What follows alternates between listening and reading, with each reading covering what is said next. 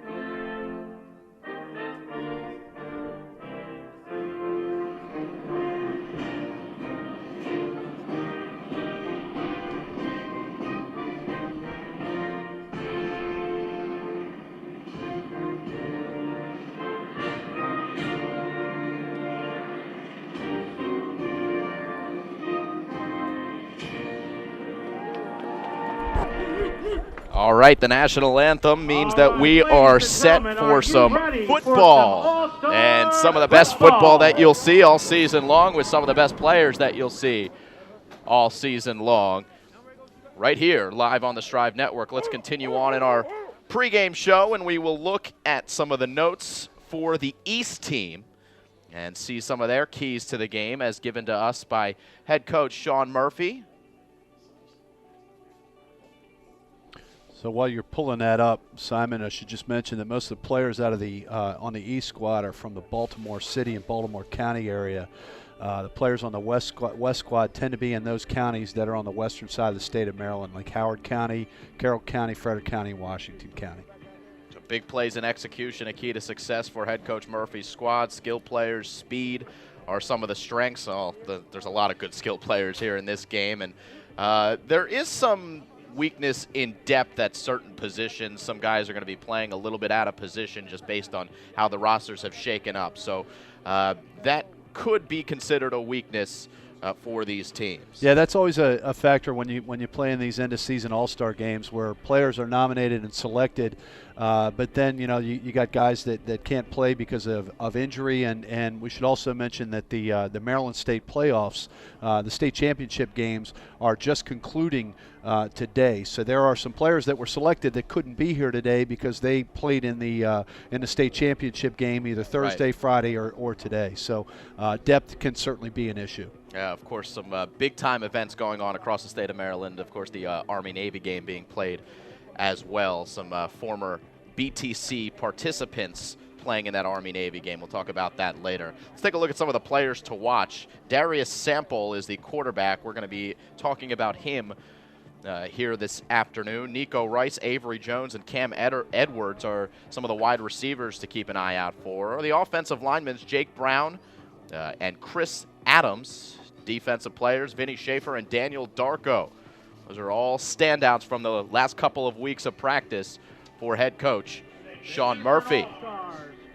So Simon, cool thing about these All-Star games, like I said earlier, every kid here is here for a reason. A lot of these kids are have already committed to play football in college. Yep. Many, this is kind of a tryout for them, so to speak, because I'm sure there are plenty of high school coaches here in the stadium today. Take a look at these guys. Yeah, there's a ton of players, and you see them all gathering at midfield here for a combined team prayer. While they do that, let's take a look at the rosters. We'll start with the East.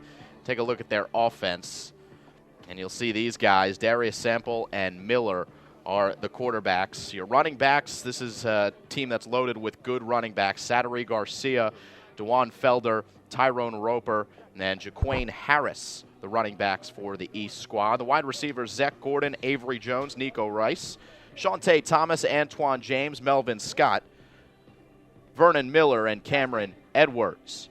Offensive line, Mike Stewart, Thomas Weens, Yesbira Tillahoon, Brock Sassler, Alex Kraft, Jake Brown, Christian Adams, Darian LeBou, Tavon Terry, and Vinny Harris. The kickers, two of them, Nick Starastenko from Perry Hill and Gavin Locklear from Eastern Tech.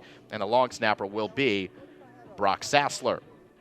On the defensive side of the ball, start with the defensive backs. Drew Ehrlich from Gilman, Barry Amos from Polytechnic, Brandon Thomas from Eastern Tech, Daniel Darko from the Seed School, Anthony Jordan from Perry Hall, Desmond Banks from Boys Latin, Chidera Ndukwe from Overly, Jose Curbin from Edmondson. We'll go to the defensive ends. Victor Dumakeje, you'll forgive us if we mispronounce some of the names today. We got 200 of them to deal with, so we're going to do our best, both me as well as Dave Steeran. Dominic Diggs from Reginald Lewis, Damian Jackson from Patterson, Jordan Seymour from Overly, Mark Burnham, Justin Winfield, and Nick Y, also defensive ends. Dalvin McRae and Brandon Cooper on the line. Linebackers, Chris Lane, Darrell Johnson, Antonio DeCerbo, Jeremiah Ingram, Dwayne McLaurin, Derek Spruill, Chase Green, Jake Schneider, Ogechi and Jaconway, Cooper Nailey, and Vinny Schaefer is also a defensive tackle for the East squad. Take a look at the West squad quickly. Tyler Raines is the quarterback. We will be seeing some of Eric Cox as well at the quarterback position. Stottlemyre, Klein, Jeffrey, Prue, O'Brien, Mosher, White, Dorsey, Williams, and Hall, the receivers. The tight end, Michael McCook. Running back, Swan, Jones, A.J. Obase, Bishop, Grams, and Fair. And you see the offensive line there in the bottom right as well for the West team. And quickly as we look at their defense, Campbell and Cox, the defensive backs. The line, Pritz, Stevens, Brown, Monteque, and Shekletsky. Storrs, Brown, and Moten, the defensive ends. A ton of linebackers on this team. There's, I think, 10 of them. Rupp, Benton, Case, Lunsford, Ikwubo, Noel Steeran. You know him well, Dave, don't you? Donovan DeCastro, Jack Parson, Devin Beck, Alec Matthews, Matt Schoenberger, Anthony Bowers, John Shadio, and athlete Darren Savoy. All right. Looks like we're about to get underway here, Simon. Yeah, a lot of names there. Take a look at the weather. It is 38 degrees, sunny, not expecting any precipitation. Looks like the West will be kicking off to the the East will be kicking off to the West. So the West will get the ball to start the game. So the West coming out. They're in the navy jerseys. The East are in the white jerseys. Looks like, let's see, we got kicking off.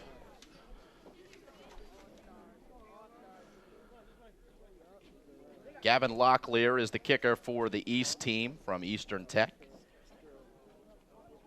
Looks like 24 back for the West to receive, 24. That's going to be Rodney Dorsey from Tuscarora. Also back 32, that's A.J. Obase from Oakdale. So 15 minutes on the clock. 2 games coming for you live here on the Shrive Network. Simon Rose, Dave Steeran, glad you're along for the ride for the 21st Baltimore Touchdown Club All-Star Game. Phenomenal event and a good day for football here from Severn, Maryland. So it looks like they're getting some things ironed out. Looks like they want 12 minutes on the clock. All right, so they're changing the scores here. So they've got 12 minutes on the clock here.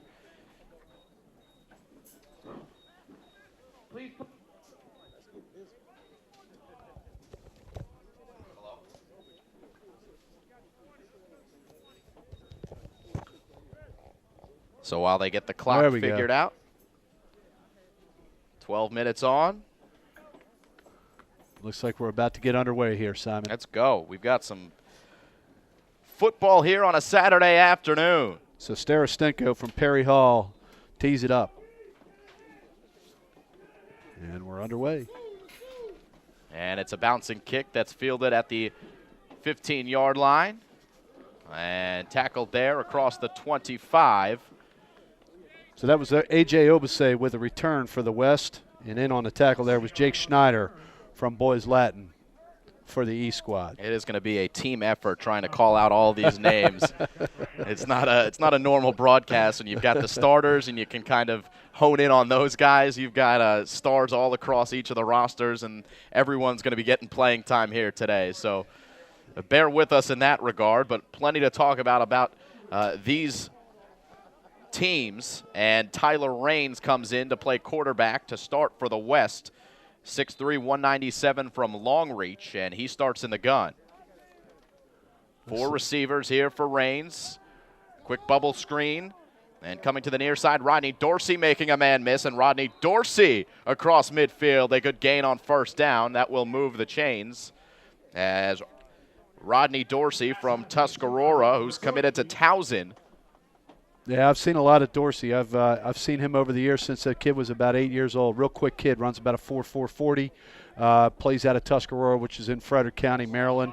He was run out of bounds there by number 32, Antonio DeCerbo for the East squad. Ball spotted at 45. You can run Dorsey as a running back. You can list him out as a receiver as he is now in the slot. There are 4 receivers on the field, 3 on the left. It's a run with A.J. Obase. And another good one, a powerful run across the 40-yard line. Down to the 35 goes the West team. So Obese was taken down that time by number 14, Shawntae Thomas of Milford Mill, and number 40, Derek Spruill of Dundalk. Real good run there. Powerful runner. He's heading to James Madison, Simon. Yeah, Obese only started playing football in 8th grade, so he's still relatively new to this sport. Sky is the limit for number 32, Percy A.J. Obese from Oakdale. Another run on another first down. And this one. That gave us to number 42, Kyle Fair. Yeah, Kyle Fair from Reservoir. He's taken down by Mark Burnham of City College. So it looks like we got a little bit of an ace formation. Got receivers set, doing a little read option, I think. Just a basic run pass option, pretty much on most plays here. Kyle Fair still in the backfield at 1,600 all-purpose yards this year. That's a pretty stocky kid back there. So the quarterback in the gun. And it's a handoff to Fair. And he was brought down from behind that time by number 54. That's Dominic Diggs out of Reginald Lewis. Fair will hop off the sideline. It'll be hockey-type substitutions here for these football teams as they consistently change the lines and get new players out onto the field. So let's see what the West offense does here with a 3rd and 2, Simon. Just inside the 30-yard line. And they will run it and not get there. Play made by Antonio DeCerbo. The linebacker from Gilman comes into the backfield. Yep. Give that time was to number 1, Ben Stottlemyre out of North Hagerstown. And I'll tell you, DeCerbo just did a real nice job getting that read. Actually made a tackle for a loss there, loss of a yard. Stottlemyre listed as a wide receiver, but getting a carry out of the backfield, and you're kind of in that middling part of the field where you're just going to go for it on 4th down. Sure, why not? You got good kickers, but early in the game, 4th and 2 inside the 30. And they run it with Nicholas Bishop, and he's still on his feet. Nicholas Bishop rumbling inside the 10. Wow, that's a great run by Bishop. That's another big kid. He's out of Thomas Johnson High School, so he's a running back for the head coach there, and that was a bruising run. Real nice run. He was brought down by number 14, Shawntae Thomas of Milford Mill. 5'10", 190 pounds, but boy, did he run there like he had a couple of extra pounds on. Yep. So we got a 1st and goal for the West inside the 10, ball spotted about the 8. Bishop still the back. He takes the carry right up the gut, and he is met at the line by number 51, Vinny Schaefer, who had a phenomenal season for Archbishop Curley this season. Had 12 tackles for a loss, 5 sacks, 2 forced fumbles. Real nice job that time by number 48, too. Cooper Nailey out of Boys Latin. Just kind of set himself in the hole on that. Real good job by the defensive line that time for the East squad. So it'll be a 2nd and goal from about the 9-yard line here for the West squad. Driving here on their opening possession. Setting up in the pistol here, Simon. And it is a run and a big hit in the backfield as number 75. That's Vinny Harris out of John Carroll that read that play beautifully and came in and made the stop. Looked like on a carry that time was Donovan DeCastro out of River Hill, if I got that number right. Loss of a couple on the play, though, so ball spotted back at the 11, and we're still in a goal-to-go situation. 3rd down for the West. All right, 3rd and 10 here for the West squad. 2 running backs, 3 receivers. They throw to the near side. It is broken up by number 14. That's Shawntae Thomas, who did a nice job reading that route there for the East squad. That ball was intended, looked like for number 82, Corte Williams from Tuscarora. Good job though by Shawntae Thomas.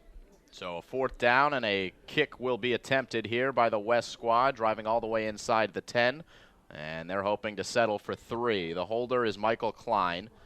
Looks like the ball's going to be spotted about the 17, make this a 27-yard attempt for the West squad.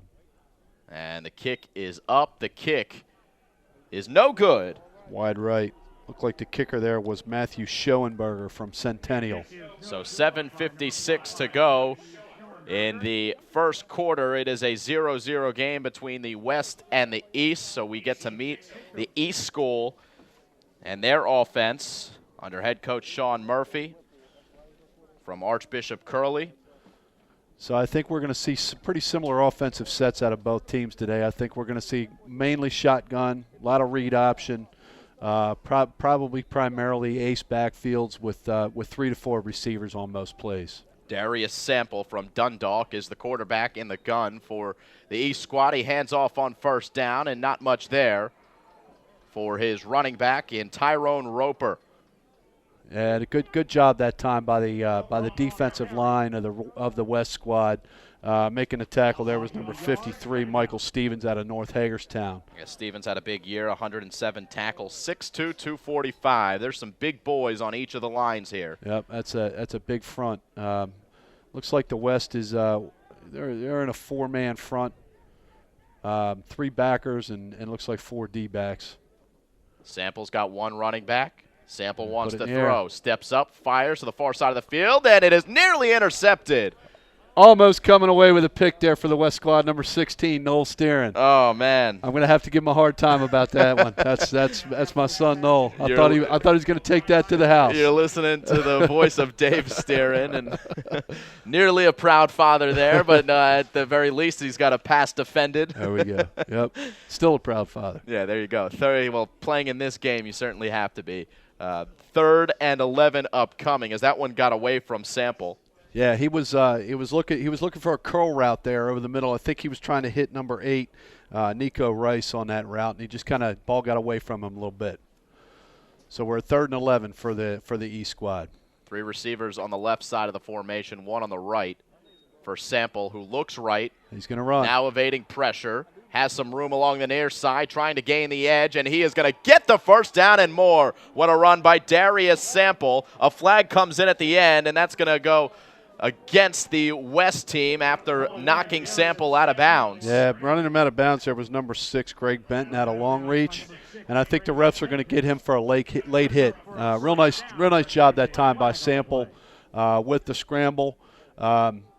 These all-star games, these kids don't hold back, but they certainly are not out to do anything dirty or cheap or anything. And I think just got him a little bit late on that one. Yeah, we're going to take a look right here. Sample, first of all, great work in the open field to turn that corner with the speed, and there you see the hit coming in at the end.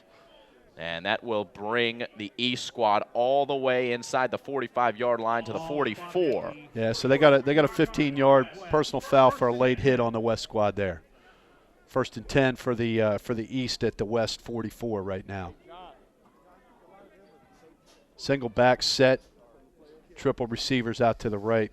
Sample to throw to the near side of the field, not on the same page as his receiver Avery Jones. And probably one of the issues with an all-star game is you've only had a couple of weeks to practice. You're not on the same page with some of these guys that you're just starting to play with, so the chemistry isn't completely there. You've got new coaches, so things are all over the place. So you might see some plays like that where the quarterback and receiver are not on the same page. Yeah, and high-precision football, you'll get quarterbacks thrown to spots a lot of times, and if they're not on the same page, you're going to see some weird-looking passes there. 2nd and 10. So Sample still on the field as the quarterback. Fakes the handoff and will run up the gut across the 40-yard line.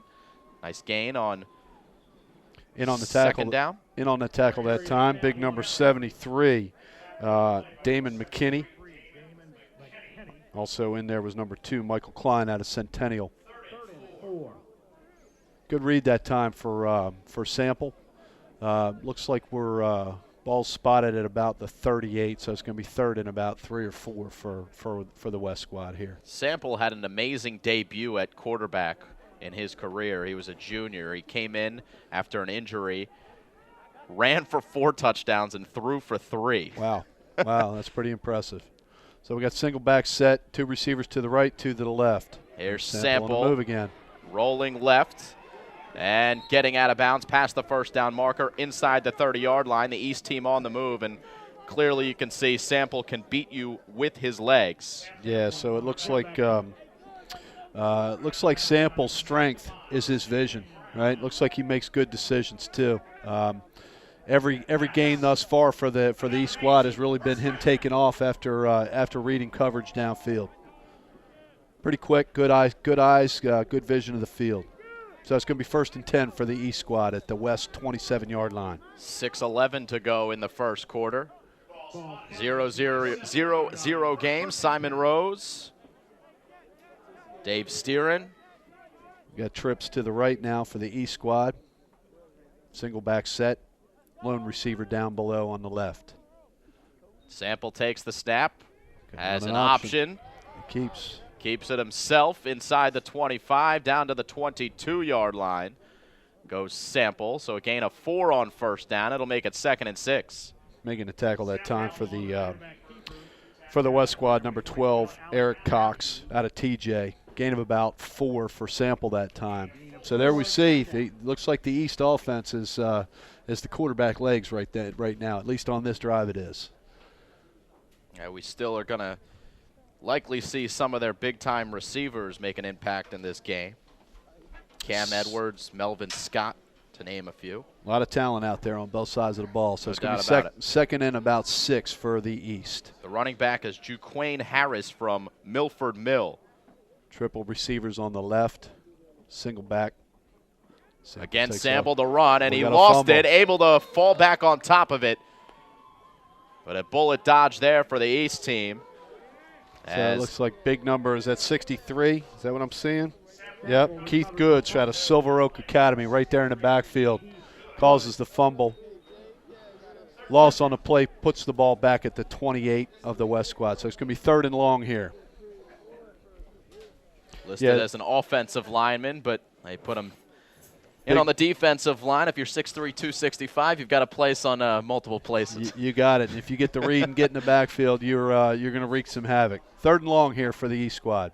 Sample still the quarterback. Sample stepping up in the pocket. Looks Nothing like he's there. Gonna run again. Rolls to the throw. He's got an open man, and it's dropped. Wow.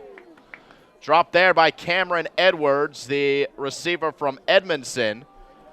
And a big drop on 3rd down is going to make this 4th and long here for the East squad. And this might be out of field goal range. So, again, you might see the East squad go for it here. Yeah, it looks like the offense is staying on the field. I'll tell you, Simon, thus far, this kid Sample's impressive. He sees the field real well, and he appears to make good decisions. He waited a long time and found the open receiver on that one, and Edwards just couldn't reel it in. 4th and long for the East. Big play here early in the game. 4:29 to go in the first quarter. Sample fakes the handoff. Trying to set up the screen. Looks like being he's gonna pestered. run. Now rolling right. Sample gets it away across the middle. It's intercepted. Intercepted by the West squad. And still on his feet. He's going to go all the way to the house is number 13, Jason Swan. Wow. That's about a return of about 85 yards on that. Fantastic for the West squad.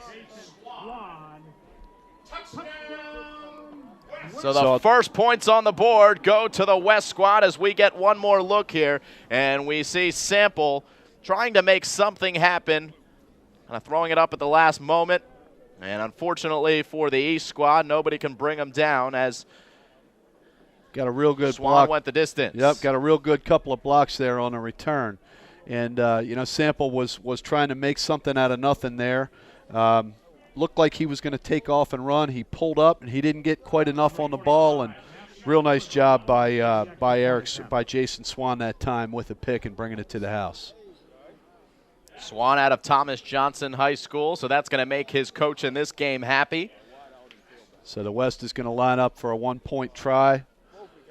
A little bit of a leniency here from the officials. Make sure that the East Coast has all 11 guys on for the block.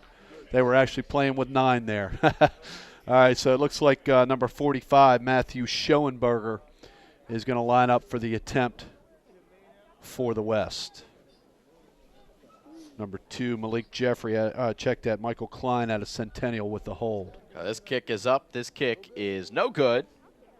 Off the foot of number 45 and Matthew Schoenberger. So 4:06 to go in the first quarter. It is a 6-0 lead for the East School.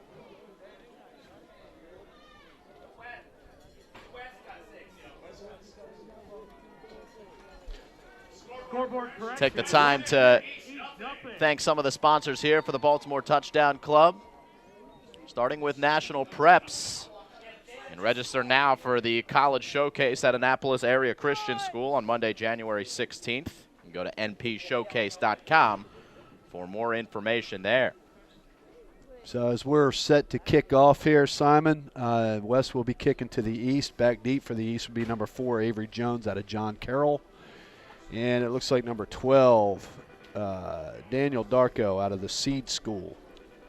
So we'll see the East offense once again. We'll see if it is still Darius Sample to come out and lead the East team offense.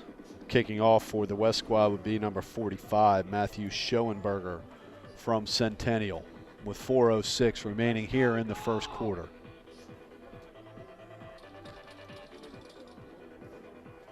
A chilly Saturday afternoon. Kickoffs are always fun to watch here during these All-Star games. Schoenberger puts it in play. Yeah, the special teams, always fun to watch as we get a reception at the 15-yard line, and Daniel Darko is wrestled out of bounds at the 40. Yep, coming up to make the hit for the West squad was number 24 Dorsey and number 4 Rupp. Good return though that time. Kick wasn't that deep, and it allowed the return out to the 40-yard line where the East is going to resume play on offense. 1st and 10. So Darius Sample not on the field for this series. It's going to be Derween Miller, the 5'11", 180-pound quarterback from Reginald Lewis, who led the Reginald Lewis team to their first undefeated regular season in school history this year. And we got a pistol formation with a tight end on the left. Gives to the deep back. He hands off to DeJuan Felder, and Felder unable to get back to the line of scrimmage. Nice tackle that time for the West squad by linebacker number 43, Devin Beck, out of Linganore High School. Short gain on the play. DeJuan Felder getting that carry. He's a cornerback as well. He's a shutdown corner, really, with pick-6 ability. But he has been able to play the running back position effectively as well. Athletic talent. He catches passes out of the backfield, but that time took a handoff for a short gain up the middle. So it looks like the West is running multiple sets here. We got a timeout. Yeah, this timeout's going to be taken by the East squad. Timeout. Get their play call together here. So interesting how we're seeing the offensive formations coming out. Both teams running exclusively shotgun. A lot of ace, single backfields, running some trips, running balance sets. There we saw the East run a pistol formation. No offensive touchdowns yet. The only score coming on the pick-6 for the West squad and Jason Swan. Coach Sean Murphy calling the timeout. You got to look at the double box there on the bottom of your screen. Sean Murphy, 20 seasons as the head coach with Archbishop Curley, 128 and 84, which is a school record in terms of wins. He's among the top 20 winning coaches, active winning coaches in Maryland. Best season for Murphy came in the 2014 campaign where Archbishop Curley was undefeated. He was the Team Maryland coach in the Big 33 game. He was the coach of the year from the Varsity Sports Network, and his team finished in the state poll rankings. Big running back there for the East squad, number 33, Jaquane Harris. Several West players in on that tackle down the bottom of the pile there. Looked like that was big number 73. Here we got Damon McKinney at a long reach. By the way, Jaquane Harris, he's the running back here for the East School, but during the season, he is a phenomenal defensive tackle. He broke the school sack record at 22. Fantastic. A lot of these kids play both ways in high school, which is pretty cool because that doesn't happen once they get to college. He was a Baltimore Sun Player of the Week earlier this year as well. Stepping up is Miller. A lot of time. Got time to throw, and he is hit as he throws it. Flushed out of the pocket by big number 63, Keith Goods out of Silver Oak Academy. Yeah, he's already made a couple of plays, 63. He's fired up, too. He's out there trying to get the crowd fired up before the snap of the ball. Good job by Miller getting away from him, getting rid of the ball. Throws it away for 4th down. So 2:22 to go in the first quarter. And a punt will come here from the East squad. Back deep for the West, number 24, Rodney Dorsey out of Tuscarora High School. Don't have the number of the punter. You see that, Simon? Looks like maybe 15. Yeah, 85. 85 for the East school is Gavin Locklear out of Eastern Tech. There you go. Punting number 85, Gavin Locklear. So Locklear back deep at the 30-yard line to punt away. Fields it cleanly, nearly blocked. Nearly blocked. We're going to get a flag for roughing. As it is fielded at the 20-yard line. Good coverage there by the East squad. Yeah, so that we're going to get a flag. The West squad broke through the line, and number 32 for the West, Percy A.J. Obase, nearly blocked the punt, and he got the kicker in the process, and the official was right there throwing the flag. We actually got 2 flags down on the play. Let's see what the call is. Ha ha ha. It is a false start against the offense, and it is also a personal foul roughing the kicker. Now, here's my question. If it's a false start against the offense, isn't that a dead ball foul? Should have been a dead ball. It should have been stopped. Yeah, so what the refs are going to do, they're going to call offsetting, and they're going to replay the down. Replay the down. Yeah, on a false start, they should have blown the play dead. Not sure what the officiating crew is here for the Baltimore Touchdown Club game. My guess is that they're representatives from around the state. So we'll replay it. Still 4th and about 8 from the 43-yard line. And Dorsey again back to receive the kick. Locklear. This time it's away, no flags. And it is out of bounds just about the 30-yard line. We'll see where the referees officially mark it. He's walking up. Let's see what we got here.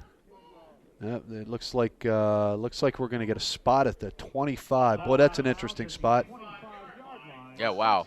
That looked like that. Very favorable here for the East squad, as it will be 75 yards to pay dirt for the West squad as they take over here on offense. We'll see who comes out as their quarterback, whether it's Tyler Raines once again, and it looks like it is. It is going to be number 18, Raines. And they're going to be in a single back set with trips to the right, single receiver set to the left. The West squad drove all the way to the 10-yard line on their first possession before a field goal was missed. So Raines on first down, hands off. And this is Ben Stottlemyre coming across the end. Nice play coming up, making the tackle there for the East squad, number 10, Barry Amos out of Polytechnic. Amos has been offered by Stetson and Bryant at the next level. Couple of good schools. Gain of 5, 2nd and 5 for the West team. Ball's going to be spotted. Looks like actually it's a gain of 6. Ball's going to be spotted at the 31. So 2nd and 4.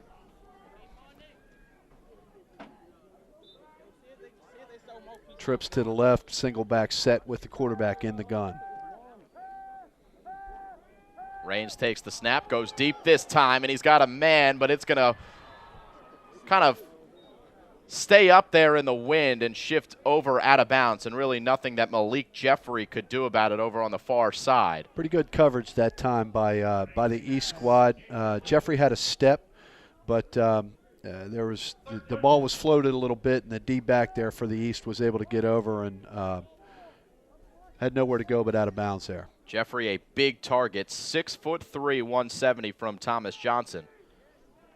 Also got a receiver out there, and Elijah White, who's 6'4", 175. He's split out all the way to the left side of the formation for the West squad on this play. 4 receivers here for Raines. Steps up, throws, screen out of the backfield.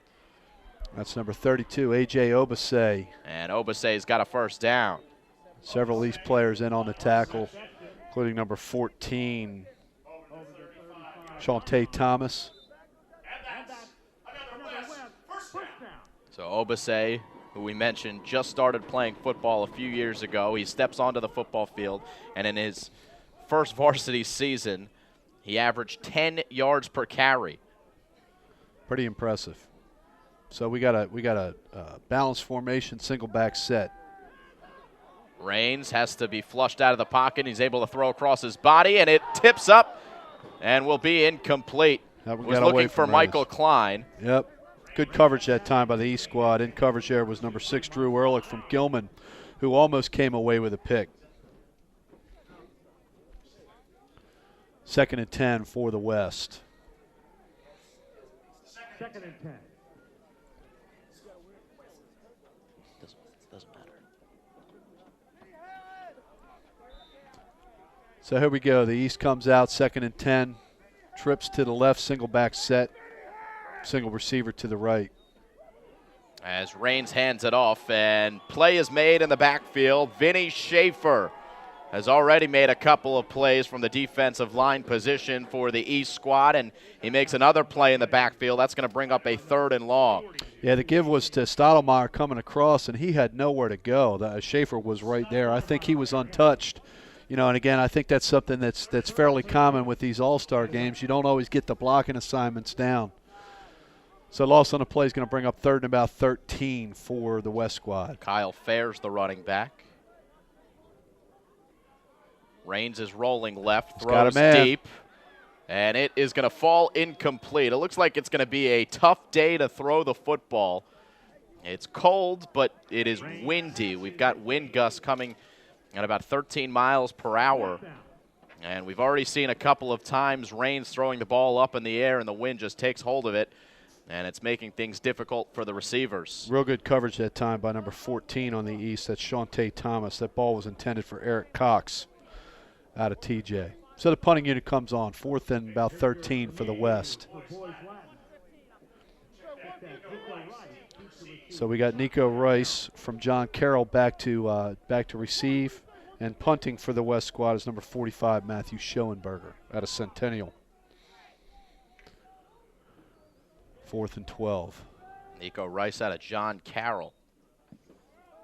As it is a line drive kick that falls at the 39-yard line, and the East school will let this one roll, and the West school will pick it, or the West squad will take it at the 34. So East comes back out onto the field, trying to tie up this game, maybe take the lead.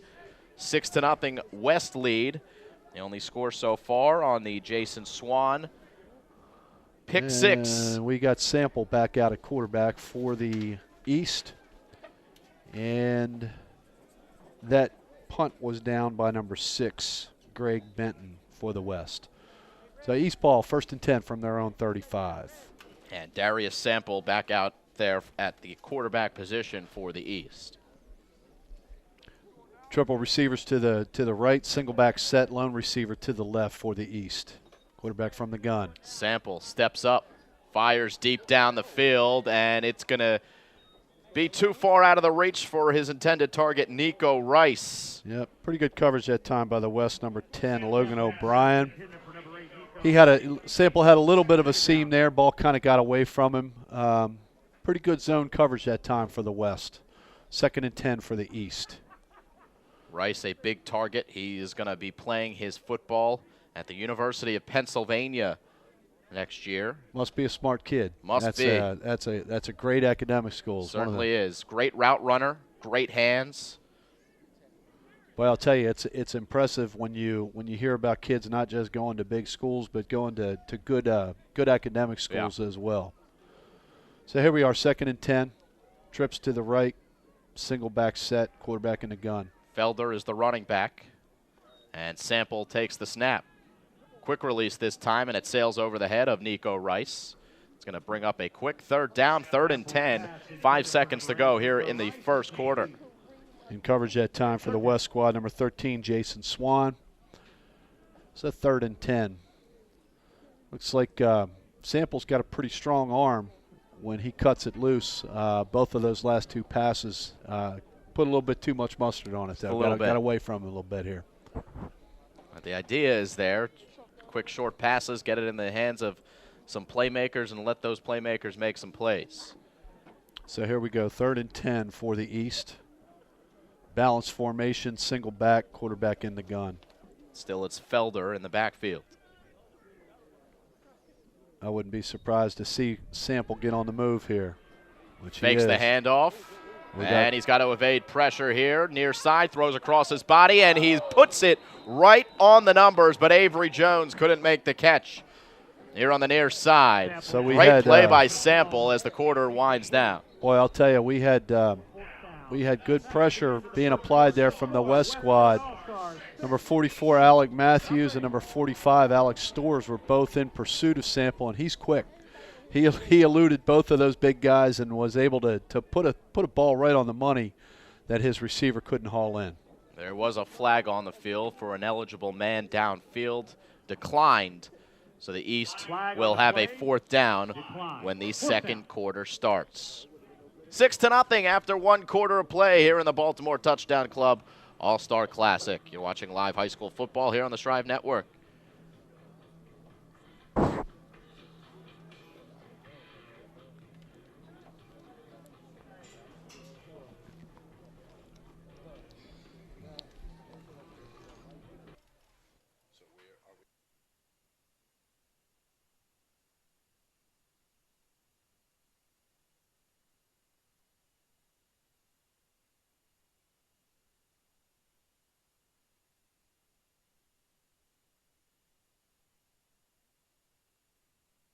This is the start of the second quarter. So the West squad, or check that, the East squad will punt. Dorsey back to receive. Locklear to punt. Quick break in between quarters. Ball spotted at the East 35, punts away. And it bounces at the 41-yard line and will be downed at the 24. So back out comes the West. They'll be moving right to left. Already with a 6-0 lead. No offensive touchdowns quite yet in this game. I'm sure we'll see a couple at least by the time the game is done. Sure. You know, it's interesting having watched several of these games over the years. At least early in the game, the defenses tend to look better than the offenses. You know, defensive sets, you run pretty much zone defense, and it's fairly simple. Putting in the offensive scheme requires a little bit more time that you don't always have in these all-star games. And even when you do execute well, there's some nerve. The nerve factor comes in as well. We've seen a couple of drops already here in this one. Here's a run on 1st down. There we go. And it's a big run on 1st down for the West team. And taking it all the way is Corte Williams. The wide receiver from Tuscarora puts the West team back on the board. It is 12-0. That was just a simple kind of lead option to the left side, and Williams hit the edge and turned on the Jets. Good speed for this kid Williams out of Tuscarora.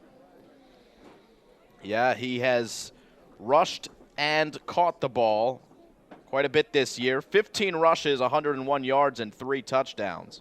39 catches, 800 yards, and 11 touchdowns. But he is dynamic in open field. He's got both a kick return for a touchdown this year and a punt return for a touchdown. And you could see the speed on that play as he takes it to the house. And the West is going to line up to attempt 2. Looks like they're going to run the Wildcat. Rodney Dorsey with the direct snap, and looks like he's in. Yep. Falling forward in for the 2-point conversion, and the unorthodox way of making it 14-0. The West school leads, or the West, I keep saying school, the West team leads the East team here on the 21st installment of the Baltimore Touchdown Club All-Star Game. As you get one more look at the 2-point conversion. So it's a fairly chilly day today. We got a little bit of wind out there, and it doesn't appear that the kicking game has been all that strong for either squad thus far. So not surprising to see the West squad line up for the 2-point conversion there. Dorsey did a good job following his blockers and just taking the direct snap in for the 2-point try. Today's broadcast brought to you by the MIAA, celebrating over 20 years of academic and athletic excellence. They're proud to sponsor the 2016 Baltimore Touchdown Club All-Star Football Classic. West will kick off, doing the kicking for the West squad. Number 45, Matthew Schoenberger from Centennial. Get the numbers.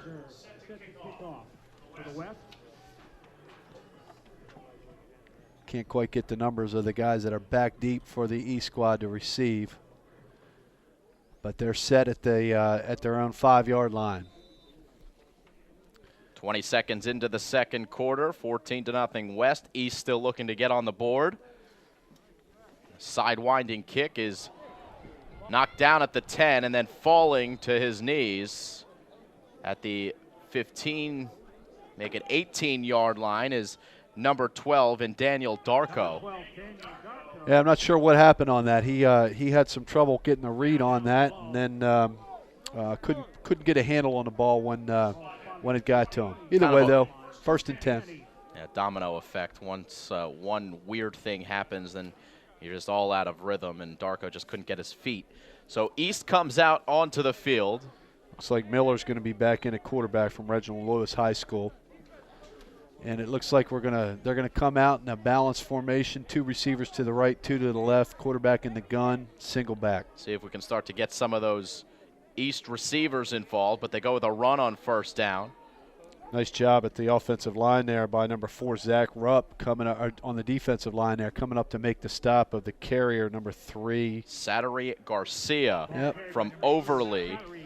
So, once again, there's an instance where you got a guy basically coming in untouched and making a tackle. So, again, it's that philosophy where the offense takes a little bit more time to get clicking than the defense. Garcia, who led a dominant run game for Overly this year, was an all-county running back.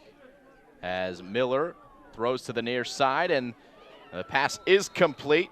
He gets it into the hands of number 16. That's Desmond Banks from Boys Latin. Nice job for the West. Linebacker coming over to make the stop. That's Richie Case, number 8 out of Oakdale High School. Big kid. Case is listed at 6'2" and 190. 3rd and 10 for the East squad with the ball still spotted at their 20-yard line. That might be our first completed pass in this game. You might be right, and that was just kind of a swing pass. They flooded the zone on the right side. Good job by Miller finding the open receiver. So 3rd and 10 upcoming here for Miller. He's got DeJuan Felder to his left. As Miller takes the snap, steps up, now rolls left. Miller still on his feet. Not anymore. The ball comes loose, and West has got it. West recovers. That looked like that was big number 53, Michael Stevens out of North Hagerstown. Or is that 63? That's 63. That's Keith Goods from Silver Oak. The offensive lineman, as he's listed on this roster, but he has made 3 huge defensive plays as we get one more look here. You see who snapped the ball, who cut the ball loose? So Miller did a good job scrambling and was just trying to do too much there. It looked like Kyrie Moten, the defensive end, who will get credited with the forced fumble. Moten from Frederick, 6'3", 180. How do you like that coming off the edge? There you go. 1st and 10 for the West as they are in business once again. Looks like we got a new quarterback it's Eric Cox who throws to the near side, and he completes to his man, Malik Jeffrey. And Jeffrey's got it near the 5-yard line. Eric Cox from Thomas Johnson High School. So the head coach, Jeremiah Smith, putting in his quarterback in Eric Cox. Pretty good coverage that time for the East by number 12, Daniel Darko out of the Seed School. Gain of about 7, 2nd and 3 for the West. Keep an eye out for number 3 and number 19, Malik Jeffrey, who you just saw caught the ball, 6'3", and Elijah White, 6'4". Big targets in the end zone. So it looks like we're going to be 3 receivers to the right, pistol formation, tight end to the left. Running back is Zach Grams from Boonesboro. They reset, still stay in the pistol. It's Grams. That's a big boy. He certainly is, trying to move the pile inside the 5-yard line. 5'8", 240. Wow. A booming fullback, Zach Grams. Making the tackle on the backside that time for the East squad, number 51, Vinny Schaefer, out of Archbishop Curley. Right. You made a good point before the game about Grams. He plays in a county where there's some smaller schools, so it'll be interesting to see how the big boy does against some of the big defensive players on the other side. He looked pretty good there. Here's Cox handing off, this time to Nicholas Bishop. And Bishop not going to get there. Bishop had nowhere to go that time. He was swallowed up by the defensive line for the East squad. Vinny Harris in there on the stop, Yep. among those in there on the stop for the East. As was Jaqueen Harris from Milford Mill. Oh, no, it wasn't two Milford Mill. Milford Mill and Archbishop Curley teammates. Loss on the play. We got a timeout for the West. They're going to think it over. Looks like it'll be 4th and about 3 with the ball spotted on the 7-yard line. We've already seen them miss a couple field goals, both a regular field goal and an extra point. So you've got a decision to make if you're the West School, if you're Jeremiah Smith from Thomas Johnson High School, overall record of 20-20 in his career. Again, coming off his best year as the head coach at Thomas Johnson. He had been the defensive coordinator at Brunswick High School, had 2 trips to the state semifinals there, and was also at Westminster High. He was a part of the Westminster High School coaching staff, and that team lost in the 2005 state championship. He is a 5-time coach here in this Baltimore Touchdown Club All-Star game. So let's see what the West squad does here. They were almost given a gift in terms of ball position there on that fumble recovery, and it looks like they're going to go for it here on 4th down.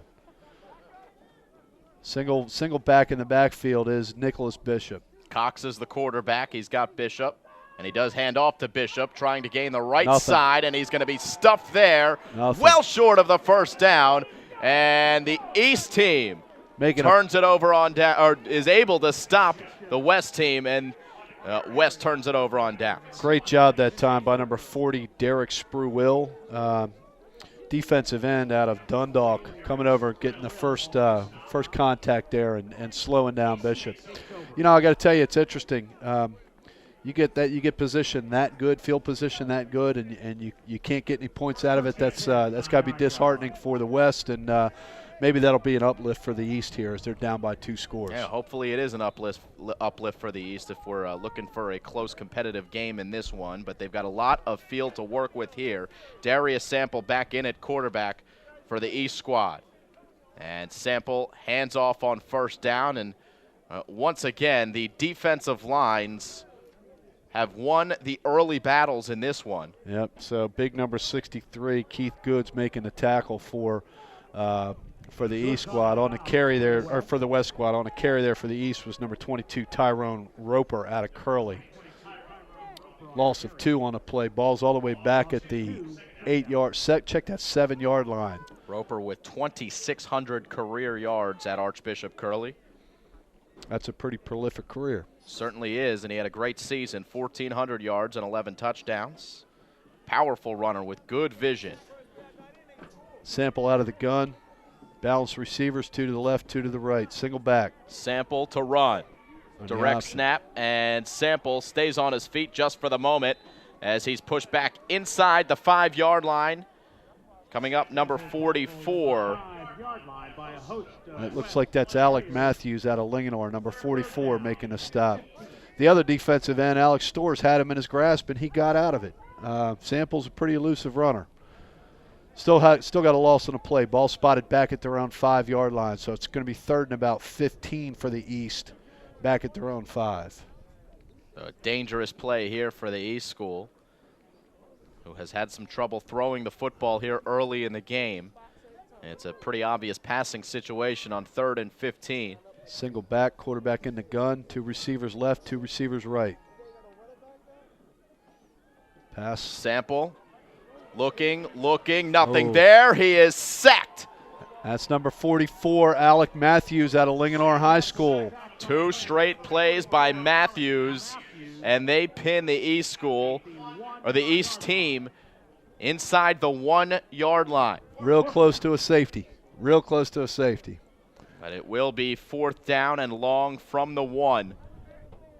So Gavin Locklear is going to come in to punt. He doesn't have much room to work, and it looks like Rodney Dorsey's going to be back to return for the West. Dorsey already standing in East field position. He is standing at the 35-yard line to field this kick. Unless something very odd happens here. It looks like the West squad should get good field position here. And it's a block. It is loose, and it Who's going to come out on the bottom of this pile? If it's the West, it's a touchdown. And it is the West. It is a touchdown. So that ball was blocked by number 32, Percy A.J. Obase from Oakdale, and it was recovered by number 11, Lincoln Iquubo out of South Hagerstown. 20-0 West. Number 11, Lincoln Iquubo with the recovery and touchdown for the West. Oh, what a play there by number 32 in Obase, A.J. Obase, with an incredible special teams play. We've talked about him on the offensive side of the ball, but on the defensive side of the ball, he makes his biggest play of the game. Yeah, that defensive line just swallowed them up that time, and Obase was right there for the block, and Iquubo got on that for the West squad. West is now going to line up for the 1-point conversion attempt, doing the kicking, number 45, Matthew Schoenberger. 5:20 to go. West with a 20-0 lead, and Schoenberger looking to make it 21. And he does just that. He's good. 21-0. The West, with 2 defensive touchdowns, has a commanding lead here in this Baltimore Touchdown Club game. So at 5:20 remaining in the first half, 21 for the West, 0 for the East. And this has definitely been a game that's been about defense thus far. Certainly has. ClinPack Technologies, one of the sponsors of this Baltimore Touchdown Club game, a global company that provides turnkey outsourcing solutions for pharmaceutical operations, drug development, and clinical trials materials. Visit clinpack.com. So the West comes out to kick off to the East. Doing the kicking for the West will be number 45, Matthew Schoenberger out of Centennial. Back for the East, number 12, Daniel Darko out of the Seed School. I can't see the other number there. There we go. It looks like number 4, Avery Jones out of John Carroll, is also going to be back. So Schoenberger delivers a low kick. Number 12 with the return. Yep, this is Daniel Darko. And Darko is met across the 25-yard line, and the East has some work to do. Down by 21 points. It'd be nice for them to pick up a point-scoring drive here with 5:11 to go in the second quarter. Get some points on the board before halftime. Michael Klein, number 2 from Centennial, with the tackle that time on the kickoff for the West squad. East ball 1st and 10 at their own 25-yard line. See who we got in quarterback. Looks like Miller from Reginald Lewis High School is going to take his turn at quarterback for this series. Darwin Miller, who led his team to the state final as a sophomore. Balanced formation, 2 to the left, 2 to the right. Quarterback in the gun, single back. Miller to throw on first down. Pump fakes, fires across the middle. Got his man, Zach Gordon from Archbishop Curley. Just found that seam right across the middle of the field. Number 10, Logan O'Brien, making the tackle for the West squad. Nice gain on the play there. Gordon, 6'1", 175. A deep ball threat for Archbishop Curley. Also a defensive back. They're going to spot the ball at the 37 there for the East. Good throw there by Miller, who was a key cog in turning the Reginald Lewis program around. Miller in the gun, this time hands off. And a solid gain on first down for East. Making the tackle for the West, number 22, Donovan DeCastro. It's another Archbishop Curley player on the play as Tyrone Roper took the carry. Gain of about 6. Ball's going to be spotted out at about the 43-yard line. Second and about 4 for the East. Balanced formation again, quarterback in the gun, single back. Miller awaits the snap, takes it, hands off. And it is a first down run, and a powerful one at that for DeJuan Felder. And he is inside the West territory to the 45. Making a tackle that time for the West squad, number 16, Noel Steeran. And number 52, Matthew Pritz out of Middletown High School. Felder only listed at 5'8", 165. Sometimes the stats don't always tell you how the player plays, because if you look at him and say 5'8", 165, he's not going to be able to bowl players over like he just did. Yeah, that was a nice hard run by him. Getting the ball all the way into the West territory at about the 46-yard line. 1st and 10. Under 4 minutes to go here in the first half. In the gun is Miller. 3 receivers to the left, 1 to the right, 1 running back, right to his right. Miller looks to throw, looking left, firing left, completing right at the line of scrimmage. Flag will come in. Good defensive play made by the West school. Yep, in coverage that time. West team. And making the tackle for the West squad was number 43, Devin Beck, linebacker out of Linganore. And it is a roughing the passer penalty against the West squad. That's going to be a 15-yard personal foul, 1st down. So they're going to move the ball forward. I think they're going to get him 15. Maybe it'll be 10 from the spot. We'll see. Sattery Garcia has checked into the game for East. So they're marching it off. Yeah, it looks like they're going to go 15 from the previous line of scrimmage. That's going to move the ball all the way down to about the 32 of the West squad. So East in business. Trying to get on the board for the first time here in this game.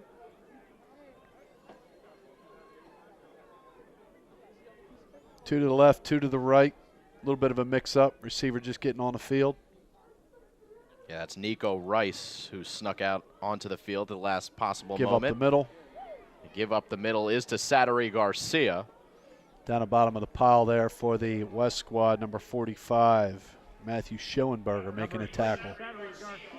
Pretty big hole that time for the East offense. Gain of about 7, 2nd and 3. Ball spotted down just short of the 25-yard line. So 2nd and 3 here for the East squad, as Miller will have Tyrone Roper to his left, 3 receivers on the left side. It's Roper running right tackle and not getting very far, as he's taken down by number 22. That's Donovan DeCastro out of River Hill. Pretty good defensive job that time.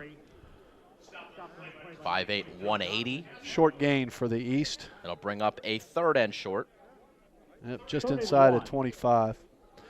Not quite sure. I'm looking to see which way the wind's blowing here. They've been having difficulty kicking to the, let's see, where we, I guess that would be to the east side of the state, to the north side of the stadium,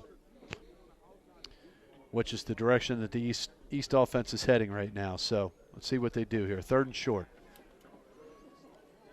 Balanced formation, quarterback in the gun, single back. Miller to run, and he got a good haul. Miller's got the 1st down and plenty more. Trying to push the pile inside the 10. He'll be marked down at the 12. Good job by the quarterback Miller that time, just taking the direct snap. That was a run all the way. Making a tackle for the West squad, 55, Jared Trebet out of Boonesboro. And some of the offensive linemen starting to come into their own here on this drive for the East squad. Ball spotted at the West squad's 12-yard line. It's going to be 1st and 10 for the East from the West 12. Ace backfield again. Miller. Quick screen to the near side, and that's complete to number 16, Desmond Banks out of Boys Latin. Banks listed as a defensive back, in there as receiver with 1:32 to go. Aiden Mosier from FSK, Francis Scott Key, running him out of bounds there after a gain of about 3. A very important drive in the game for the East squad. They get all the way down here near the end zone. They'd like to put some points on the board and not be shut out here in the first half. Good job getting out of bounds there, too, to stop the clock with 1:32 remaining in the first half. So 2nd and 7 for the East. With the ball spotted at about the, 9-yard line. They're going to come out trips left. Single back, lone receiver right. Miller barking out orders in the gun. Miller hands off. Ooh. And a big hit up the middle as the ball will pop loose, and Miller looks like he fell right on top of it. Heady play by the quarterback after the ball was loose. Sattery Garcia, I believe, coughed it up. Somebody had a big pop. We're coming right through the middle. I think that was number 55, Jared Trebet out of Boonesboro, that had a big hit. And it looks like the ball carrier on that is still down on the field. Did we get the number of the ball carrier on that? I believe play? it was Garcia. So we got a timeout for an injury on the field. That was the ball carrier that is injured. There was a big collision as the ball carrier came through the middle. Yeah, it was Sattery Garcia who took the ball, and he is still down. And, you know, on a cold day like this, third and, you know, it's in the 30s, those hits are going to hurt a little bit more. So hopefully he's all right. So we get one more look here. It was Garcia. Yeah, and was it 55 that laid the wood there? I think it was. I think that was Jared Trebet out of Boonesboro. Several guys were in on that tackle. And Garcia still down. So we're at a minute 15 remaining in the first half. Hopefully Garcia is okay. Trainers are on the field tending to him. Marlowe Sports, one of the sponsors here of the Baltimore Touchdown Club All-Star Game, official provider of the Baltimore Touchdown Club for over 20 years. Since 1964, we attribute our success to our dedication to total customer service and attention to detail, providing quality products at a competitive price with unequaled courtesy and service. Marlowe Sports. So, you know, Simon, while we got a break in the action, a couple things worth mentioning. You know, here at Archbishop Spalding, we're about a 20-minute drive from both Baltimore and Annapolis. And today in Baltimore is the Army-Navy game. You don't say. At M&T Bank Stadium. What's interesting, the connect to the Baltimore Touchdown Club game, starting quarterback for Navy today was a starting quarterback in the 2013 18th edition of the Baltimore Touchdown Club, a kid from Archbishop Spalding High School, Zach Abey. So pretty good stuff. Yeah, so a very big day for Archbishop Spalding in a number of different ways. They got an alumni playing in that Army-Navy game. So it looks like Garcia is sitting up on the field. They're taking their time, though, making sure that everything's okay. Hopefully the injury is not too serious, and hopefully we'll be able to. Don't forget you can subscribe to Strive on YouTube. Click that subscribe button. You get updates as to where we are on a given day, starting our winter season. So we've got some basketball coming, as well as some swimming. Click that subscribe button. So another football action around the state of Maryland on Thursday night. Hey, he's up. Garcia is up. They are bringing out the card, as you can see. How about a big hand for number 3, Sattery Garcia from Overly High School. Not sure if he might have gotten his bell rung there and might be a little woozy here. I can't tell, you know, if there's any kind of ankle or knee or shoulder injury or anything along those lines. It's the last thing you want to see in a game like this, where the players are trying to put on their best performance for, you know, potential college suitors at the next level. The last thing you want to see is any of these kids get hurt. Yeah. Yeah, you don't want to see any injuries in any kind of all-star game ever. And he may have gotten his bell rung, but it does look like he's favoring one of his legs there. So Simon, we just got a correction on the pronunciation of Garcia's first name. It's Sattery Garcia. There we go. We did our best. We said we were going to do our best. We're trying. Sattery Garcia still being attended to there. See if they get him on the cart. 1:15 left here in the second quarter. And So it's a 21-0 lead for West. So Simon, I was saying, so the Maryland state playoffs, the championship games are this weekend. Thursday night, Damascus High School won the 3A state championship. Last night, Henry Wise defeated Quince Orchard for the state championship in the 4A. And then today, I believe being played right now, if I'm not mistaken, Fort Hill is playing Havre de Grace in the 1A game, and then this evening Walkersville out of Frederick County will be playing Elkton High School. Okay. So this will be the final round of the state champions will be crowned today in the state of Maryland. And those games are all being held down at the United States Naval Academy in Annapolis. So they do have Garcia on the cart. Good to see him Again, a big hand. at Crowd least gives him a up hand. and Garcia. getting attended to in the correct way. As he gets carted off the field, the East squad will take back over as they've got a third down upcoming at the 7-yard line. Still got Miller in at quarterback, 3 receivers to the left, single back, lone receiver to the right. It's going to be 3rd and about 5 with the ball spotted at the 7-yard line. 3rd and 5 for the East.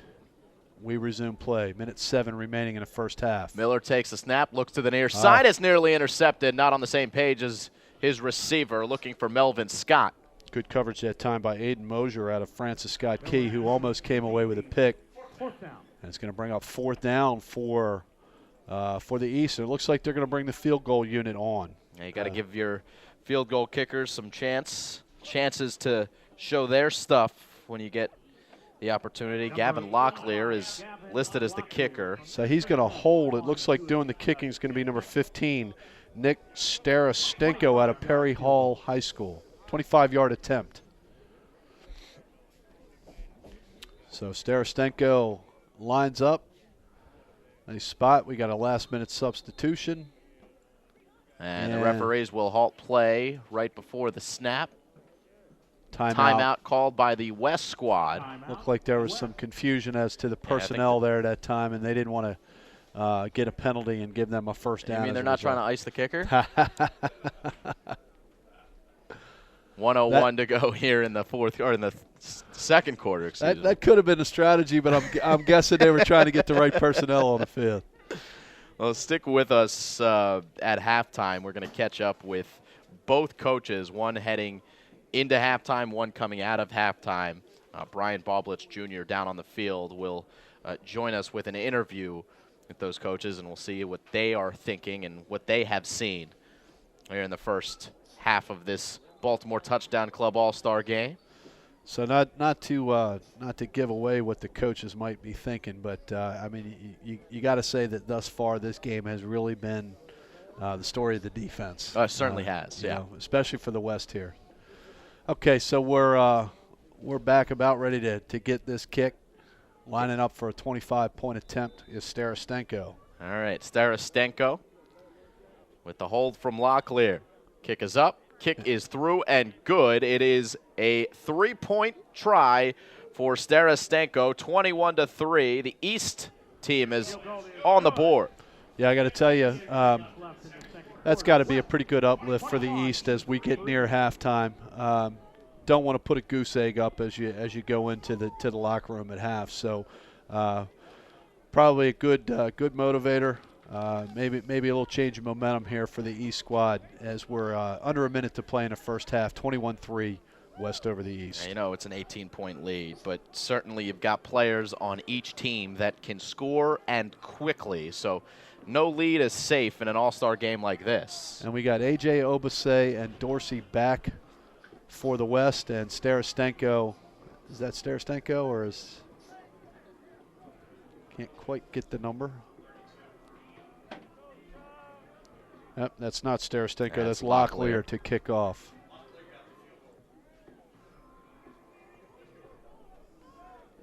So we it looks like they're rotating kickers here. They got Locklear kicking off, and Starastenko was kicking the field goal. So East will kick off.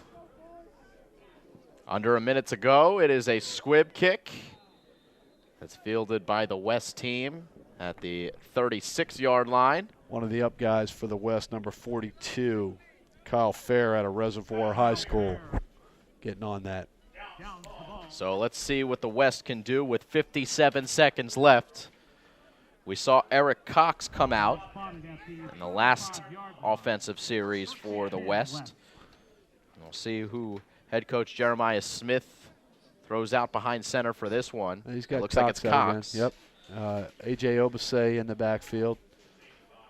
2 receivers to the right, 2 receivers to the left. Cox in the gun. Fakes the handoff. Ooh. And a big hit delivered there. Passes incomplete. Swing pass that time intended for Dorsey, coming up to make the stop there.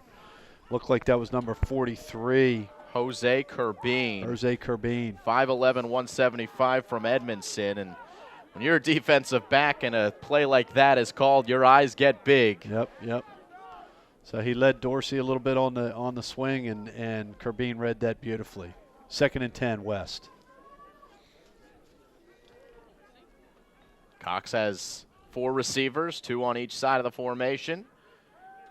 Cox pump faking, going deep. He's got his man who is wide open, but he missed him. Corte Williams had a step over his defensive back. Cox had the receiver that time. It looked like he thought Williams was going to continue on a post, and he ran more of a corner route. And Williams comes back and he pats his own chest, saying that that was his bad. So there was a little bit of miscommunication there because Williams was wide open. Shante Thomas got away with one there, the safety for the East squad. 3rd and 10 for the West. 48 seconds remaining in the first half.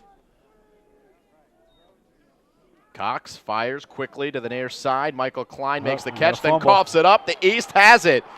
And Shante Thomas recovers.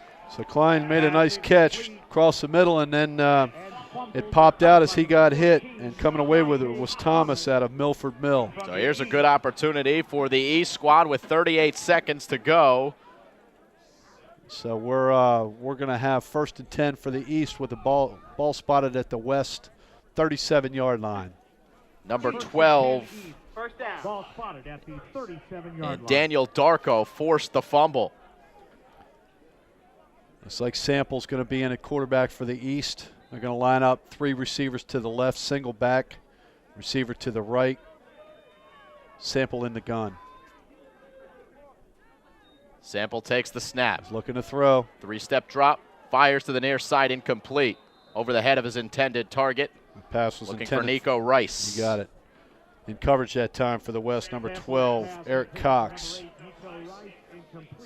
We mentioned Eric Cox, who plays quarterback. Actually, I got that wrong. That was number 13. That was Jason Swan. Yeah, it's a little difficult from up here to tell the difference between those 2s and 3s on the jerseys, on those dark navy jerseys, and a little bit of a glare. So yeah, some of the players got their jerseys up, and you can't quite see them good. But here we are, 2nd and 10 for the East. 34 seconds, a good opportunity here for the East. Trying to take advantage of the fumble by Michael Klein of West.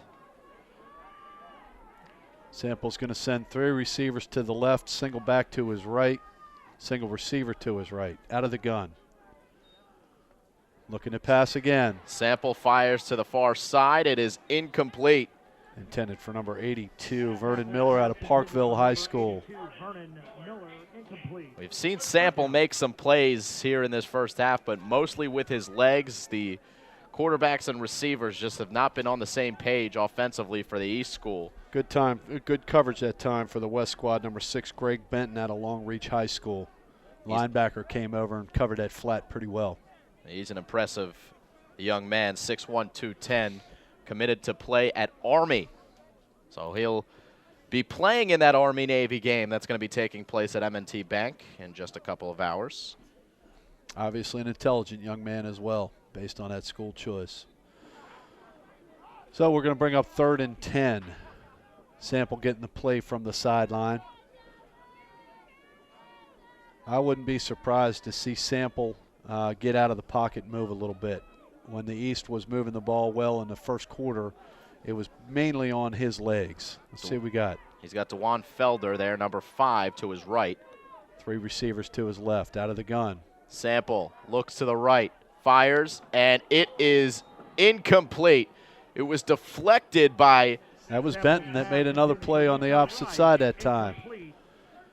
And was looking for Nico Rice, but could not bring it in after the deflection. Tough play. And Benton is walking around, putting his hands and looking at his hands and saying, man, I could have made that You let me down, hands.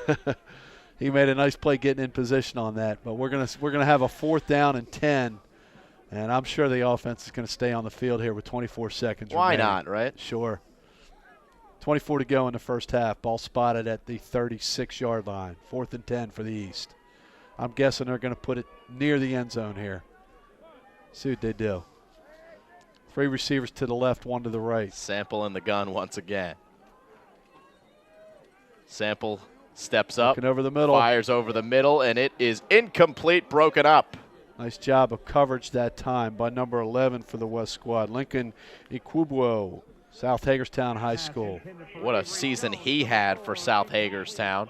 95 stops, 5 interceptions this year for Ikwubuo. And he nearly had one there here in this Baltimore Touchdown Club All-Star game. So the East squad ran a couple of receivers in parallel routes, running posts over the middle, and Ikwubuo just kind of sniffed that out and stepped in front of the receiver and was able to deflect that. 19 seconds remaining. West takes over on downs, 1st and 10 with the ball spotted at their own 36. Let's see what they do here. Maybe they want to. Maybe you got 2 plays, so maybe if you're feeling ambitious, you could score, but we'll see what they want to do. Come in on a balanced pistol formation. And they do run the ball, and it is a big play on the ground here for the West inside the 40-yard line of the East. That's number 25, Brandon Jones, out of Middletown High School, which is a perennial football powerhouse in Frederick County. Averaged 82 yards per game for Middletown.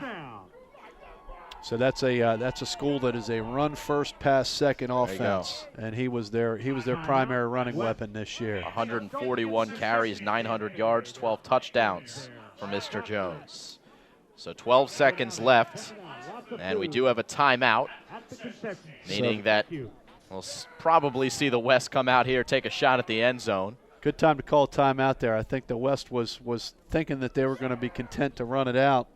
That was pretty much just a straight give up the middle, and Jones found a big hole and had a nice gain there. Again, stick with us at halftime as Brian Baublitz Jr. will catch up with both coaches, the West coach, Jeremiah Smith, as well as Sean Murphy, and we'll also play some of the top plays from our fall campaign here on the Strive Network. 12 seconds remaining, 1st and 10, ball spotted at the East 38-yard line. 3 receivers to the right, single back, quarterback in the gun, single receiver to the left. It's Eric Cox who will be taken down behind the line of scrimmage as the clock ticks towards 0. Boy, Vinny Schaefer came through almost untouched. That Archbishop Curley got the sack for the East squad. So we'll get one more look at how this half ends. Vinny Schaefer makes yet another play. A big-time sack on Eric Cox. And we are at halftime, and it's 21-3. Your takeaways from the first half? A lot of talent on the field. No doubt about it. You know, all positions. Big lines, very skilled players. It's pretty obvious, though, that the defenses are ahead of the offenses on both sides of the ball here. You think the conditions have anything to do with it? The cold weather, the windy weather? So or do you think it's more of nerves in the All-Star game in terms of the offenses? Well, I don't even know if it's nerves necessarily as much as it is just the understanding of the offensive schemes on both teams. Again, when you put a team of talented guys together and you don't have a great deal of time to practice, just the way things tend to go is that the defenses can usually pick up the schemes quicker than the offenses, and I think we've seen that today in the first half. All right, well, we're awaiting Sean Murphy to take a trip over with Brian Baublitz Jr. So I'm going to give a shout out real quick, Simon. If you look down in the stands, we got a whole group of folks. Let's see if we can get them on camera. Turning around and waving. There they are. I see my wife and my son and a whole group of folks from Linganore High School here rooting on the boys that are here from Linganore High School today. I'll give a shout out to my son Noel Steeran and his teammates Devin Beck, Alex Stores, and Alec Matthews, all representing the red and black here from Linganore today. Well, we're very appreciative of you coming on and joining us for this broadcast. Dave, you're doing a great job, and we hope that we can get down to Sean Murphy in a moment here.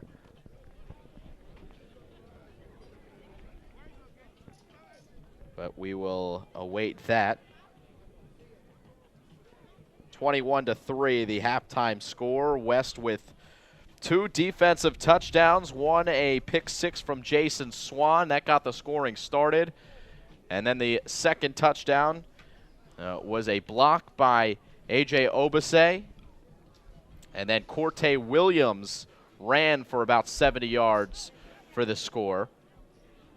So again, there you see that was that offense for the West was really dominated by the defense and the special teams. Right. So, but again, when you get a lot of talent on the field like that, you're going to see big plays. You're always going to see big plays. And we've got plenty of them to come. Of course, we're watching the East-West game, but we will have the North-South game right to follow. So Simon, if it's all right, I'm going to take my headset off real quick, and I'm going to take a break. Yeah, go right ahead, take a break, and we'll we'll pick back up at the start of the third quarter. You're watching live high school football here on the Strive Network.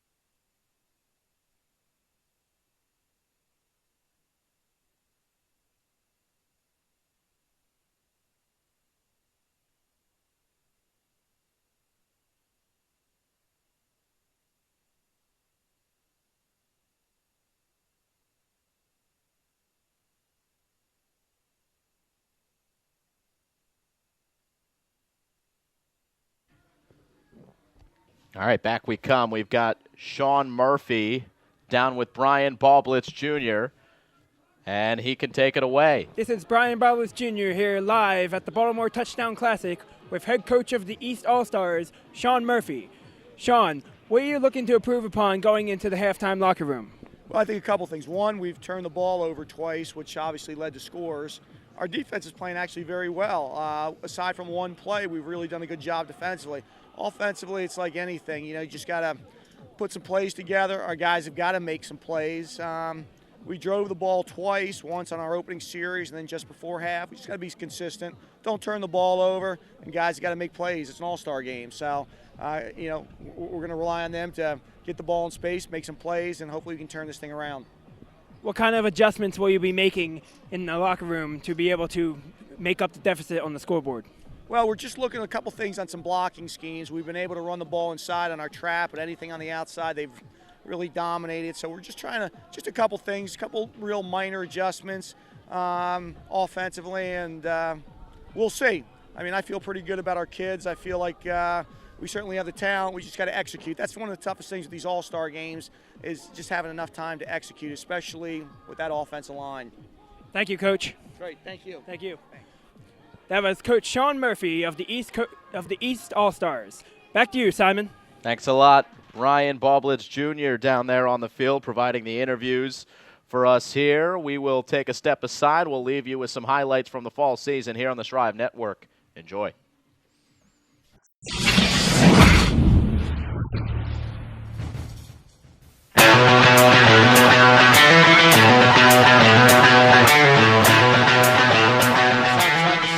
Here's a shot, and it bangs in for John Corio. Oh, what a strike.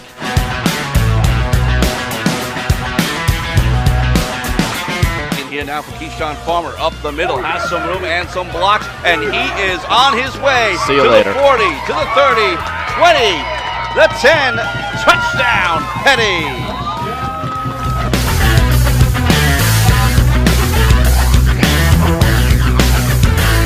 We are approaching 3 minutes to go in the first half. Jenkins throws across his body, and he's got a touchdown. Mekhi Holly.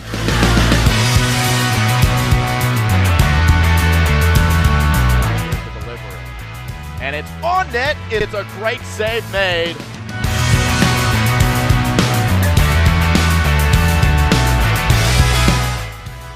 Third and 12, Prince back to pass. He's looking for Blue. He's going to let this one fly. Jaden Blue wide open at the 4-yard line into the end zone for the touchdown.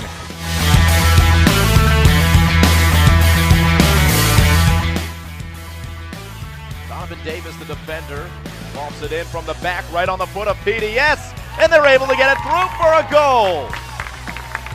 Ricardo Martinez, courtesy of Donovan Davis.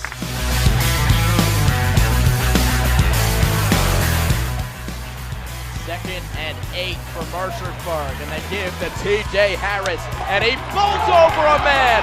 Harris is loose. Touchdown, Mercersburg.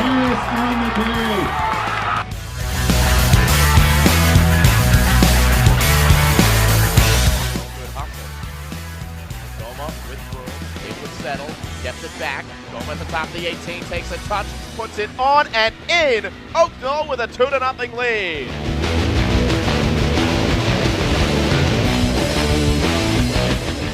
Inside the zone at very least. Crossed out in front, comes all the way through, turnaround shot, they score! Oh, great pass out in front for Jenna Pike.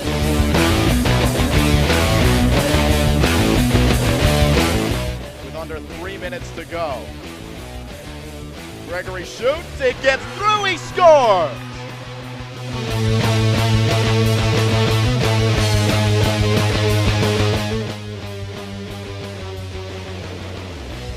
Ball is low and it finds the corner. Kurgitis. Delivery is going to be on net and it finds the back of the net.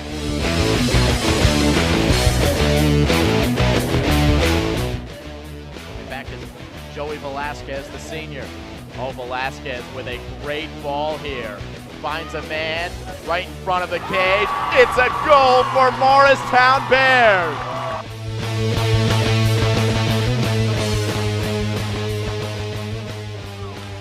Exciting stuff here on the 130th installment of GAPC Day. McCloskey on first down throws, he completes, he's got a man wide open down the middle! Touchdown Patriots!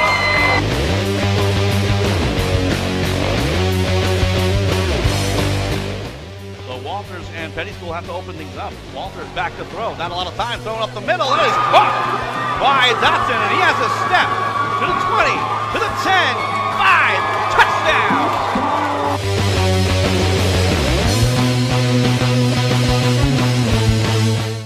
And now Poe racing after Avery. Avery on the far side. Inside the 18, takes a shot and puts it into the corner.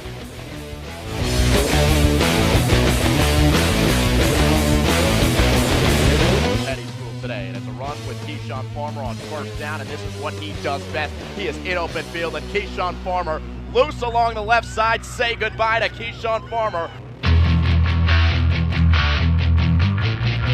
Back to St. Benedict's. Ray Beezus have not been able to get in any sort of rhythm, though as I say that, here's a great opportunity, and it's a goal! Lamas!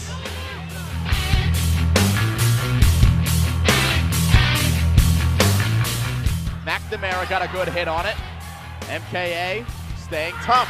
That one out of bounds. The Lions are queens of the prep.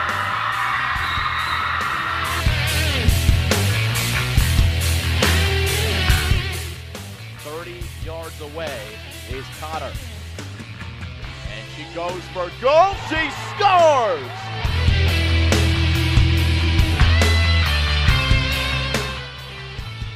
A pitch on first down.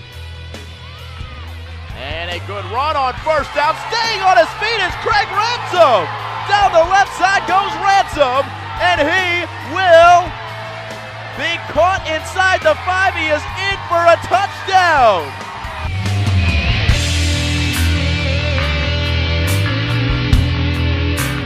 in the shotgun once again is Walters. Back to throw, looks to the left. Now he'll air it out to the near side. He has a step, and oh, what a catch! Oh, great catch there from Jahan Dotson as he had a single step.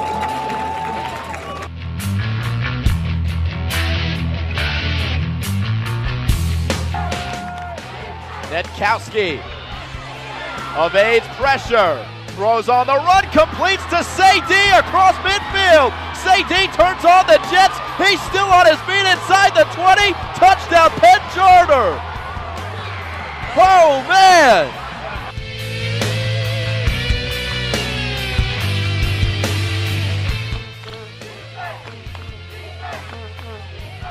And it's Farmer. He's got room along the right side this time. Cuts past the 40. Farmer's got one man to beat. Inside the 10. Farmer is in for the touchdown. He's got the record.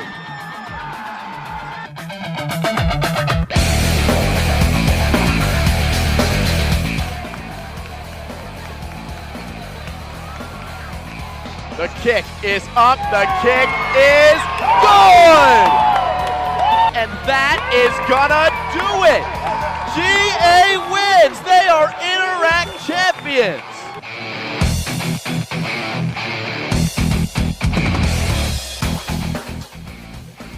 Benson's delivery is short, and it's gonna find the corner. The whistle blows, and the Pennington Red Raiders have knocked off the St. Benedict Prep Gray Bees and are Prep A champions. The first team to call themselves Prep A champions, not named St. Benedict's, in the last 27 seasons.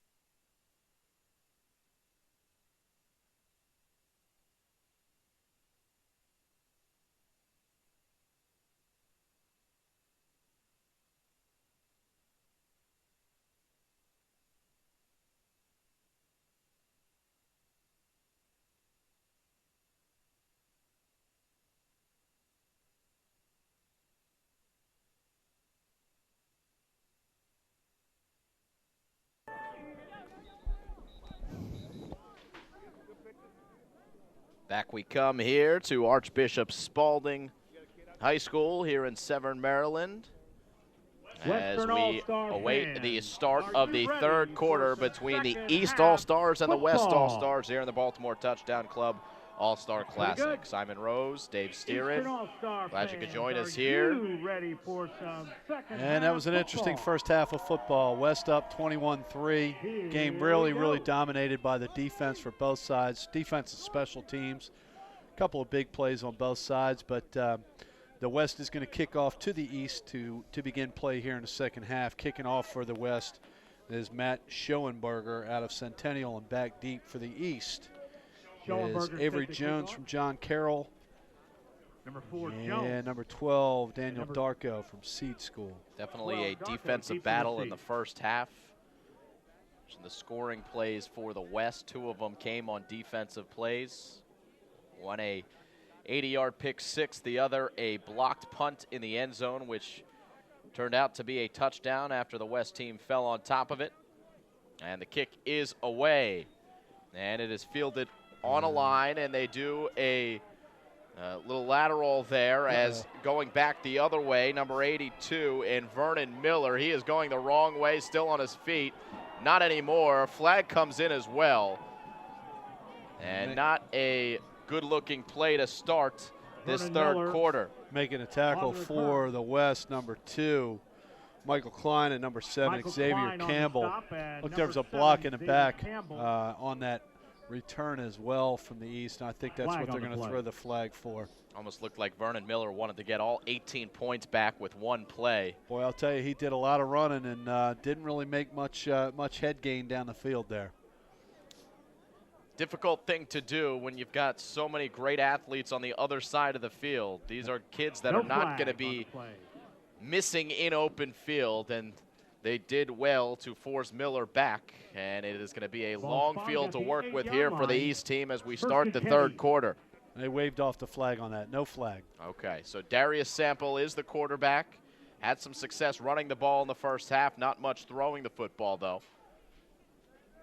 4 receivers to start, and it's a run on first down. It's a keeper for Sample. Gets a good block from number 82, Vernon Miller, the receiver. Number 7, Campbell from Urbana with the tackle that time for the West. So, you know, Simon, I got to tell you, if I'm the offensive coordinator for the East, I'm going to put the ball in Sample's hands and let him run. For the East. Most of the offense that they've been able to generate thus far has been him with the ball in his hands and his legs on the go. We'll see what they want to do here on second and short. Ball spotted at the 18-yard line. They need touchdowns, obviously, to get back into this game. Trips to the right. Sample in the gun, single back. Sample takes the snap. Flare pass. To the far side of the field, and it's Miller again, who has had his name called quite a bit here in the first couple moments of the third quarter. It's a first down for the East squad. Looks like making a tackle there was number 8, Richie Case from Oakdale. Good play call. Swing pass, a lot of room out there. First and 10 for the East. They're out of the hole. Tyrone Roper checking in at running back here for the East squad. Ball spotted at the East own 25-yard line.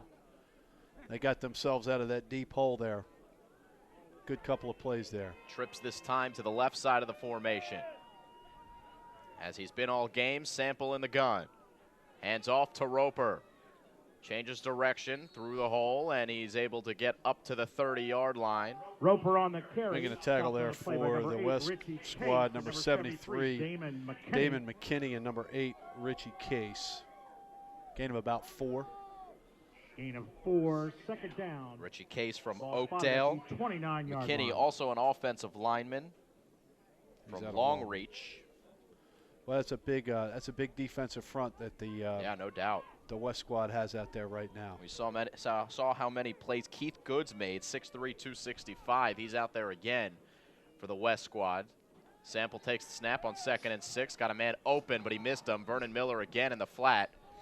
That'll bring up a third down. So that was that same flat pass they ran to the other side. They brought it to this side. Second down. Sample led Miller just a little too much. Case in coverage that time. It's going to bring up 3rd and about 6 for the East squad. Check that, third down. So big play here early on in the third quarter as the East looks to get into some sort of rhythm offensively. Substitution here as DeJuan Felder comes in, the running back from Boys Latin. So, you know, one of the great things about these all-star games is a lot of guys are now playing with one another that played against one another during the season. Sure. Some big-time rivalries here in Maryland. As Sample steps up with a clean pocket, and it is going to be dropped by Avery Jones. That's his second of the Sample's day. pass intended for number And a 4, perfect Avery throw by Jones. Sample. Good play on call third there. down. Good play call there. They ran a deep Fourth curl down. route to Jones, and Sample was able to find him. Closest coverage man for the West squad there was number 4 Zach Rupp out of South Hagerstown. He was open. Yeah, tough Back day deep for to Jones so receive, far. who punt for the West, You know, he's number got the 24, talent, Rodney 6'2", Dorsey. 190 from John Carroll. He is a playmaking receiver. I made a point to watch the huddle tapes of a lot of these players, and I watched Avery Jones Gavin Locklear, make some number big-time 85, plays. gets the Sometimes you punt for the East. just can't get out of your head when you drop one ball and starts the domino. So we got Locklear to punt, A.J. Obase and Dorsey to return for the West. Looks like it's going to be Dorsey. Picked up at the 45-yard line by Dorsey. He's trying to come east to He's west. got a lot of room. And he's got room along the right side. Picks up another block. He might Dorsey go. still on his feet along the right side, and he is taken out of bounds at the 10-yard line by number 85. That's the punter. That's Gavin Locklear. Dorsey on the return. Knocked out of And bounds we'll by get number one more 85, look Gavin Locklear. at this return by spotted at the Dorsey. He started all the way on the far side of the field. 12-yard line. Boy, I'll tell you, we had a big peel back block West. there for the West that helped spring Dorsey as part of this. Watch right in the middle of the field here. See that man come across. A number of good blocks there on that play. So it's going to be West ball. It's going to be 1st and 10. Just let's see where they're going to spot it. At the 12. And we got Cox is out at quarterback for the West. They're in a pistol. Set strong to the right, 2 receivers to the left. The deep running back is Zach Grams. Big boy out of Boonesboro. And it'll be Grams who takes the carry. Good job A coming in host from of the East backside. players, yeah. Backside there, 51 Vinny Schaefer out Graham of Curly. carry. Jeremiah Ingram, a Stop on the linebacker, corner. also in on the play for the 51, East squad. Vinny So Schaefer. Schaefer's been impressive in the game thus far. Gain of He's 2, made a couple of second big down and plays 10. at the defensive line spot. I watched the huddle tape of Zach Grams, too. There were a couple plays this year where it took literally the entire team to bring that kid down. He's a big, stocky kid. But led the county in rushing yards, 1,445 yards and 20 touchdowns. Wow. Had a great season for Boonesboro. So we And got he comes off the field. got Michael McCook in the backfield as well as Brandon Jones right now with Cox. Cox steps up, hit as he throws, and it's going to be incomplete. Floated up there for number 43, Jose Curbin, and he nearly came away with the interception. Yeah, that was intended Cox for pass Mike. intended for number 19, Yeah, Elijah number White. 19, Elijah White for Centennial. Incomplete. 3rd and 10. Good coverage that time for the East. I thought the D-back Curbin was going to take that a long way the other direction there. Got to say, both of the offenses have had some troubles in the red zone, but that can probably be attributed to these defenses being able to lock down. Yep. So we're at 3rd and 10 right now with the ball spotted on the East 12-yard line. 8:26 to go in the 3rd quarter. As Cox awaits the snap, it's a high one. Throws on the run, and it's incomplete. I think he was throwing that one away. I think there was a little bit of miscommunication on that Cox pass. He panicked a little Intended bit and for just threw it 19, away. Elijah White White was the one in the incomplete. area. But as you just said, he may have been throwing that away. So we'll see what they want to do on It's 4th and fourth 10 down. from the 12-yard line. So I think you gotta kick the field goal here. Let's see what we got. Looks like the field goal unit is coming on. Well, certainly in an all-star game, you're going to have a kicker who's got some distance. So they're going to line up at the they're going to spot the ball at about the 19, so it'll be a 29-yard attempt from Schoenberger on. Schoenberger. Yeah, Matthew Schoenberger, and the holder is Michael For Klein. the field goal attempt. Kick is up, and it He got is that good. one. That's Good a nice kick there by the West squad. 30-yard And Michael field goal is Schoenberger makes good. it a Your score with 21-point 8:21 lead once left in the again, third quarter. 24-3 24, with 8:21 to go in the East 3rd quarter. So, you know, I think Schoenberger hit that one flush. That went through, right through the middle.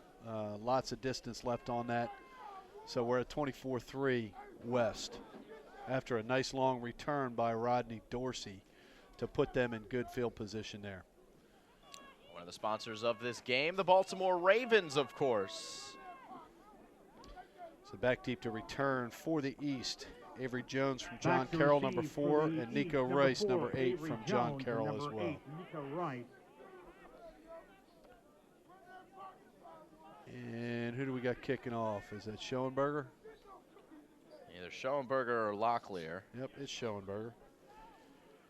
Schoenberger will kick off for the set West. to kick off for the West. Locklear's on the other side. So Schoenberger will kick away with 8:21 to go in the third. The East squad will get the ball back.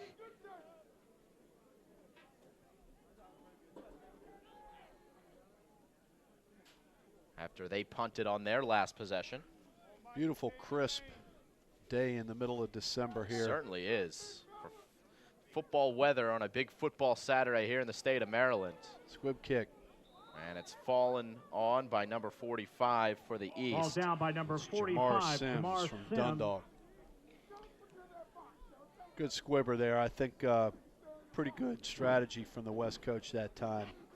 Try to keep the big play out of the return. 1st and 10 for the East. Just squib it down. That's tough to get on that. So now it's Darwin Miller's turn to come back into the game for the East squad. And we're going to have 1st and 10 for the East at their own 27-yard line. A 4-receiver set. Single back, quarterback in the gun. It looks like we're missing an offensive lineman. And here comes number 68. Boy, that's a big kid. Jake Brown, 6'2", 320. That is a big stepping kid. in at right guard. Looks like we got an official timeout. I think Brown didn't have his chin strapped up. Good for the refs for making sure that we're all good there. Safety first. Miller to run, and he's fallen on top of.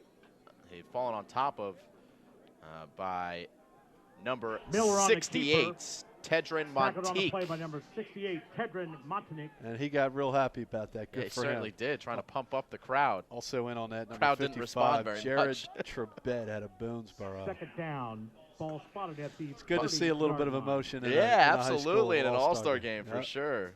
Tedrin Monteith, you talk about big guys plugging the middle, 6'5", 295. Yeah, that's a load. That's a load.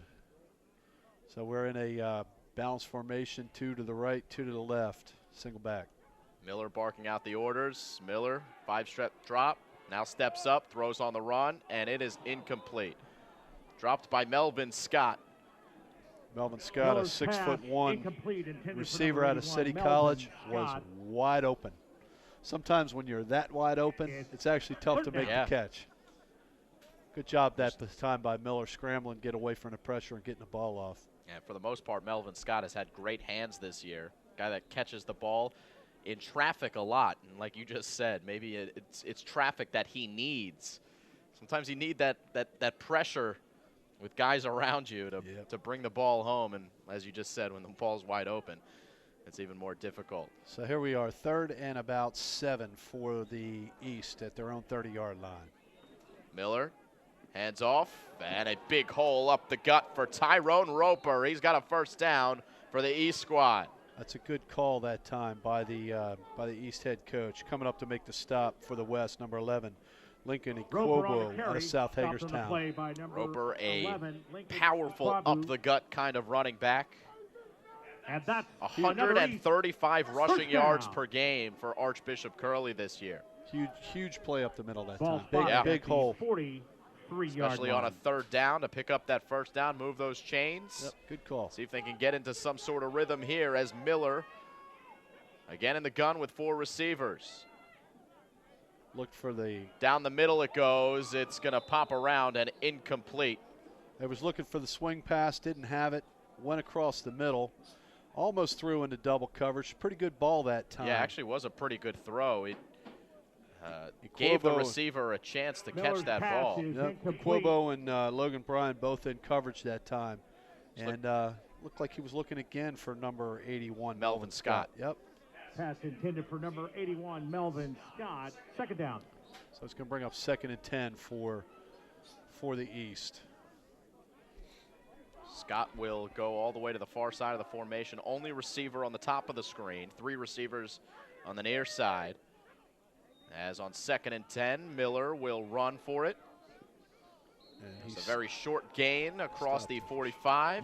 That was number 45, Alex Stores from Linganore High School on the stop that time for the West squad. Mike Stevens coming in at the end to help as well. 3rd and long, 3rd and about 8. 45-yard line, 3rd down. So another big 3rd down conversion attempt upcoming here for East. Looks like the West squad may have brought in another DB. Not sure what they did there. Yeah, it looks like they brought in a 5th defensive back. Miller coming to the near side, getting the call from head coach Sean Murphy. And he relays that message to the huddle. And here we go. We are a 3rd and long, trips to the right, single receiver to the left, single back quarterback in the gun. Another big play with the East team down by 21 points. Miller almost bobbled it, does get it away, and it is caught. A great catch on the near side. Zach Gordon inside the 40 to the 36. Pass is complete to What a dart from Miller. Real nice job by Gordon that time, too. That's the best catch that we have seen all game long, as we do get one more look at this one. First down. Gordon got up, made the catch, and then shook a couple of tackles to pick up some extra yards after the reception. Great catch there. You know, that's something that college coaches want to see. They want to see a receiver get up high and get the ball over top of the D-backs and then be able to do something with it after they make the reception. Good job. 6'1", 175 is Zach Gordon. So here we are, 1st and 10 for the East, inside at the 36-yard line for the West. 2 big 3rd down conversions by the East school on this drive. Again, it's Tyrone Roper. Check that. Juquane Harris on 1st down with a good run. And the running back from Milford Mill will move the chains once again, exactly 10 yards. And making a tackle from the West squad, number 63, Keith Goods out of Silver Oak Academy. Good for a 1st down, though. That's another East. 1st down.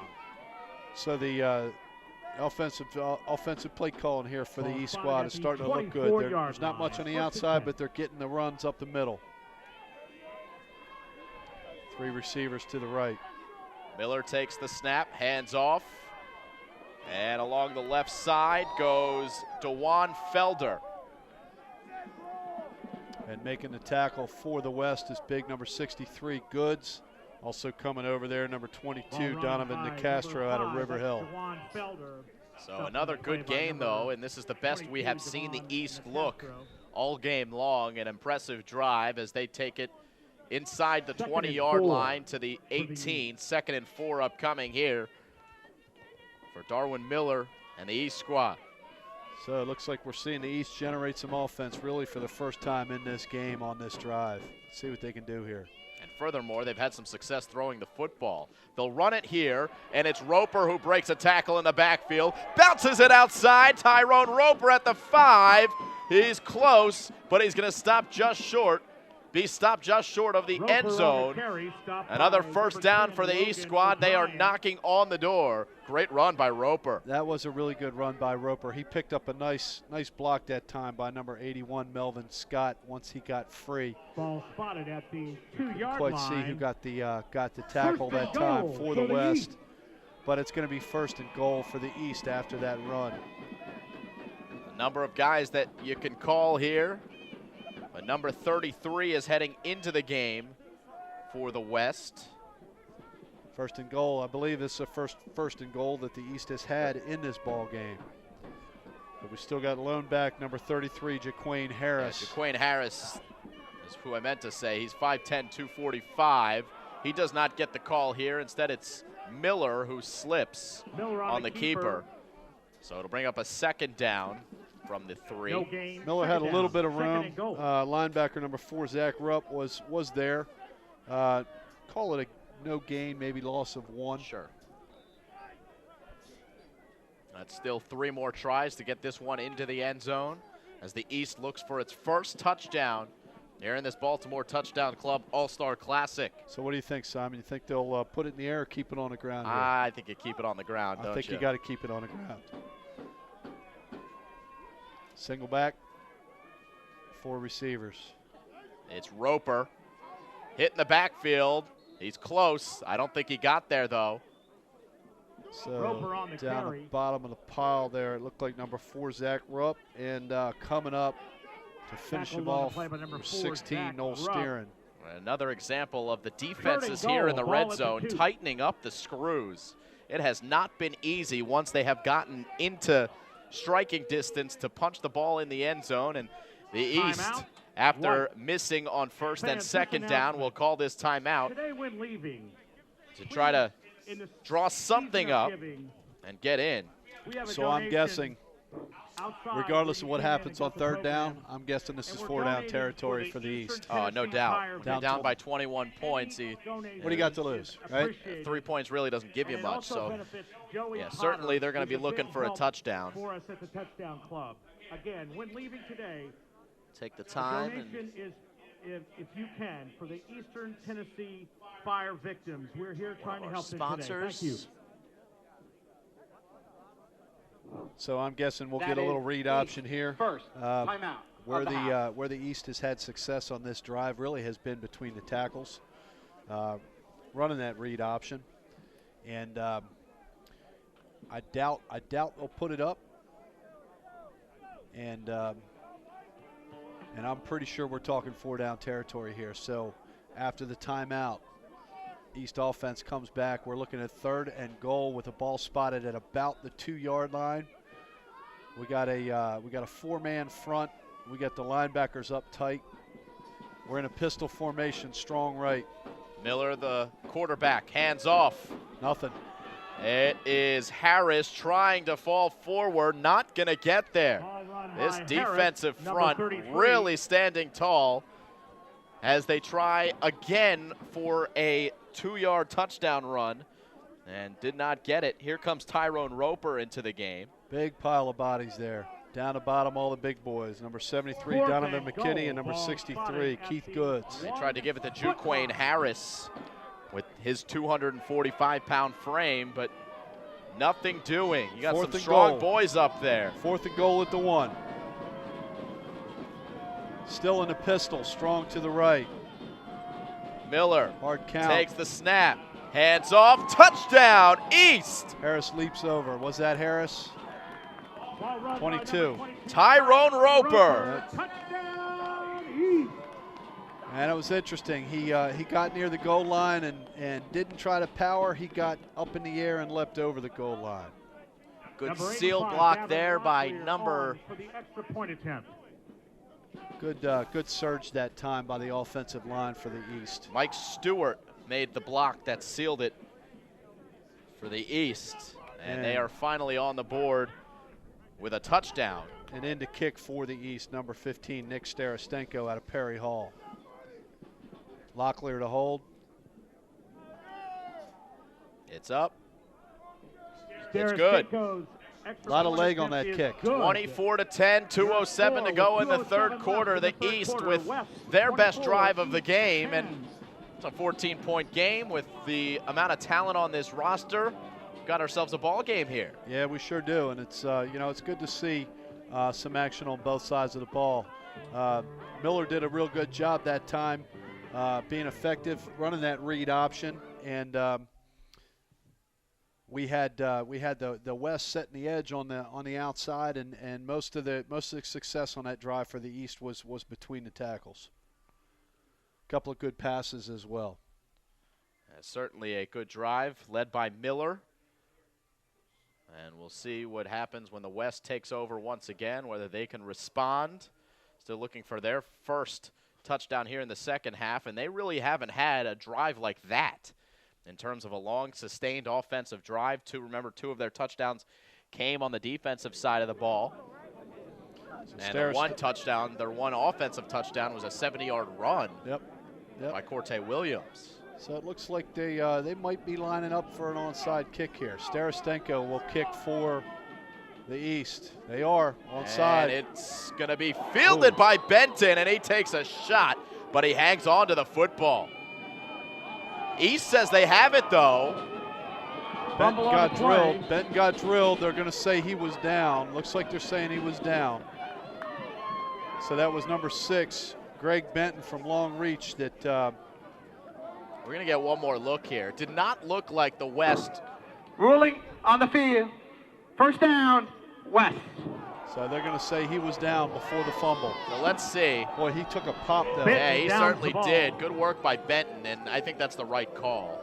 I mean, from that angle, we don't really know. We can't see the ball from that angle to see Ball whether spotted it at was the coming out 50-yard after the line. hit, but it First looked and like 10 West. he hung on to the ball, and when he made contact with the ground is when it got loose. Yeah. Could we see who got the hit on that? Because that was a big pop that time for the kickoff team for the East.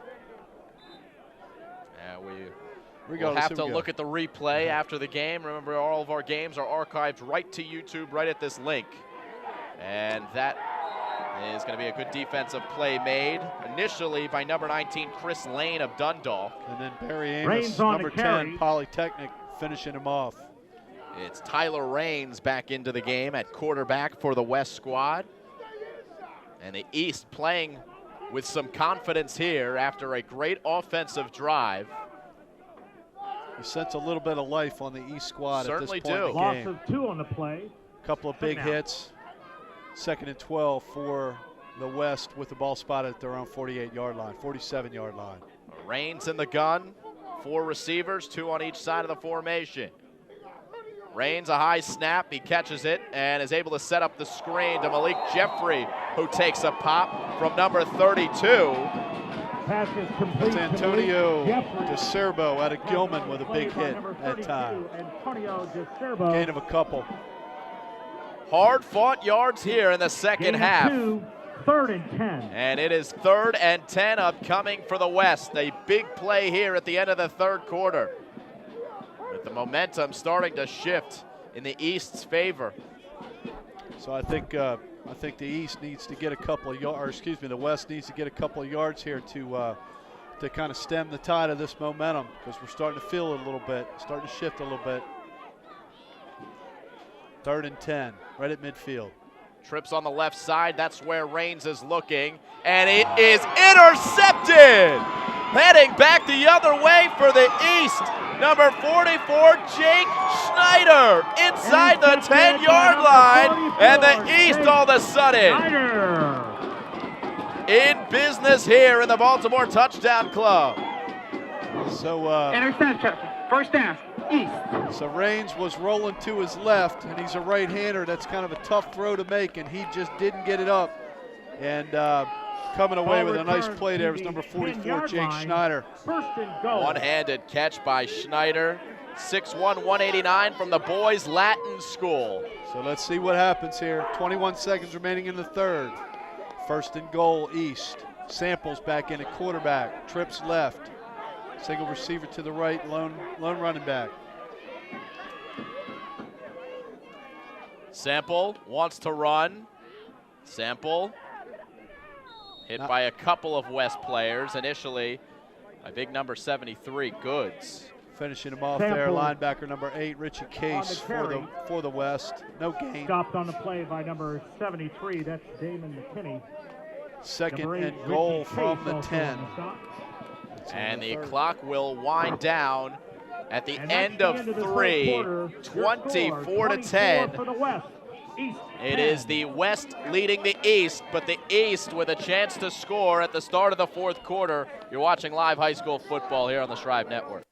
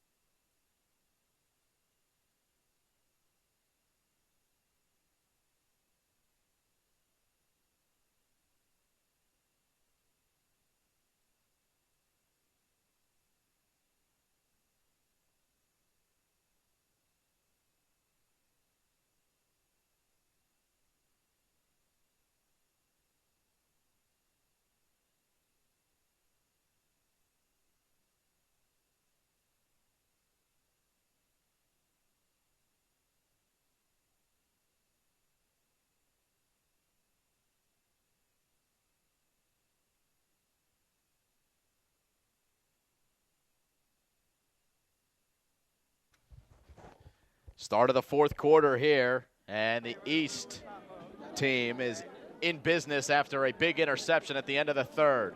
Here's Sample looking to run, looking for the end zone. He's got it, touchdown. Number 1, Darius Sample on a quarterback keeper. Touchdown, East. So good job that time by the East. They set their strength to the left. They rolled Sample to the right.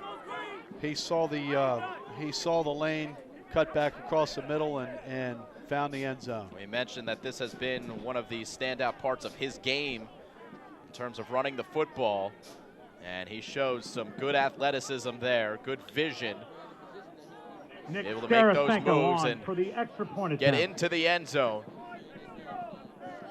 And a big touchdown for the East as they are now within one score. Remember, they were down 21-0 in this game at one point. So now the East will attempt the extra point to do the kicking for the East. Number 15, Starastenko with Locklear to hold.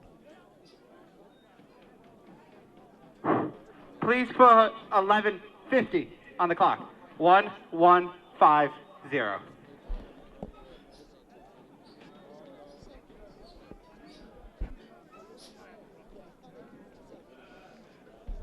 So, as you just heard, 11:50 on the clock, 10 seconds into the fourth quarter. The extra point is up. It is very high, and it is good. Starastenko's got a nice leg. Starastenko's extra point attempt is good. Your score with 11:50 left in the fourth So I'll quarter. tell you, West Simon, 24. this was looking East like it was going to be a 17. blowout. It was 24-3. Yeah. Not too long ago. No, Here we are. We're back to a one-score game. Yeah, you know, the West team, for all of the lead that they had up 21-0, I think we mentioned this just a couple of minutes ago, they just haven't gotten in rhythm offensively, and the East finally has, and they've got a couple of big defensive plays. It's really been those big defensive plays that have swung the momentum in either's favor. Yep. Early on, the big defensive plays let the West team jump out to that 21-0 lead. The pick six by Jason Swan to get us started, and then the block punt by A.J. Obese. The East team here in the second half has found their groove. So A.J. Obese and Dorsey back to return for the West. Starastenko will kick off. Another onside kick attempt, and this one is loose. Still loose, and the West team lucky to fall on top of it. Boy, I'll tell you, Starastenko does a nice job with that onside kick. Yeah, both of them so far. Neither one his team has recovered, but both of them have been loose balls that his team very well could have recovered. We do have a down West team player on the field. And it was the player that made the recovery from the onside kick. Not sure what happened. And it's a little bit difficult for us to get a look at that player's number. Now we can. It is Stottlemyre. Yep. Ben Stottlemyre, the receiver from North Hagerstown.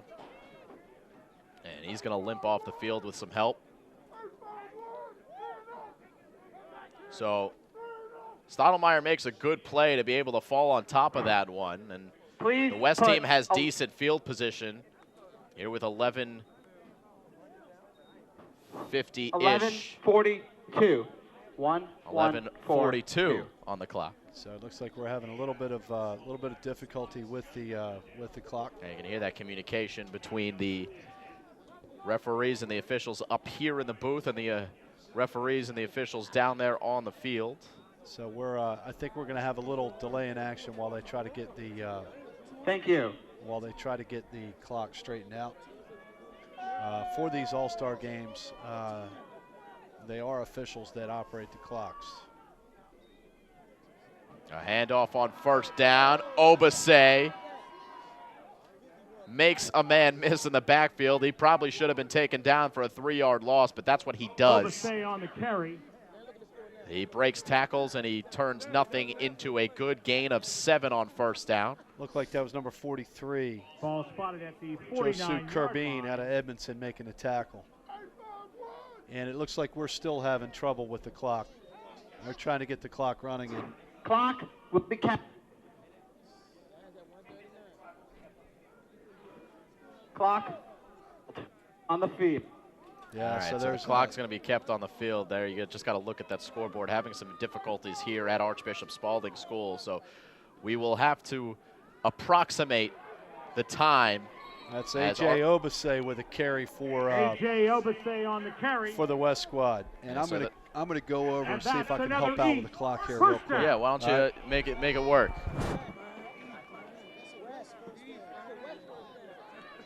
So it'll be a first down after the run by Obase.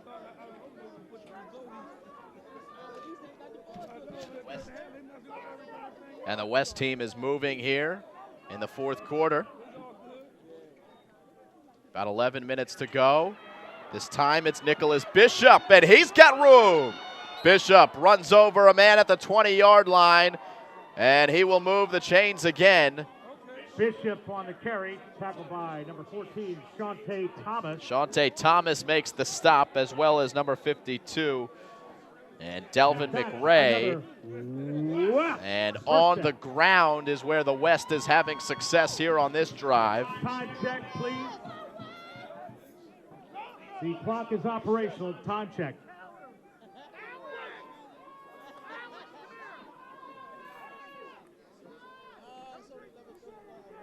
This time it is number 42 and Fair, Kyle Fair from Reservoir, and he sneaks forward for a gain of 2. Fair on the carry. Gain of a couple. It'll be a 2nd and 8 here for the West squad as they 10. attempt to match the East touchdown on their last drive 0. after that turnover. This is exactly what the West 10-30, school need, a long, sustaining drive that punishes the defense with some big-time runs, and that's what's happened. Fair is still the running back in the backfield. And Raines hands it to him. Little Statue of Liberty play as the flag comes out. It is going to be called probably against the West school, but we'll have to wait and see. Holding. Offense. Flag on the play, and it's holding. And you against briefly the offense, heard the call. the holding call against the West squad. So that's a tough penalty for the West. They were making good, driving the ball well, and that's gonna push them back to their to the East squad's 25-yard line. Going to bring up 2nd and long for the West. So 10:22 as the clock is finally operational here at Archbishop Spalding. Fourth quarter of this first All-Star game. Looks like the West is setting up in a wildcat with Dorsey at the QB spot. And it is a handoff. What a play defensively. That was A.J. Obase on the carry for the West, and coming in and making a stop from behind. 34. Yep. Mason Brown. Was Jeremiah Ingram. There out you of go. Poly. Stopping him for a loss of about 5. So we're looking at 3rd and 22 for the West squad at Great the East play by 30-yard Ingram. line. That's his at least 2nd or 3rd big play that he has made defensively. 3rd down. And the West, after looking very good early on this drive with some good runs, have started to go the other way. 3rd and long. Still got Dorsey in at quarterback. So this is a running set. This is a Wildcat set. Dorsey keeps up the goes middle. up the middle as he is hit at the line and not going to get. First contact there was big number 32, Antonio DeCerbo out of Gilman. Well, this Dorsey was on a the situation where the West may have wanted to chip away, Number 32, Antonio not necessarily DeCerbo get the on first tackle. down, but at least put themselves in field goal range. But at the 29-yard line, you're not really in field goal range now, so they might just have to go for it on 4th down. So question is, do you go for it, or do you think about punting here? If you got a punter that can angle it out of bounds, you could pin them deep. I don't think they can kick a field goal, and we're talking 4th and about, what, 20, 21? Yeah. Delay. Offense. So, yeah, maybe 5 you're yards. right. Maybe they are going to 4th down. punt the football and take a little bit more room Penalty with that against the delay of West. game penalty. Yeah. So it's going to push it back to the 30, 4, and it looks like the punting With the unit's going to penalty come ball on. spotted at the Again, the head 34-yard coach is line, 4th down. Jeremiah Smith out of Thomas Johnson High School. So the punting unit comes on. Back deep to return, number 8, Nico Rice out of John Carroll, and it looks like Nico Rice, number 8, deep to Schoenberger receive for from the East. Centennial is going to punt for the West. 8:36 remaining in the game. So the East will presumably get the ball back with a chance to tie. After this punt is away and it booms through the back of the end zone. They could have done that without the delay of game penalty. Yeah, so that was interesting. I'm not sure that's what they wanted out of that punt. First down. East. I think they were trying to angle that, and he First just and got 10 too much East foot on it. Yeah. From their 20-yard line. So that's going to be 1st and 10 for the East. So the East coming off a drive where they went the distance and scored on a Darius Sample run, will this time try to move the football with Darwin Miller. 1st and 10 from their own 20. Trips to the right. Single back. Quarterback in the gun. And Miller hands off on 1st down to Tyrone Roper, who's met at the line. That's number 45, Alex Stores from Linganore with a tackle for the West squad. 6'3", 218. Roper on the carry. Brings up a 2nd and 8. Gain of 2, 2nd and 8. Jaquane Harris from Milford Mills checks in as a back. Big boy in the backfield, Jaquane Harris. Single back, 2 receivers to the left, 2 to the right. Miller, the quarterback, He gives bobbled to it, Harris. able to get it away to Harris. Harris bouncing off defenders and may have worked his way for a short half-yard gain. Harris broke a tackle, but then he was corralled by, trying to get the number there, number 8, Richie Case. Also in on that was 73, Damon McKinney. Gain of about 1. It's going to bring up 3rd and about 7 for the East. 3rd down. We saw on their last drive the East team able to pick up a number of 3rd down conversions to keep their drive alive. They got to pick up a big one here deep in their own territory at 3rd and 7. And the clock's running as we approach 7 minutes remaining in the game. It's turned into a good one here. First half dominated by the West, the second half all East.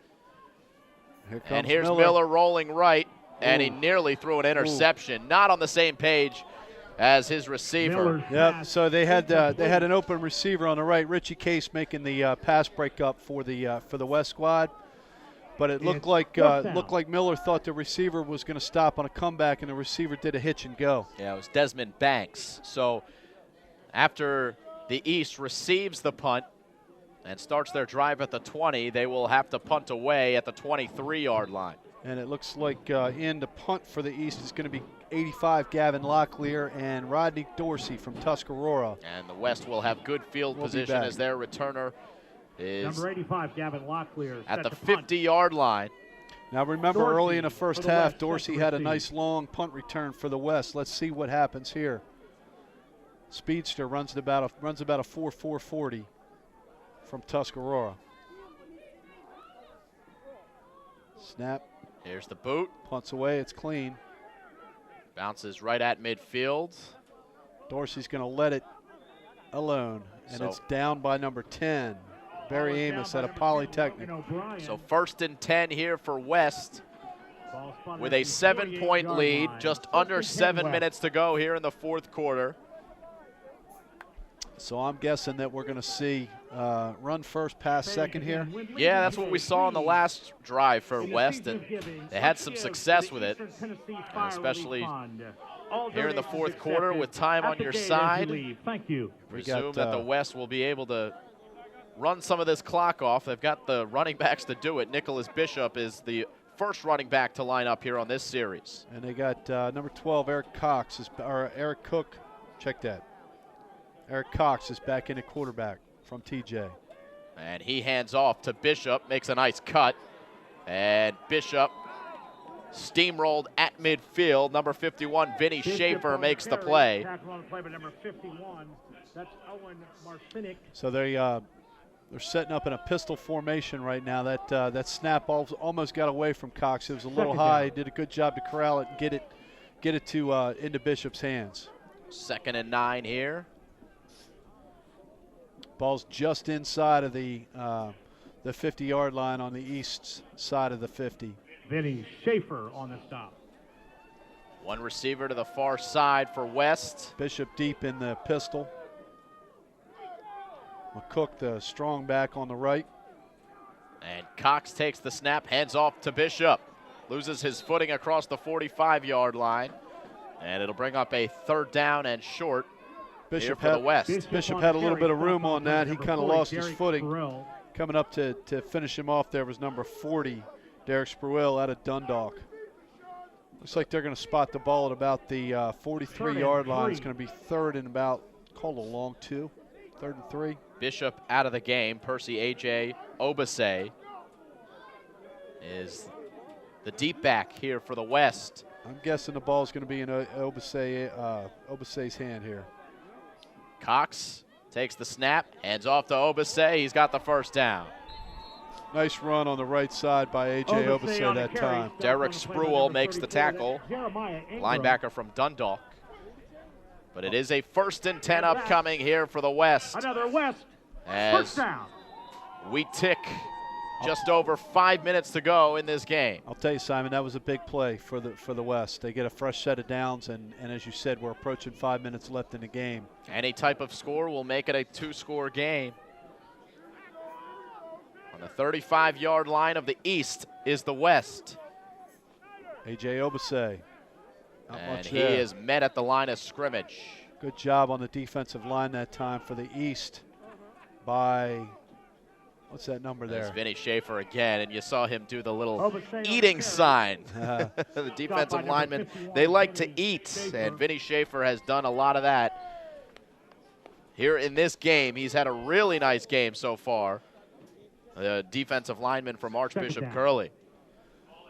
So short gain, 2nd and 9 for the West. They're in a pistol formation. Strength to the left. 2 receivers split out. Cox fakes the handoff, throws into traffic. It's broken up. Boy, I'm telling you, I'm surprised they didn't get a pass interference on that one. Number 43, Jose Curbin, came over and made the play for the East. Pass intended for Williams. It's going to bring up a 3rd down and long. Incomplete. Good defense that time by the East. 3rd and 9. When you get away with it, it's good, right? Yeah. If you get flagged for it, it's not. It is a fine line.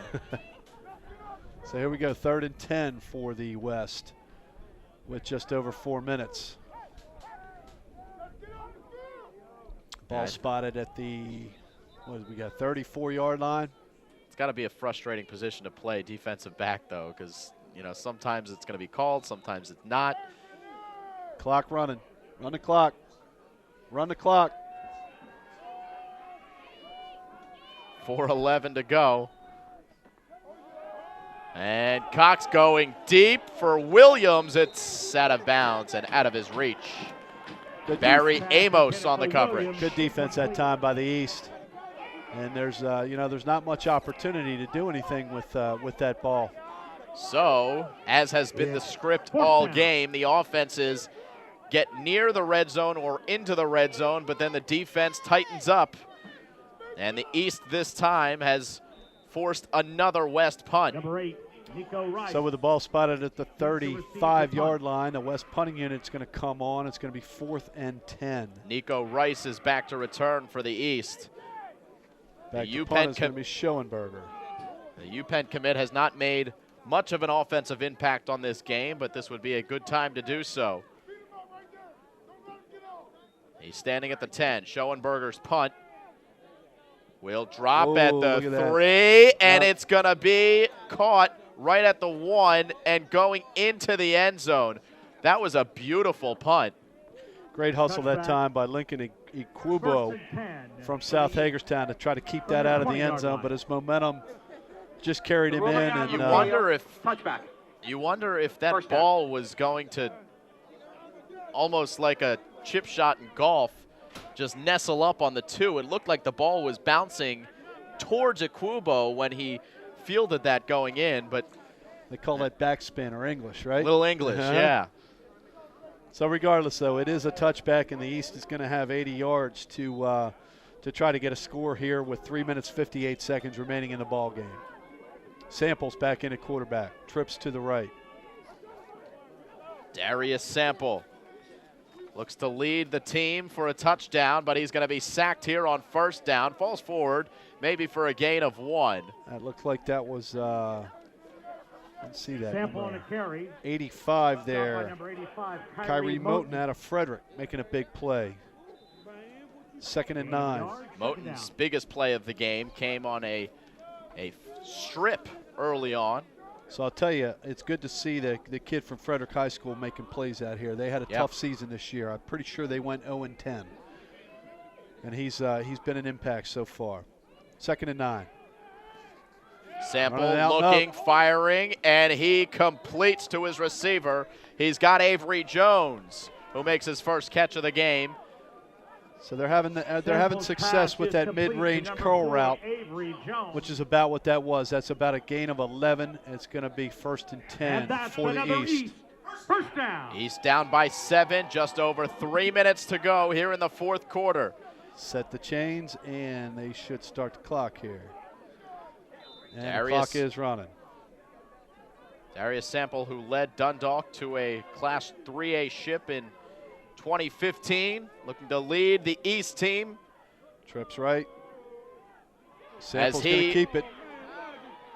Is on the near side, will have to run out of bounds for a loss on the play. Run out of bounds. Several players there. Run out of bounds. 16, Noel Steeran. Good penetration in the backfield there by, I think that was number 52, Michael Pritz. So 2nd and 11. Matthew Pritz. The East with the ball spotted at the 30-yard line. So the significant thing about that play is it stops the clock, Simon. 2:42, gets out of bounds, 2nd and 11. Darius Sample getting the call from the sideline. This could be the drive for the East, right? Look at the time, where we are. Trips right. The time is now if you're Darius Sample in the East. In motion is Vernon Miller. He'll go into the slot. Sample looking to throw, firing deep down the field. It's a jump ball. It is incomplete. Avery Jones was in the area for the East, but there were 2 defenders there for the West. Good job, including number 11, Lincoln Ukubo. Yeah, Ukubo had perfect position on that. He had inside leverage, and all the receiver could do was try to go over top of him, and Ukubo got as high as he did.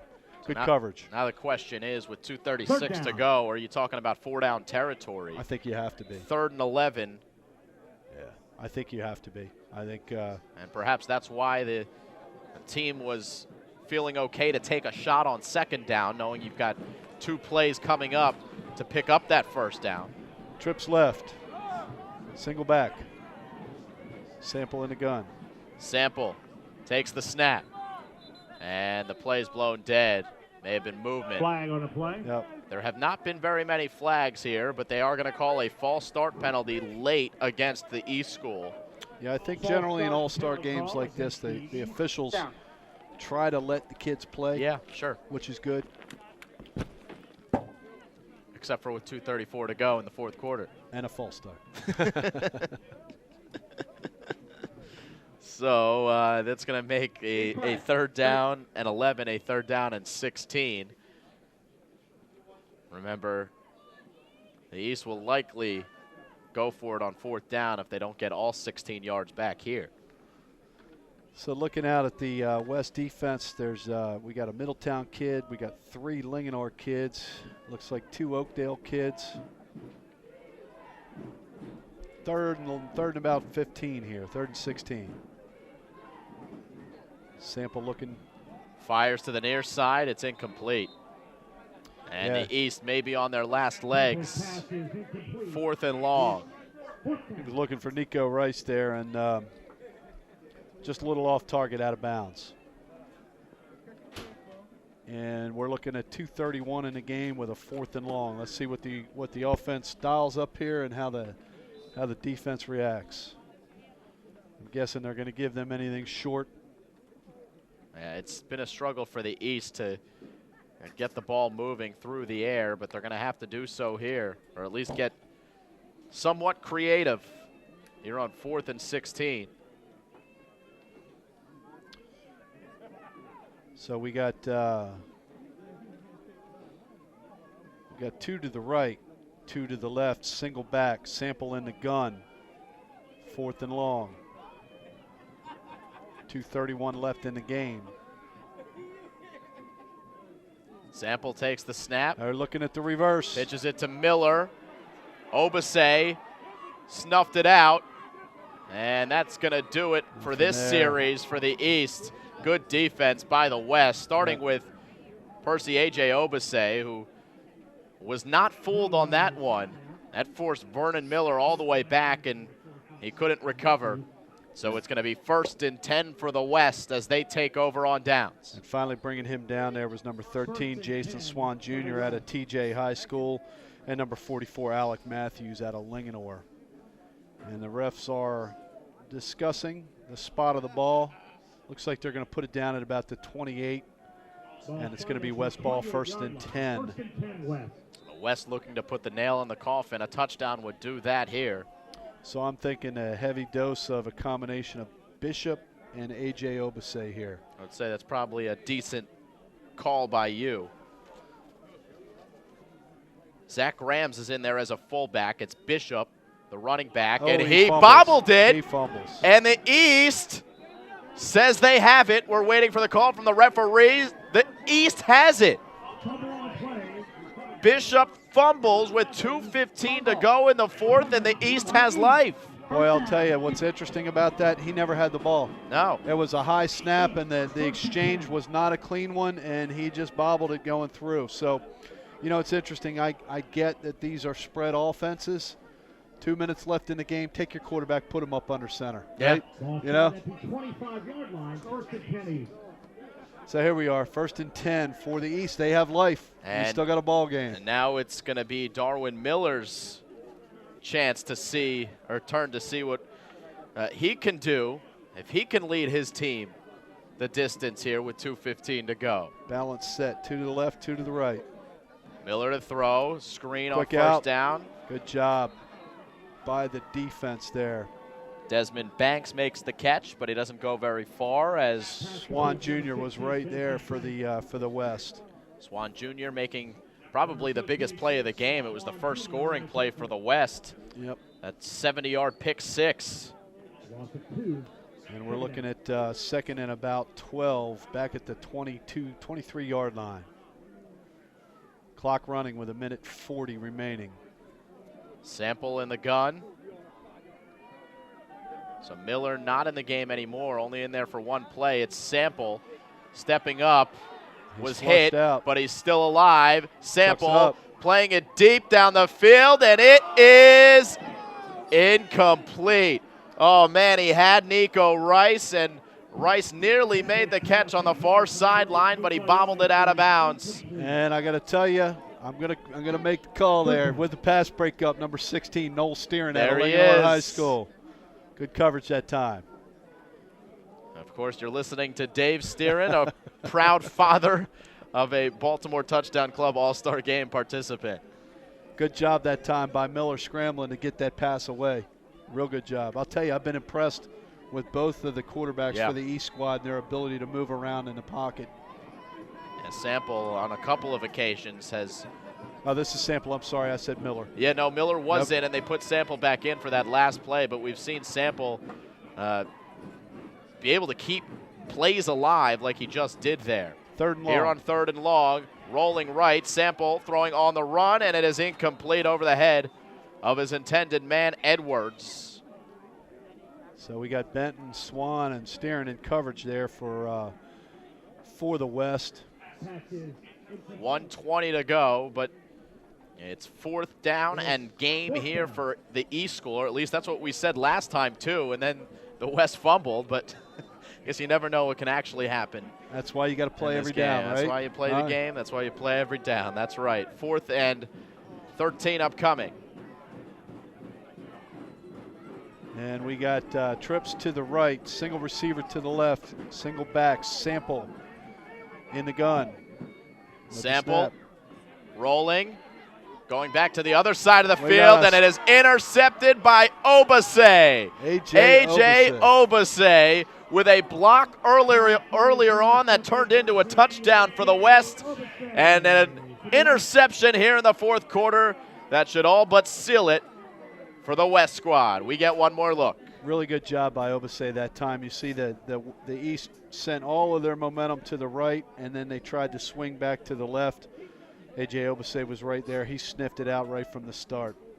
Yeah, there's been a couple of trick plays on the last couple of series that the East has tried to get away with, but A.J. Obase has not been fooled, and he has been the standout for this West team that looks to put this one into the history books with a 24-17 lead, 1:13 to go. And they're in the Wildcat formation. They're going to direct snap to Rodney Dorsey. He's just going to follow the line. So you made the point, why not line up under center if you're the quarterback? Well, why not just put the running back at quarterback? There you go. That's the other alternative. Get the ball in the hands of the running back as quickly as possible. And a timeout is called by the East. So, what do you think, Simon, candidates for players of the game thus far? You know, I think that a guy whose name we just called has just put himself up at the top. Made a couple of big plays. Percy A.J. Obase. Really made a couple of big plays. The biggest play, I mean, like I said before, the biggest play was probably that pick six. From Swan. From Swan, very early on. Yep. Other than that, let's see. Who else has stood out offensively? It'd probably be a defensive player, honestly. Most of the plays for the West have been made on the defensive side of the ball. I think the big plays were the ones that we just mentioned. You got the late interception. You got the blocked punt that resulted in a touchdown. And here is a direct snap to Dorsey. Schaefer again making a tackle. And clock should be running. Oh, we got an East.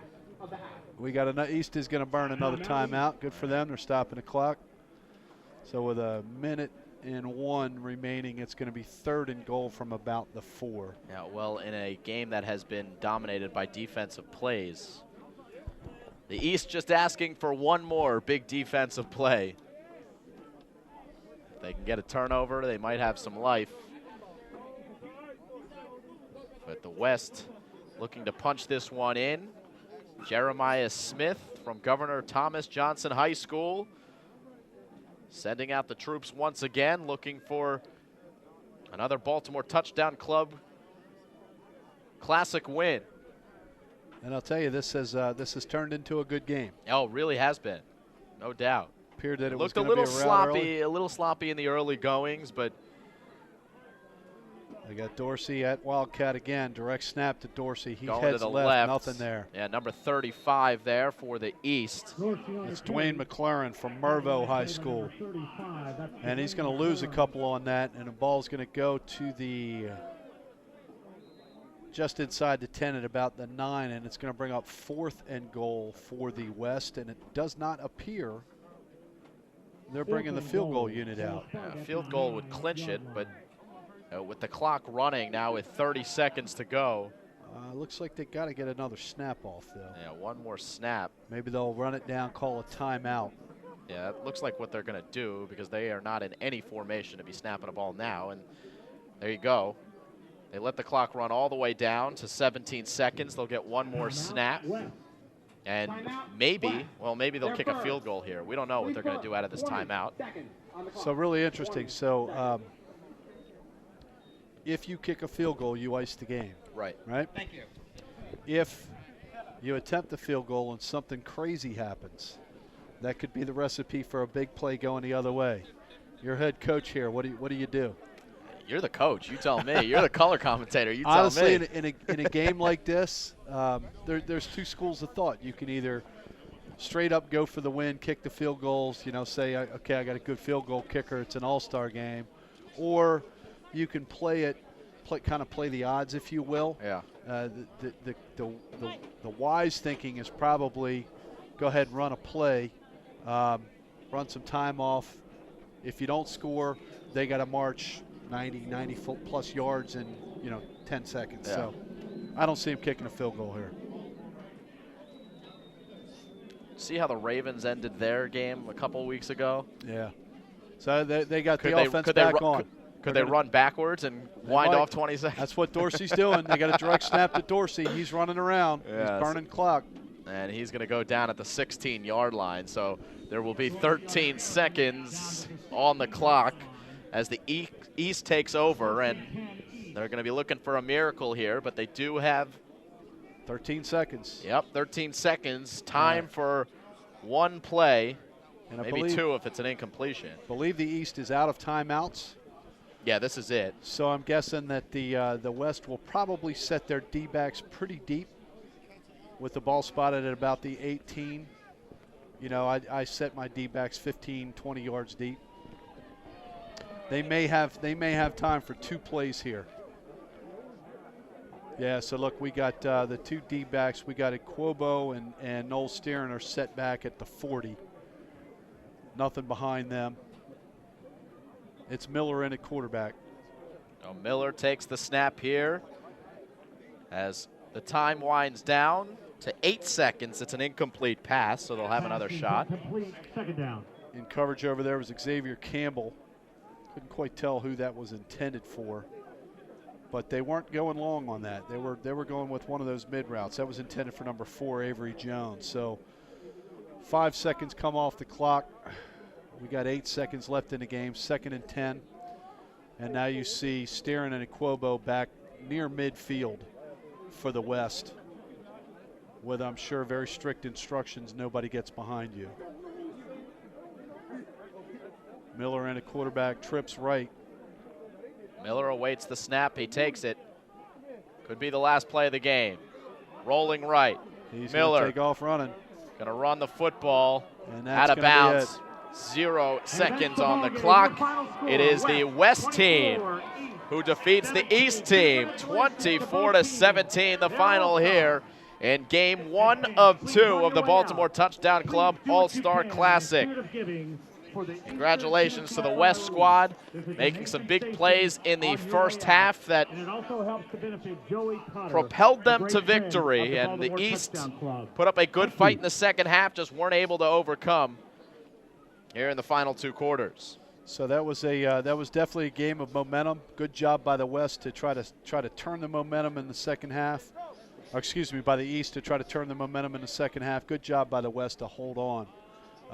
Definitely good showing by the defense for both teams. Not sure who they're going to give the MVP to. Yeah, we'll see. But I think my vote is probably Percy A.J. Obasay for a couple of big plays. Yeah, I would say so too. We looked at him as a standout on paper, and he was good on offense, and that's where he has made a name for himself this year. But those 2 big defensive plays, the interception at the end of the game, but the punt block that turned into a touchdown for the West, very likely could give him the MVP. We're hoping to catch up with one of the players of the games here, Brian Baublitz Jr. down on the field.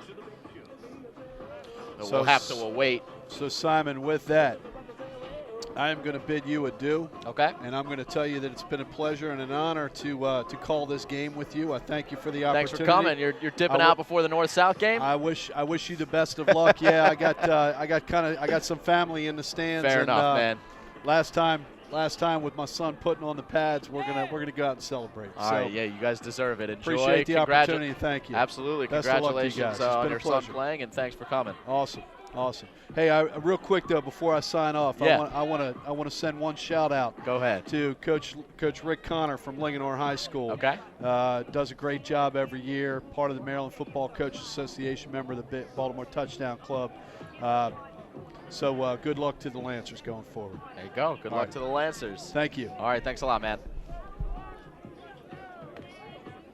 So the final here, 24-17. Again, we await the interview down on the field.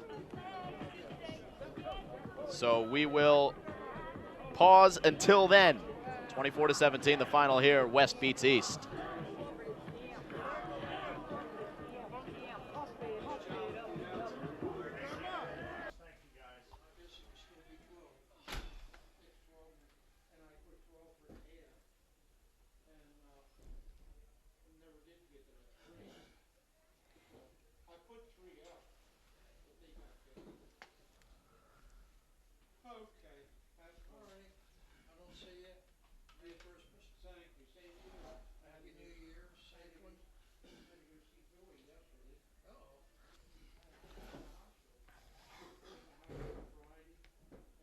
Ladies and gentlemen, welcome to Game 2 today of the All-Star Football. Let's introduce the participants of the North and South teams. First, introducing your North team. I guess. Number 1, Christian Carter.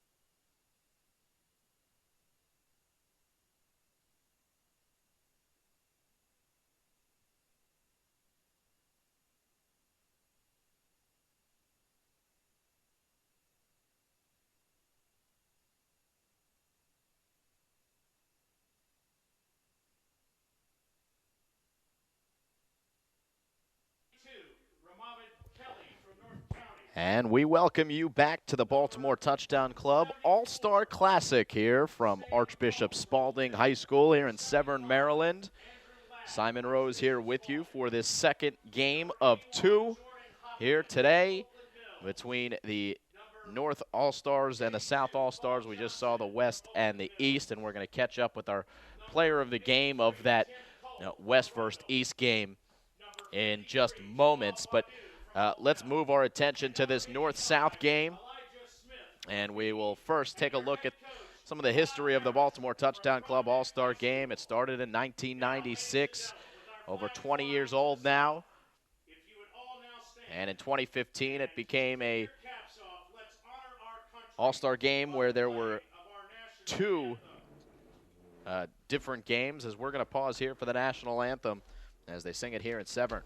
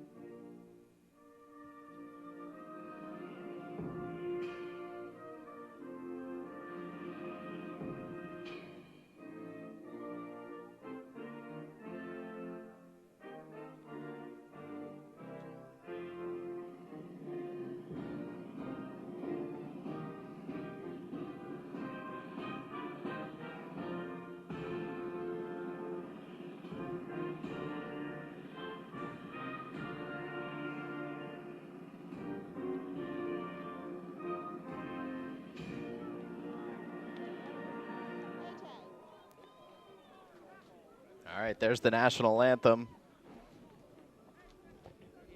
played here at Archbishop Spalding School as we get set for the second game of the doubleheader here between the North All-Stars as well as the South All-Stars. And we will look at our coaches' corner. We'll meet both coaches. South coach is Rob Harris from Broadneck High School, 6 seasons at Broadneck, 48-19 record with 4 playoff appearances there. 2 region finals, a state semifinal appearance. Former defensive coordinator there at Broadneck. Severna Park and Glen Burnie he also made his home. 20 years coaching in Anne Arundel County. The coach of the South team, Rob Harris. On the other side, coaching the North team, White won the toss and has Rich returned Holzer. to the second half. Mount St. Joseph's High School, just finished his 2nd season there, led MSJ to consecutive winning seasons. The first time in a decade, 2-time regional champions at Meade High School, and former offensive line coach at Hofstra University. Color keys to the game for each of the squads. For the South team, turnovers and converting 3rd downs is a key.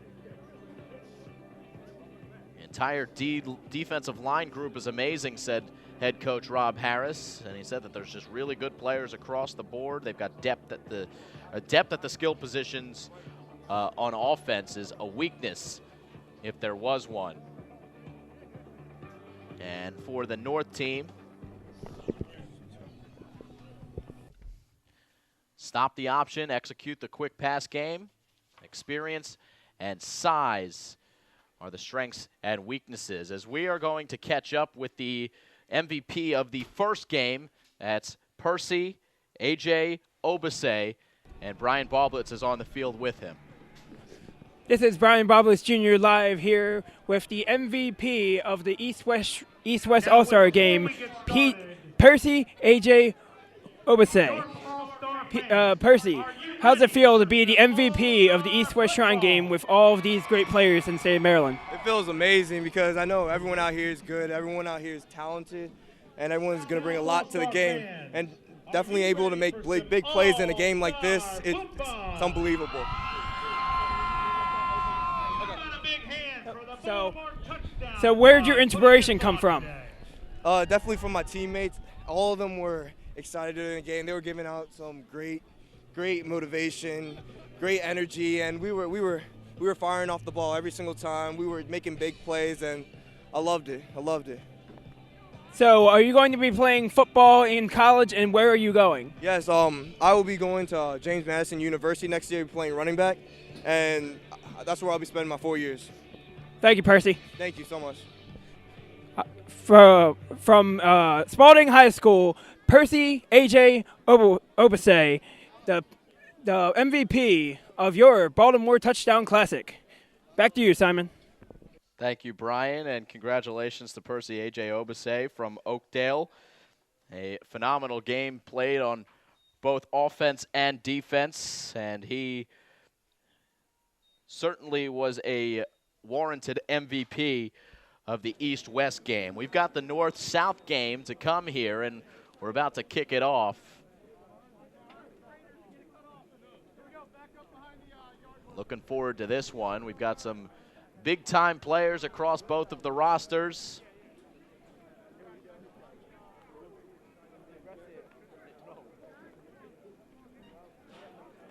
As the sun starts to set here at Archbishop Spalding High School, so you'll notice a little bit of a glare, and really it's kind of simulating what it would be like to be here, because the sun's right in our eyes here at Archbishop Spalding High School.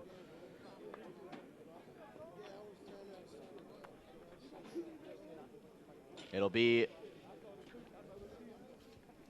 the South team to return.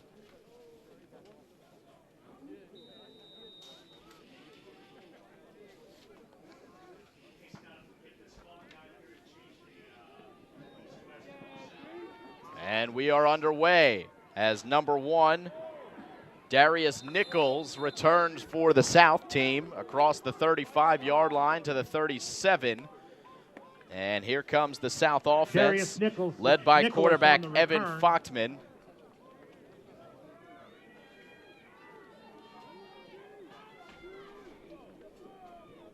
First and 10 South.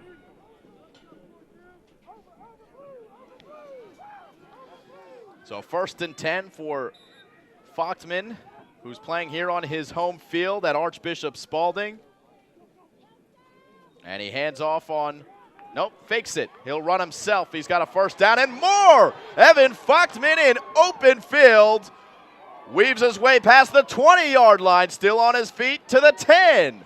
And a big running play by Evan Fochtman. Number 11, Evan Fochtman on the return. And on who's already received offers from a couple of big-time schools, including Army and Navy, as well as the University of Pennsylvania. Smart kid as well, but an athletic play here. Goal, South. What a great stutter, and he got the defender's knees to buckle. He is able to hand it off here on first down. It's Cyrus Gay. Number 5, Cyrus Gay on the run. Fochtman. Second down. Rushed for 1,700 yards.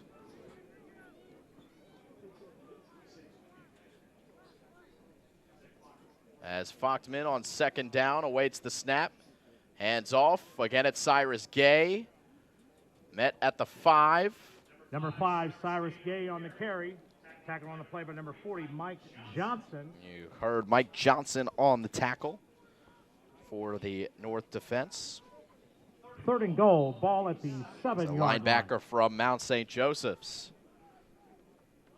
So here's the South team already knocking on the door here.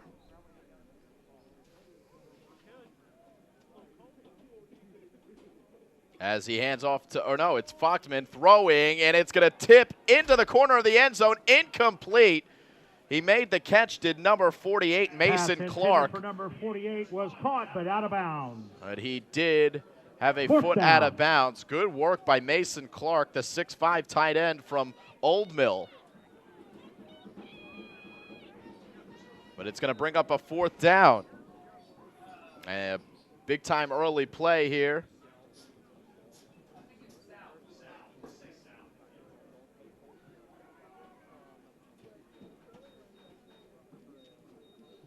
As Fochtman looks for a fade in the corner of the end zone. It is caught. He is out of bounds, is Robert Schwab. Pass complete to number 12, Robert Schwab. He was out of bounds. So a turnover on downs. A big run by Evan Fochtman. North takes over Puts on the down. South in business, but they are unable to capitalize. As here comes the North offense onto the field. The North team coached by Richard Holzer of Mount St. Joseph's. Second year at Mount St. Joe's. Their quarterback will be Christian Carter. It's also the Mount St. Joseph's quarterback. 6'1", 205 pounds, the captain of the squad.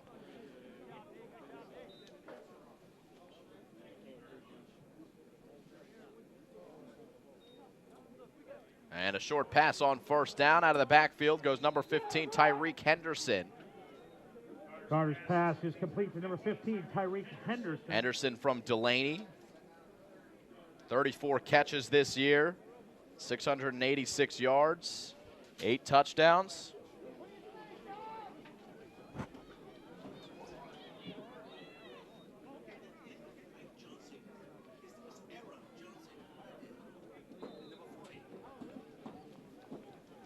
Pass is complete to Henderson. And that's another North first down.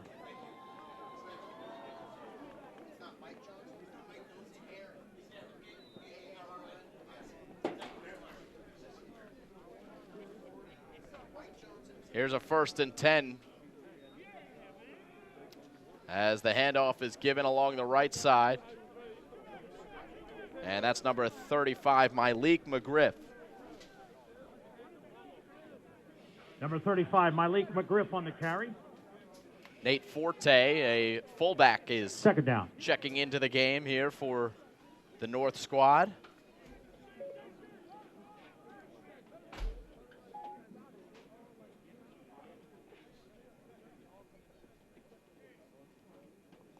As Christian Carter awaits the snap here. On 2nd and 6, hands off to Myleek McGriff. And McGriff's got a first down up to the 40-yard line. McGriff from McDonough, 5'9", 185. Play by number 1, Darius Nicholas. Listed a couple of players that he likes to model his North game after. First down. Arian Foster, Adrian Peterson, and Reggie Bush were the names that he came up with. Maybe about 3 years ago, those would have been great names to model your game after, but certainly in the prime of their careers, good ones. Here's Myleek McGriff again, going to the right side. McGriff on the carry. He's received an offer already from Clarion University. Has garnered early interest from schools like Syracuse and Rutgers, but still a decision to be made for number 35, Myleek McGriff. He's given the North team a 2nd down and 5. 2nd and 5. Just over 3 minutes in.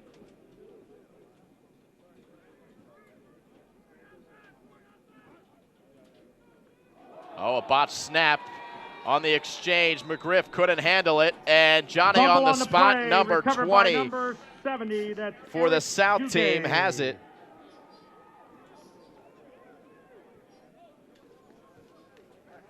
First and 10 South from the 43-yard line. Check that. It was Eric Duguay of Severn who comes away with it. And just like that, it's the South team who will come back on offense.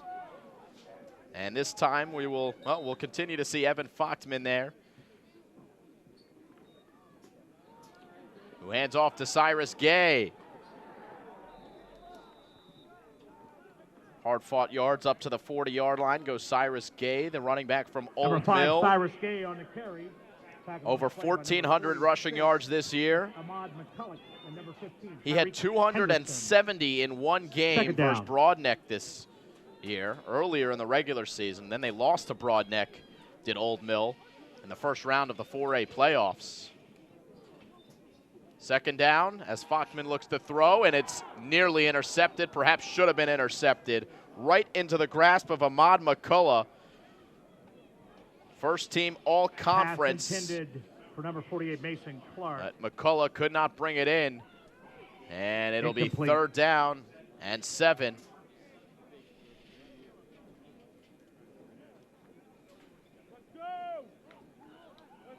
Here for the South team.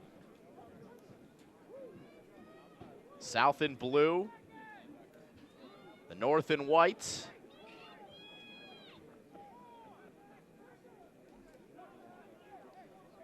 As Fachman takes the snap, but not before a penalty will be called. Probably Flag a on false the play. start. Let's see. Dead. Delay of game, the call against South. Delay a game, the call against the South. So brings up a 3rd down and about 12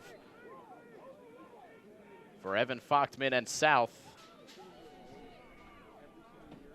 He's got 4 receivers, 2 to either side of the formation. Running back is Gay. Fachman steps up, nothing there. Still wants to throw off his back leg. And it's going to be incomplete. Coverage on the play by number 18, Anthony Perrone. Johnson, incomplete. Good physical coverage down the field by Perrone, not to draw a flag as well. 6 foot 170 from Century, the defensive back. He's the all-time receptions and interceptions leader at Century High School. Number 43, Had Tim 4 Hanratty on the interceptions punt. this year. And he led his team to the playoffs for the first time in 7 years. And he comes away with a big 3rd down stop that'll force South to punt.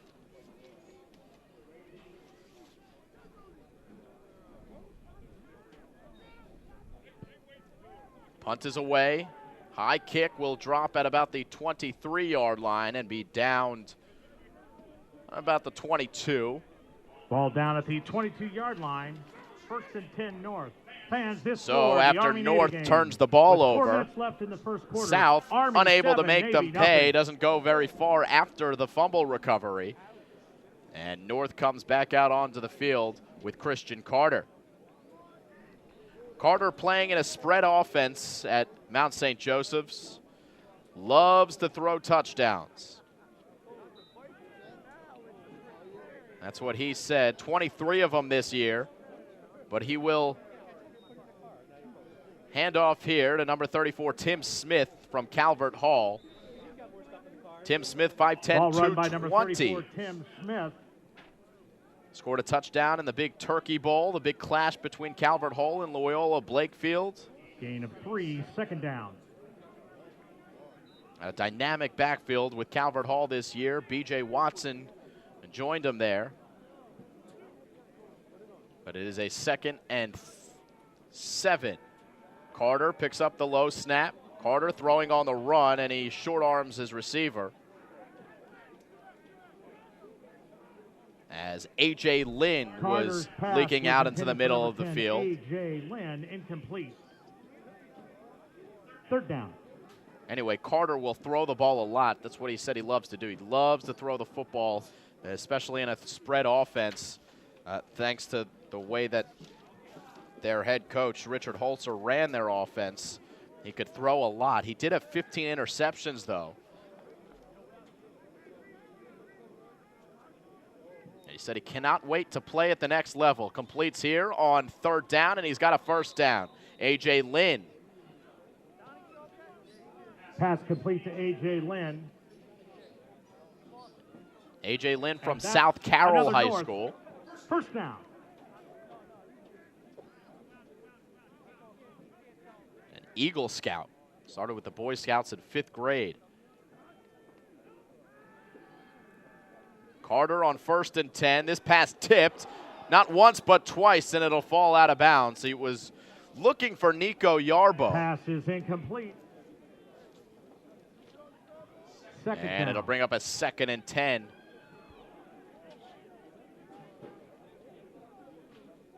From the 35.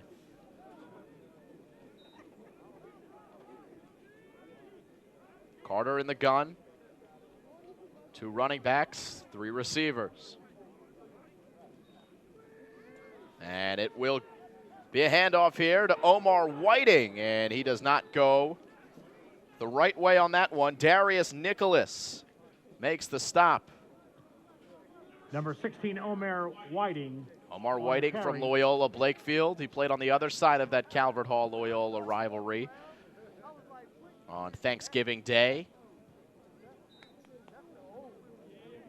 Back in there is Tim Smith. The lone back in the backfield on 3rd and long. As Carter steps up, has got time to throw, lofts it over the middle, has got 2 men there, but neither can make the catch. A.J. Lynn was there, but Antoine Nelson had the ball go through his grasp, and it's incomplete, 4th down. It's 4th down.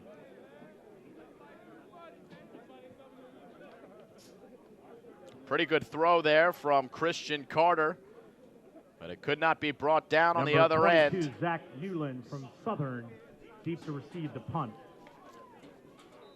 And North will have to punt. Punting is number 13, Ian Gould.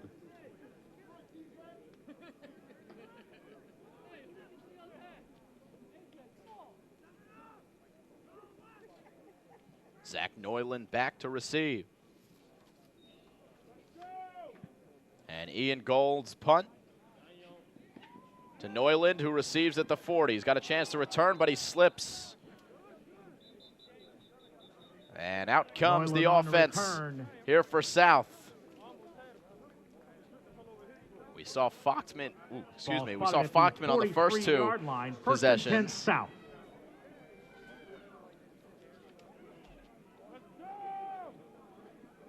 We'll see who we see here for the South team in the Navy jerseys.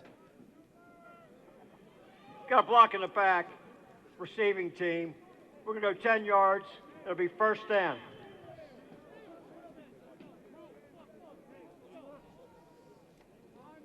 So that'll bring back the South team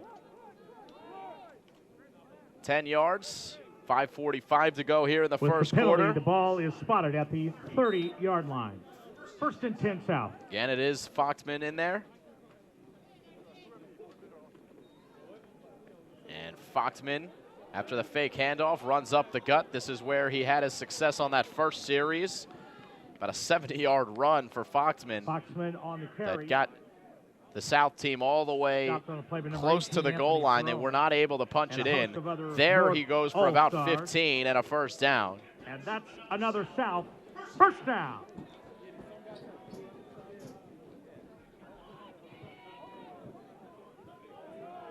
Foxman in the gun. Clean snap. Whips it over to Eric Love. And Foxman's Love pass is complete to number 7, Eric Love. Swallowed up by Aaron Johnson. Aaron Johnson on the tackle for the North.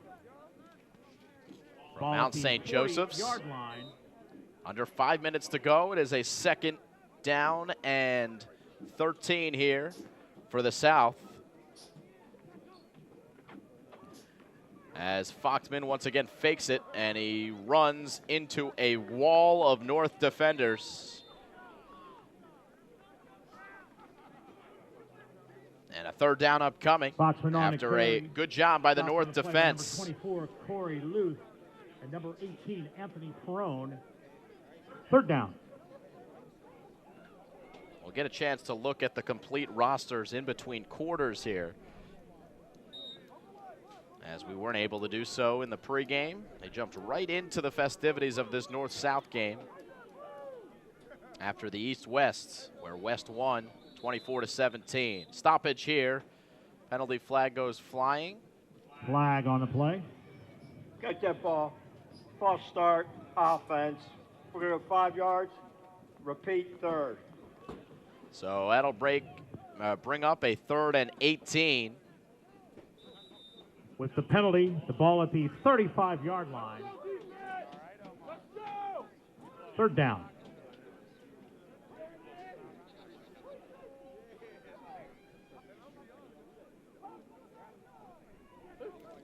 Foxman rolling right this time. being pressured and sacked by Ben Morgan from Mount St. Joseph's. The big defensive end brings him down, and that will bring up a 4th down. Great play by Ben Morgan as you get one more look here. 4th down. Fochtman still thought he could escape. Morgan grabs the jersey, 6'1", 225, and Michael it's a 4th Gillespie and long. On to punt for the South. So the North awaits what they hope is some good field position. As a flag will come out before the ball is snapped. Flag on the play. Timeout. They have a timeout called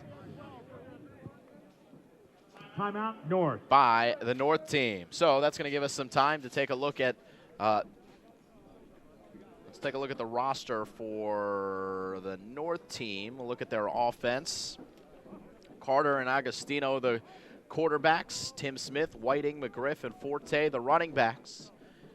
Gilby, Hunter, Rothstein, Lane, Wood, Phillips, Parata, and Ruffin across the offensive line. Thorns, Wilson, Yarbaugh, Bobby Cade, Morningweg, Tyreek Henderson, Kenton Vanderwood, Darren Dunmoody, Antoine Nelson, Garston Banks, and Ricky Williams, the wide receivers. The tight end, Chandler Breeden, with Ian Gold, the kicker. Number 44, Look at their Darren defense. Dunmoody, deep to In receive. moments, it is Darren Dunmoody to receive the kick for the North team. And the boot drops at the 49. Pretty good kick there in terms of a net, as the drive will start at the 36 for the North. Ball is down And at the it seems to be 37-yard Christian line. Carter's 1st and quarter 10 at North. least, as the quarterback is back out onto the field to lead the offense.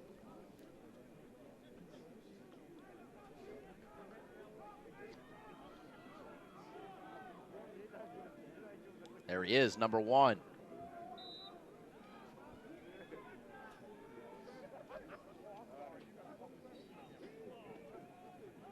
Carter, after the fake handoff, throws and completes to Bobby Cade Morningweg. 6'1", 210 from St. Paul's. Pass is complete to number 9, Bobby Cade Morningway. Tackled on the play by number 15, that's Deontay Spriggs. So a 1st down on 1st down, and that that's moves the another chains North. to right about First down. midfield here for Team North. Carter takes the snap, steps up, completes. Tyreek Henderson's got the reception. A gain of about 5 on complete to 1st down for Henderson, number Tyreek 15. Henderson from Delaney.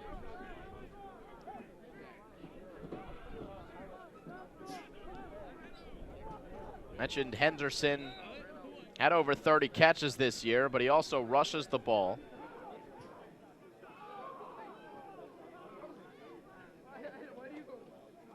Second and 5. Carter fakes, keeps it himself, wants to run, hits the hole, and he's got a 1st down and more inside the 30.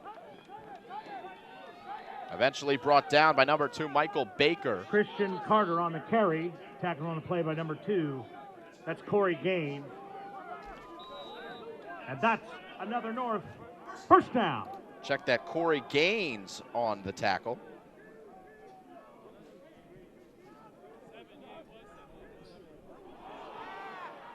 As this is Carter again. Carter on the keeper. Tackled Gain on of the play by about number 1 44, for Mason Christian Graham. Carter. As we are under a minute and a half to go here in the 1st 2nd down. quarter. 2nd and 10 here.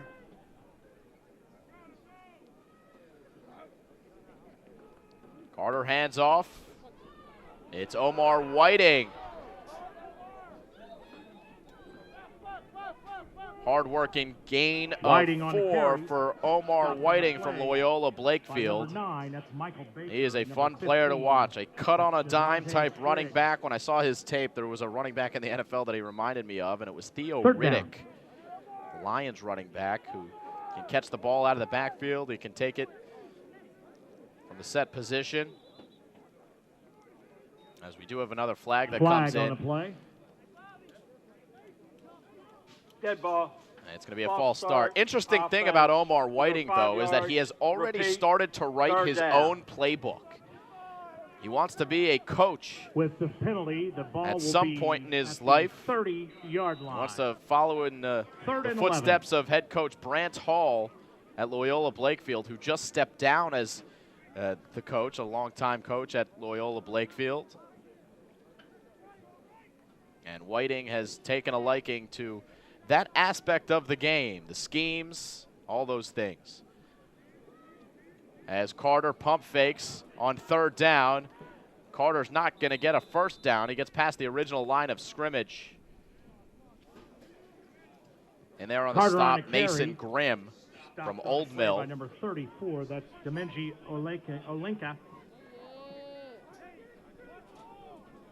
It's Demeji fourth Olayinka also on the stop for the South team.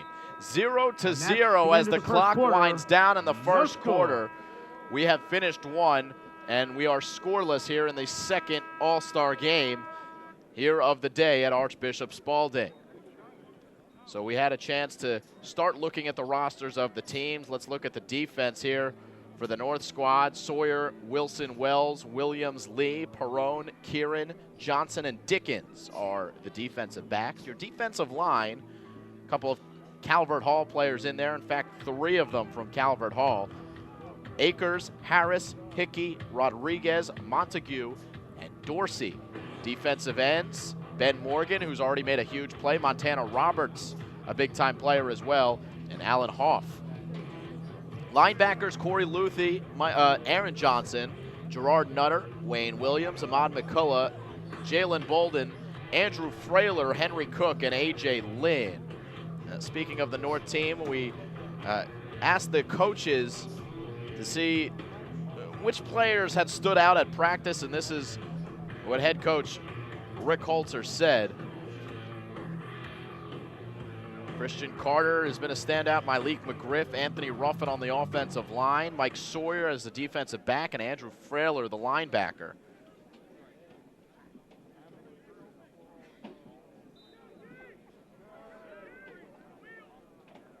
As we are ready to start the second quarter.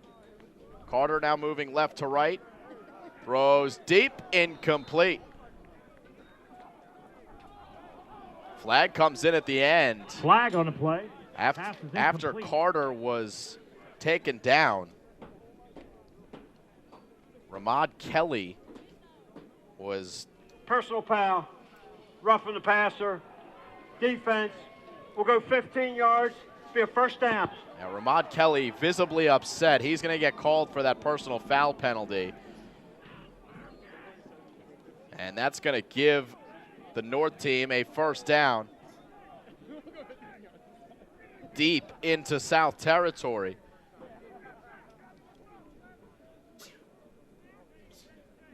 Ball spotted inside the 20-yard line. All the way down to the 14.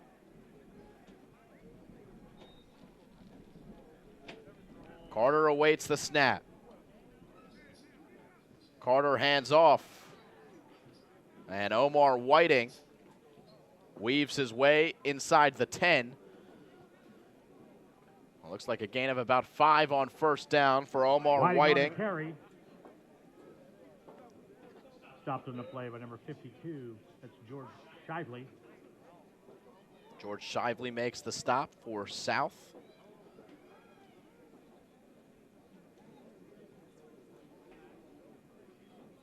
Second down. Carter throws for the end zone. Incomplete. It was deflected. And it'll bring up a third down, 45 seconds into the second quarter. Number 83, Ricky Williams, incomplete. Third down.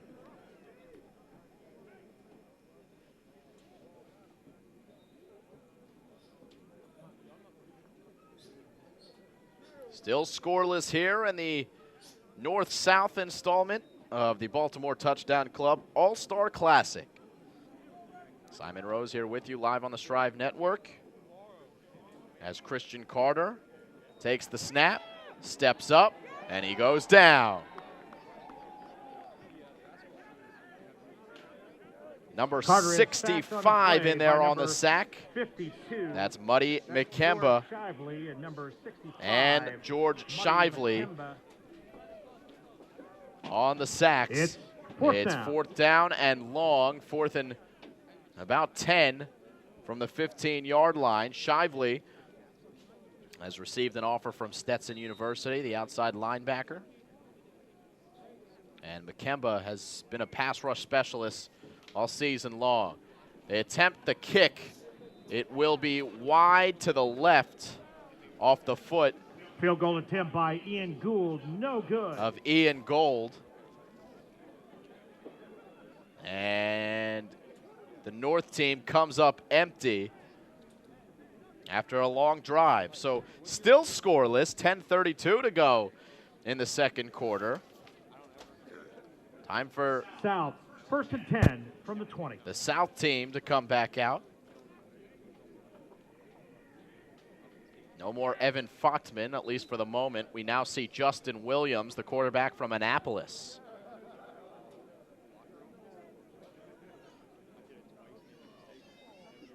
And he hands off on first down. And that's Brooks Watson on the carry from South Brooke River. Watson on the carry, stopped on the play by number 55. That's Andrew Frailer. Andrew Frailer makes the stop. Frailer has just been a monster in the middle. We've got another run for a Williams first down on the for keeper. South. Stopped on the play That by was number Justin 48, Williams. Jalen Bolden. He ran for 516 yards this year. That's another South first down. Williams, a big quarterback body at 6'5", only 190 pounds. He led Annapolis to their first Region 4A title since 2000. Swings it over to the flat this time, and a good play made. Tim Cole made the catch for South, but he didn't go anywhere afterwards. In fact, it'll be a net loss on the play of about 5 yards. Catch on the play, complete. Second down.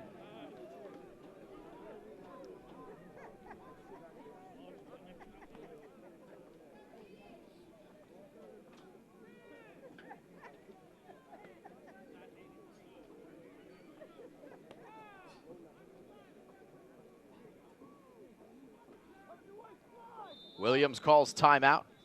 Timeout, South. So that'll give us some more time to look at some stuff. Look at the South roster. Justin Williams and Evan Fochtman, the two quarterbacks. Cyrus Gay, Londell Montgomery, Cameron Hoff, and Brooks Watson, the running backs. Wide receivers, Eric Love, Tanner Scaife, Robert Schwab, Connor Kringle. Zach Neuland, Jordan Hopkins, Paul Johnson, Tim In the Cole, and 1A Elijah state Smith. championship game, Havre Grace and Offensive Fort Hill line, are Childress, tied at McNeil, 0 Adolphson, halfway through the first Sika, quarter. Scores being provided by Elsrode, Varsity Stoy, Sports Miller, Fitzgerald, Network. Hamilton, McCombs, and Ladd. Mason Clark, the tight end. Michael Gillespie from Howard is the kicker. 9:03 to go here in the second quarter.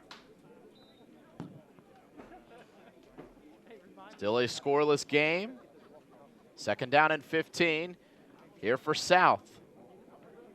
It's Williams on an option, and a flag comes in at the end of the play. Flag on the play.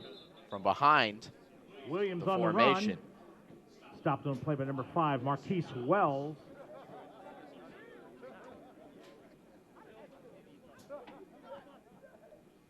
We'll await the call here. Referees look like they're pointing in the direction of the South team, but we'll have to wait and see.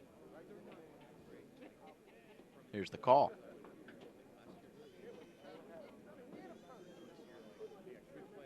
We'll go 10 yards. Block in the back against the South team. Block in the back, the call against the South.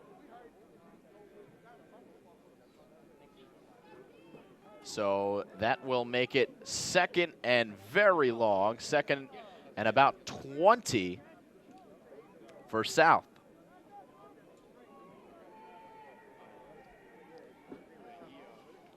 Williams looking left this time. Williams is pursued and got to by number 54, Luke Hickey.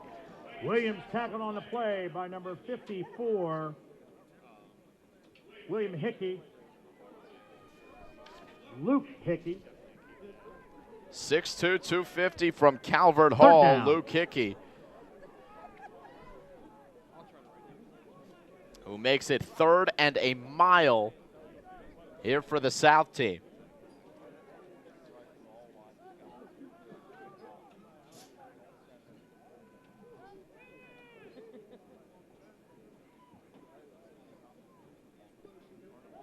And they will throw in the white flag on this series and run the ball on a draw on 3rd and long.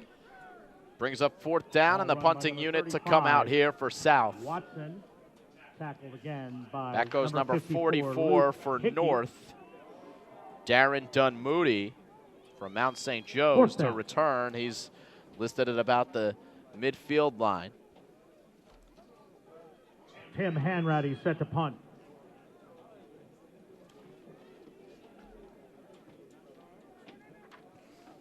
Darren Dunmoody deep to receive the punt. Boot is away from Tim Hanratty, and it's a short one. Bounces at the 40 to the 41, which is where North will start their drive. 1st and 10 We've North. seen Christian Carter throughout this one for the North team. And now we get a chance to see their other quarterback, Liberty's Ben Agostino. All-county first team. Liberty lost to Middletown in the Class 2A championship. Had 13 passing touchdowns this year to 8 rushing touchdowns. That's an incomplete pass on 1st and 10. They tried to set up the screen to Antoine Nelson. Antonio Nelson, incomplete. 2nd down. So a 2nd and 10 as North again starts in enemy territory. Agostino, another short pass attempted and another incompletion. A.J. Lynn couldn't handle this pass one. Intended for number 10, A.J. Lynn, incomplete. 7:05 to go here in the second quarter. It'll bring up a 3rd and 10 here for Agostino and Team North. Still scoreless in this one.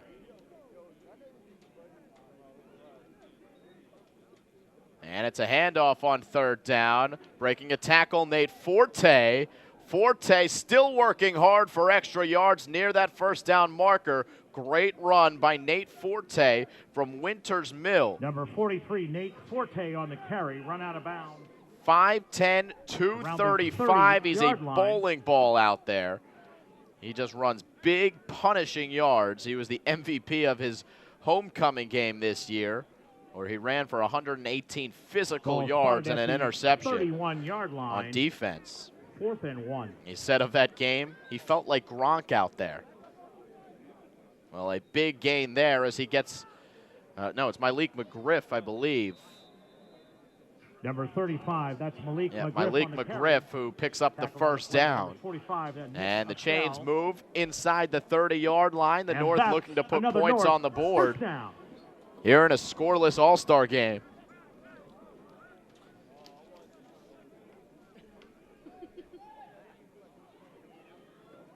Agostino looks, fires deep for the end zone, and he has got his man. Not a touchdown. Down right before the end zone Agostino's is pass is Antoine complete to Nelson. Number 81, Antoine Nelson. Great throw by Agostino. Put it in the right spot that's for that another one to first be a down. touchdown.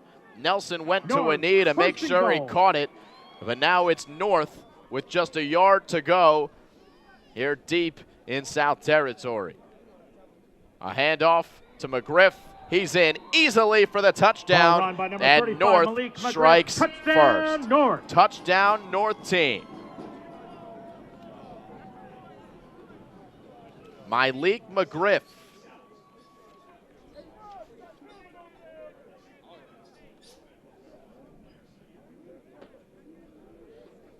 So the team to strike first is North with this guy, Myleek McGriff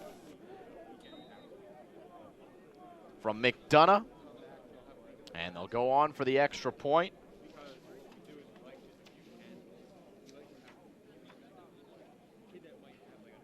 The holder is Augustino. The kicker is Ian Gould. And he is no good. Ian Gould's kick is no good. So it'll remain 6-0. 6:09 North left in the leads second quarter. South. North 6. I believe South we're in the middle nothing. of looking through some of our rosters again. Let's look at the South team defense. That's the only one we haven't seen thus far. Darius Nichols, Michael Baker, Jansen Parkins, Arbib Bundu, Deonjay Spriggs, Deotta Burns, and Jamel Walker are the defensive backs. DNs, Washington Starks, Oliinka, Creek, Shively, Bodu, Makemba, Duguay, and Kelly. Hoff, Giovingo, Dennis Gray, the defensive line. Gaines, Mercedes, Patrick Vermillion, Edmondson, Grimm, Austell, Lyles, and Barnes, the linebackers. And your athlete is Tim Hanratty. Ian Gould on to kick.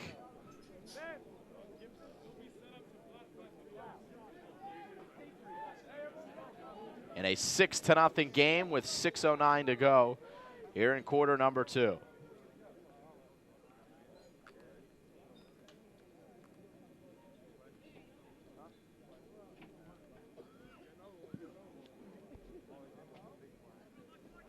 Gould's kick fielded by Darius Nichols, who flips to his teammate, and number 83, Tim Cole. And Cole is forced out of bounds Number 83, at Tim about the Cole. 40-yard line. At the 40-yard line, 1st and 10 South. Fans, this So South update wants to match that North with 7 touchdown minutes with left in one the of their second own. quarter. Army 14, As Justin Navy, Williams nothing.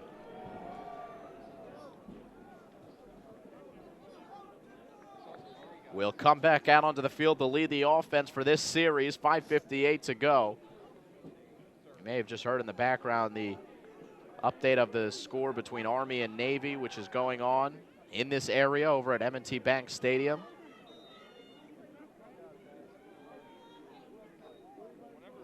Botched handoff here. The ball is still loose, and it's going to be the North team on it, I believe. Let's see. We'll wait for the call. Looked like they had a clear shot at it. It is North who recovers. Not a good play to start a drive. Fumble as on the the North play, recovered by number 53, Derek takes Harris. over.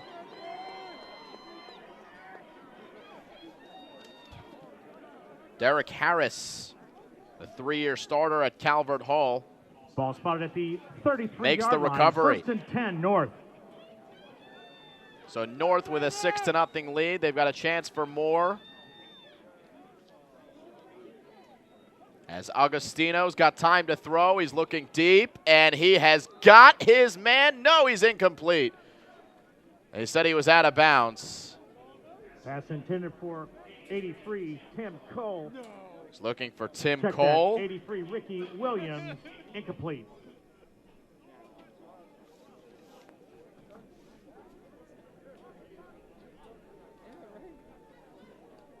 It was Ricky Williams looking to be on the receiving end of that touchdown.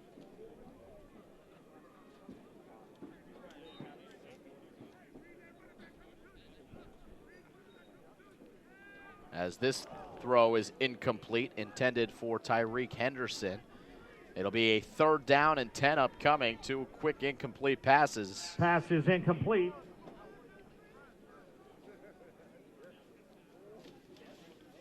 Third down.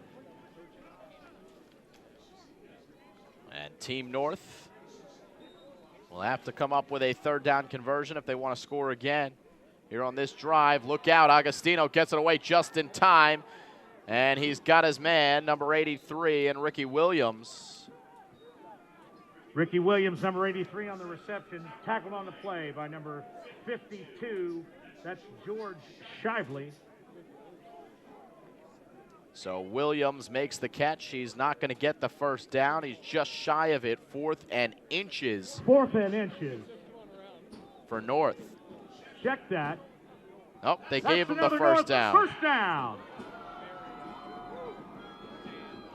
So 1st and 10 now, a fresh set of downs for Augustino and North.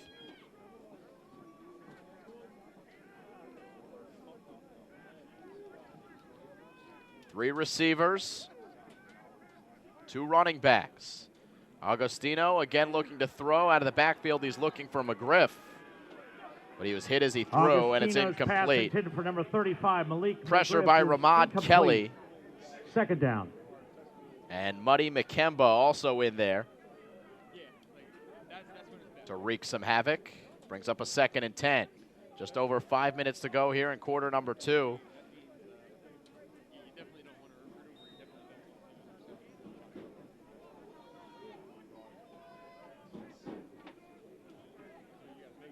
Augustino this time hands off. And it's Tim Smith.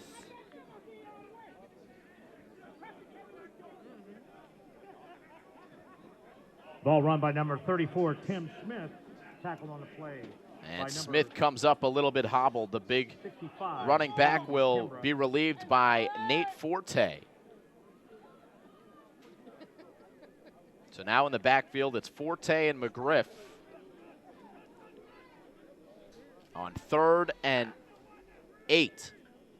Agostino steps up in a clean pocket, and it is incomplete off the hands of his intended target, Tyreek Henderson. Brings up a 4th down and a decision time here for down. Richard Holzer.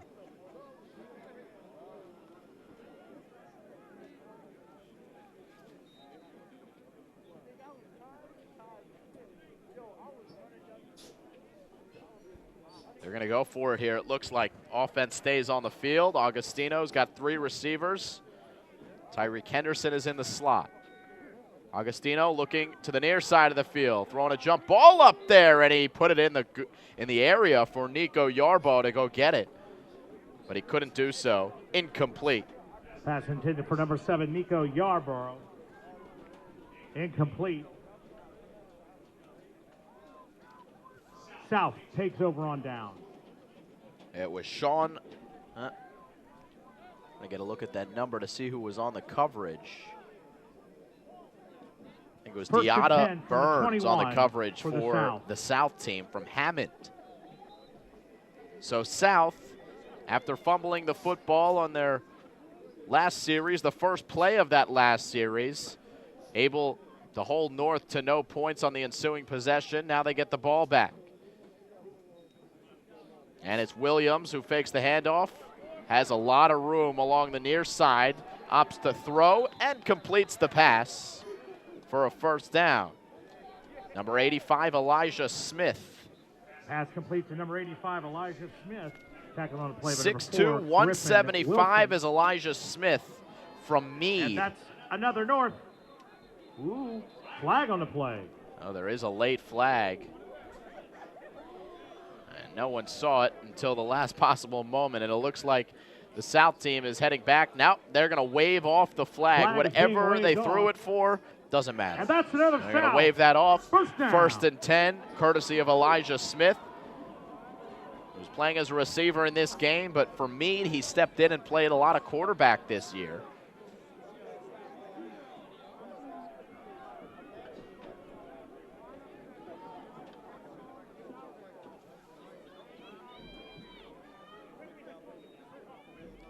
Fake handoff here by Williams. Off balance throw, he completes.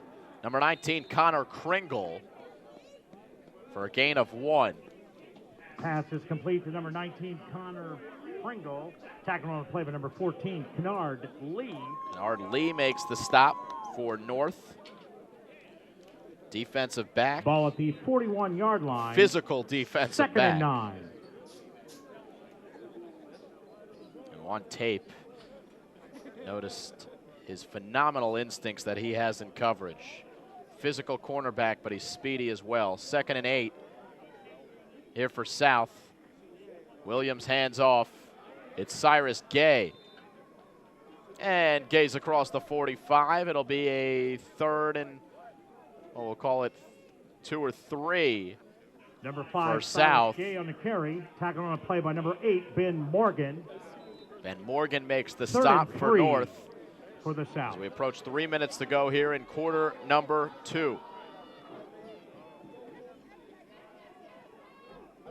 Again, it's Gay, and he is hit at the line of scrimmage. He's going to be short Gay of on a the first carry. down, Tackled but just number by a little 24, bit. Corey Certainly in range to go for it here if you're head Fourth coach and Rich 1. Holzer of North.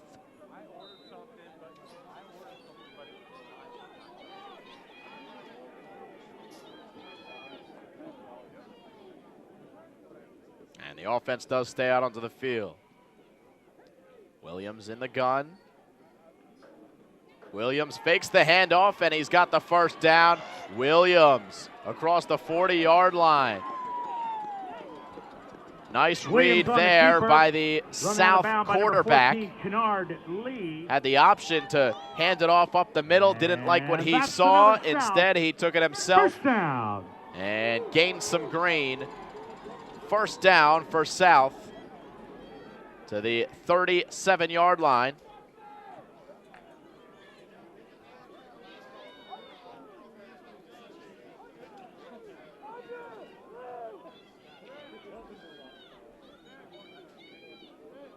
Fans, last call for programs. If you want them, go now. Pick them up. They're about gone. Last call.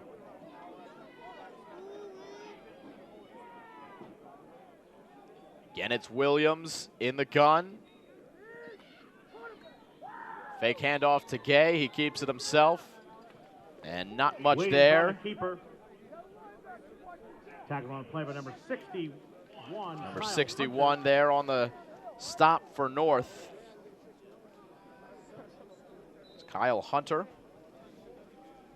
2nd and 9 for the South.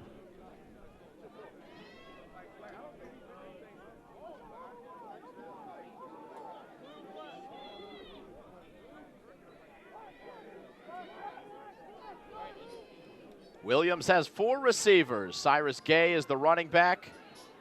And it's Williams who again keeps. Williams this time Williams on a quarterback keeper, cannot get stopped on past play by number 8, Ben the defender Morgan. in Ben Morgan, the defensive end. Brings up a 3rd down. As we are close to a minute to go here in half number 1.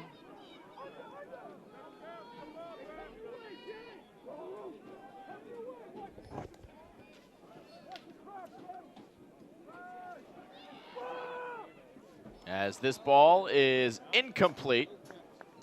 Brings up 4th down. Pass is incomplete. Intended for number 82, Paul Johnson. 4th down.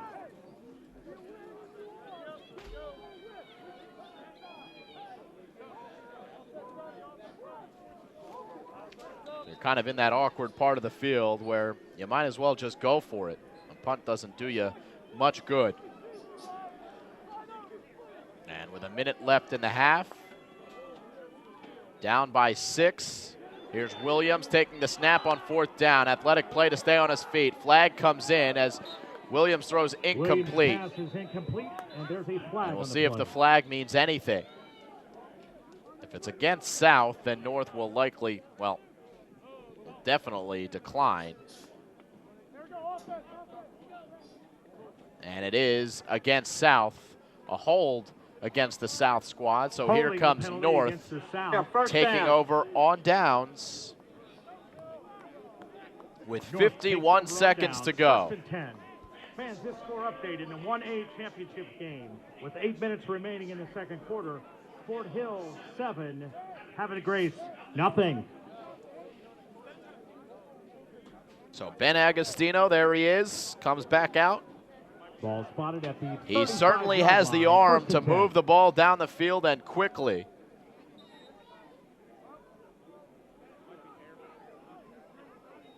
Agostino pumps, fires deep, and it's just over the reach of his intended target, number 32. Pass intended. And For number 32, Montana Roberts. Defended on the play by number 18, Roberts a Jamel defensive Walker. end, but he's out there as a Second receiver here. See Agostino barking out the orders.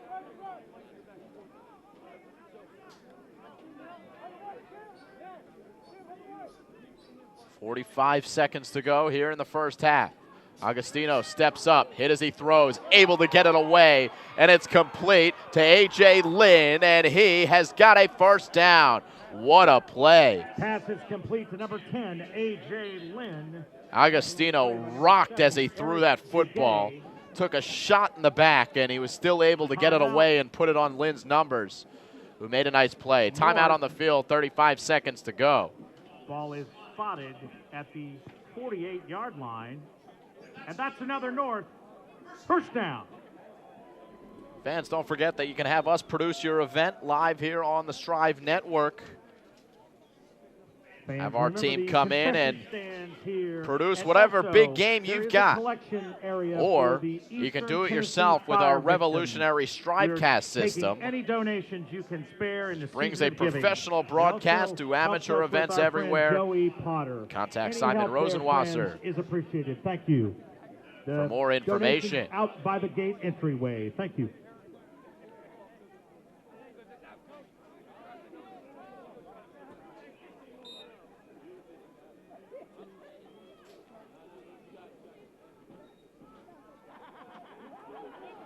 On first down, it's A.J. Lynn again. Lynn inside the 35 with under 35 to go. 28 Lynn. seconds on the clock after that play. They spot the ball quickly, and the clock runs. And Agostino's got time to throw. He's looking end zone. Up towards A.J. Lynn, but it's intercepted. Pass is intercepted by number 18, Jamel Walker. Jamel Walker makes the interception. And with 14 seconds left as we get one more look, this will probably put an end to the half here. See Agostino just looking to get that one up in the area of his receiver. Flag on the play. There is a late flag. Have a dead ball, personal foul, South. We're half a distance, will be first down. So South still will have the ball as the penalty came after the interception, but it will back them all the way up with their backs against the end zone.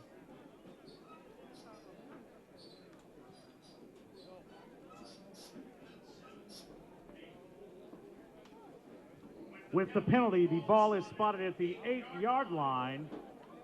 First and goal for the North.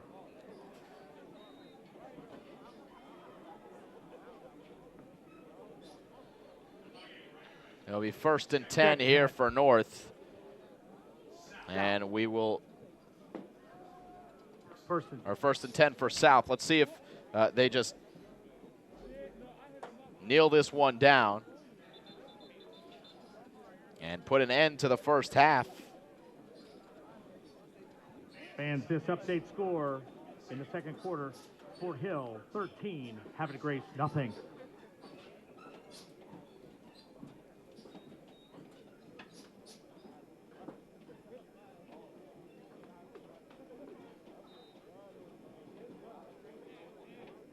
So no points on the board for the South team here in the first half.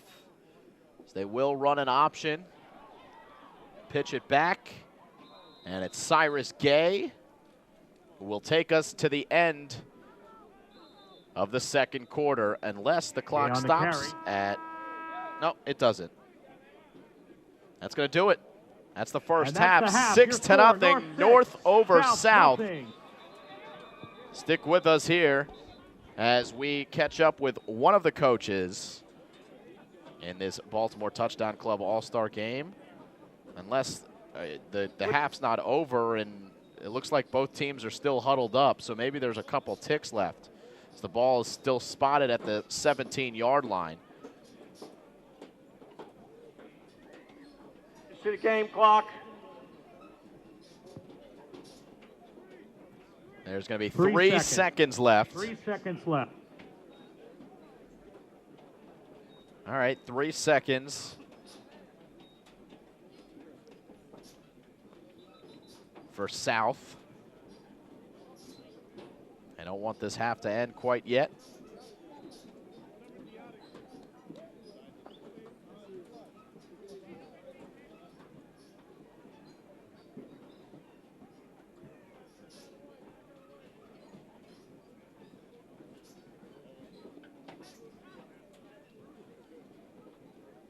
Williams again will throw the option back. And this time it's, I think it was Mason Clark on the carry. Clark on the carry, and that is the end of that half. Your score, North 6, South nothing. Quarter will come to an end, the half will come to an end. North 6, South 0. Halftime has officially begun. Right here on the Strive Network, we're going to catch up with one of the coaches of these two teams, with Brian Boblitz on the field. But as we await that, we will take a quick step aside.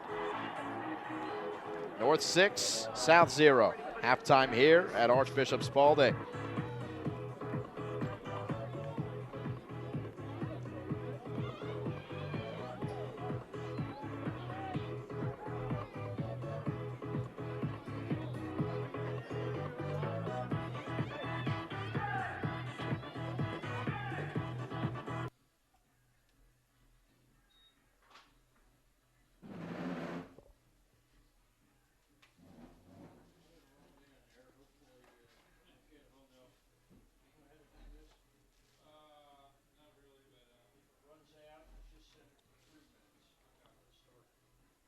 All right, we're going to bring it right back here as down on the field with head coach Rob Harris of the South team is Brian Boblitz Jr. Brian, take it away. This is Brian Boblitz Jr. live at the Baltimore Touchdown Classic, here with head coach of the South, Rob Harris. Yeah. Mr. Harris, what are you looking to improve on going into the locker room? Well, we just need to sustain our drives. You know, we'll have a couple good plays, and then we'll shoot ourselves in the foot and move backwards with a penalty or something silly. So if we can just show some more consistency, we'll be happy with that. What improvements are you going to make in the locker room? What kind of adjustments are you going to make so you can come out on top today? Yeah, we're just going to try to clean up some of the stuff that we're doing. You know, we've only had 5 practices, so we're going to do the best that we can. We've had a couple nice plays, a couple nice little drives, but we haven't finished. Thank you, Coach. Thank you. That was Rob Harris from Broadneck High School. Back to you, Simon. All right, thank you very much, Brian. We appreciate you being on the field, catching those interviews throughout the day. Well, we have halftime here. We're going to leave you with some highlights from the fall season on the Strive Network. Our top 25 plays live on Strive.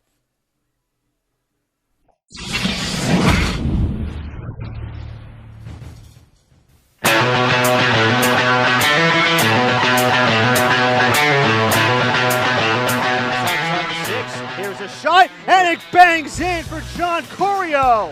Oh, what a strike.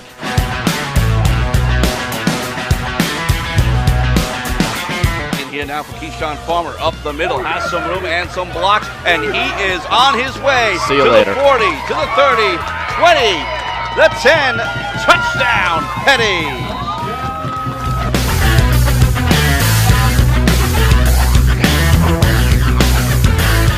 Approaching 3 minutes to go in the first half.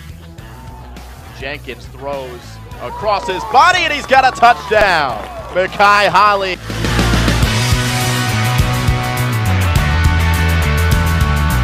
The delivery. And it's on net. It's a great save made.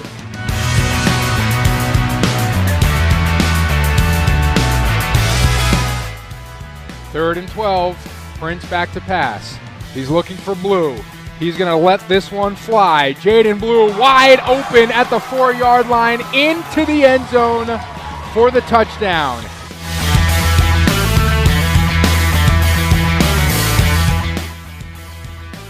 Donovan Davis, the defender, bumps it in from the back right on the foot of PDS, and they're able to get it through for a goal. Ricardo Martinez, courtesy of Donovan Davis.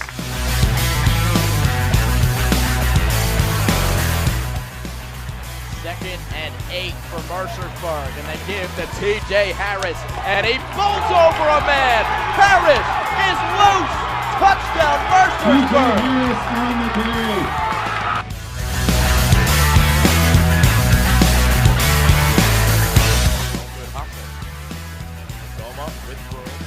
Settle, gets it back, Goma at the top of the 18, takes a touch, puts it on and in. Oakdale with a 2-0 lead.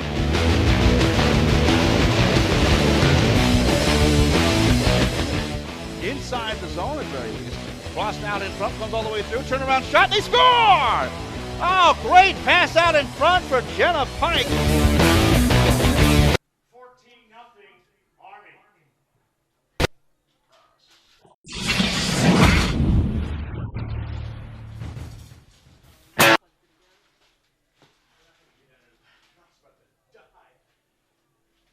There was like no time between that game. A little brutal. My bladder was paying a price. No one's shaking a lot. Just switch it to a different camera. Just use that bottom camera.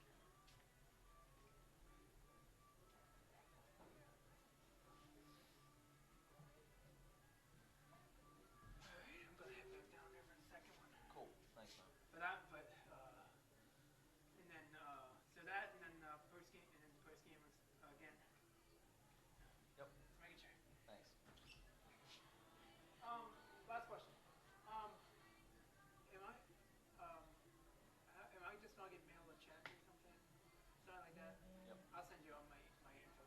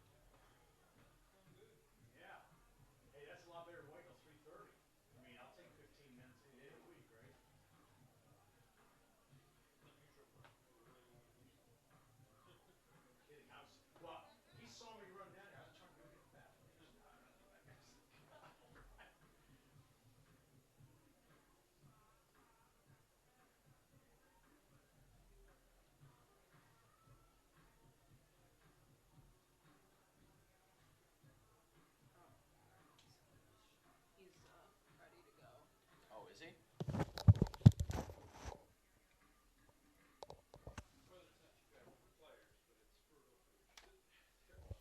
All right, we've got Brian Boblitz down on the field with head coach Richard Holzer.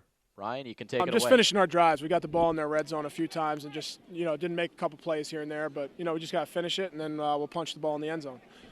What adjustments are you going to do? Are you going to make just so you can come out on top here in this pivotal All-Star game? Take a few more shots downfield in the open field, and then when we get in the red zone, come out with some play action. Thank you, Coach. All right. Thanks. Thank you. Appreciate it. That was Coach Rich Hauser from Mount St. Joseph High School. Back to you, Simon. Thank you, Brian. 6-0 lead for Richard Holzer's North team as we tick down towards the end of halftime, and we will come back the second half.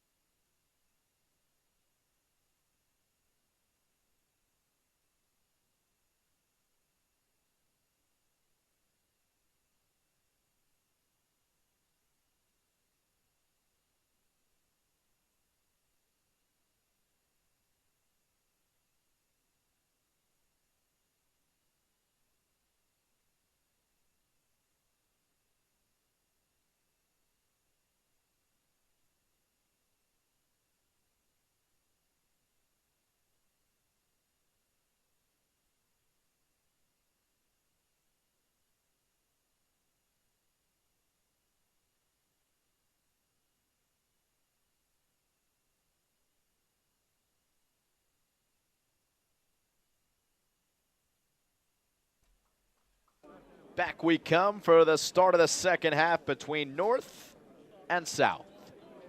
Simon Rose here with you.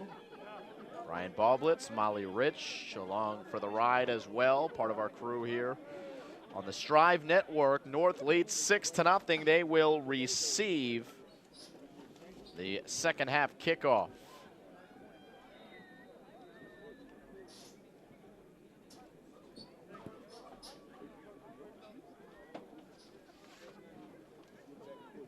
It is picked up at the 10-yard line by North. And little shake and bake moves by number 44 Darren Dunmoody. Darren Dunmoody on a return. From Mount St. Joseph's. And out comes the North offense with Christian Carter behind center. It looks like North-South is going with the tactic in terms of the quarterback time. First quarter, third quarter, second quarter, fourth quarter. Carter played the first and third. Line. Agostino has played the second, we presume would play the fourth. Carter, quick pass to start. It's Tyreek Henderson across the 30-yard line, a gain of 6. That's in contrast to the tactic in the East-West game where it was really alternating series between the starting quarterbacks. Carter will now have a 2nd and 4 as the sun has finally set under the line of trees on the far side here at Archbishop Spalding. Hit as he throws was Christian Carter, and they're going to say that that was a catch. Number 83, Ricky Williams. Ricky Williams made the catch. Nice catch right off the ground, and that's a first down for North. And that's another North. First down.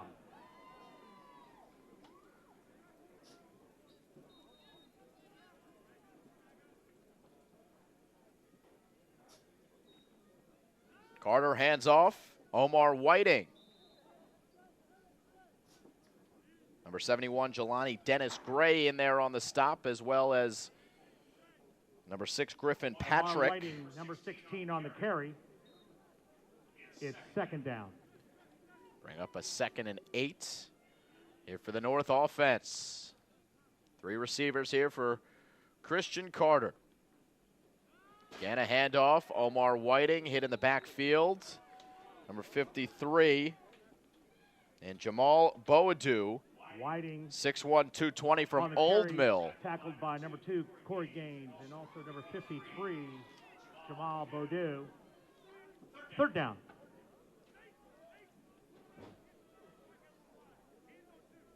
So brings up a 3rd and 8 here for North. Opening minutes of the 3rd quarter. Carter steps up, and he is hit and sacked. Dropped by a couple of South players, including number 70, Eric Duguay, and number 71, Jelani Dennis Gray. That's Eric Duguay, and number 53, Jamal Boadu. And Jamal Boadu also making the stop for South. So that's going to bring up a 4th and long in a punting situation. 4th down. Good work by the South defense.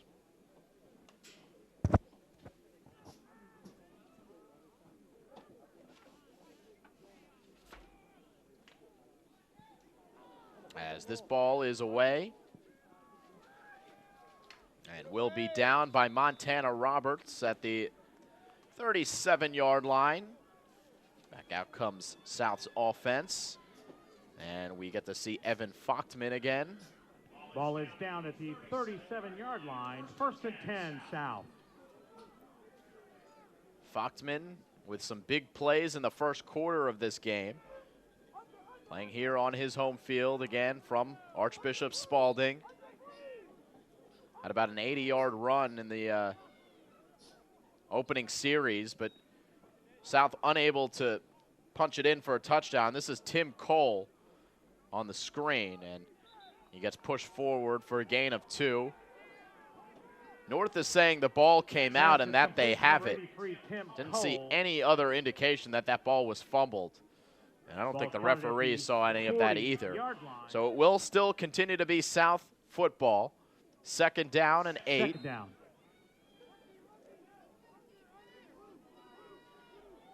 Fochtman with trips to the right. And Fochtman will go down. There was a lot of pressure coming along that left side, and you could argue it may have been illegal pressure, as it was close to being an offsides, but we do have a down player for the North team. As slow to get up is number 71. And Malik Montague from Calvert Hall, 6'1", 308. That is a big man to hit the deck, a 4-year starter at Calvert Hall. Big, strong nose guard. Benches 365 pounds. Fun fact, he wants to open a security company.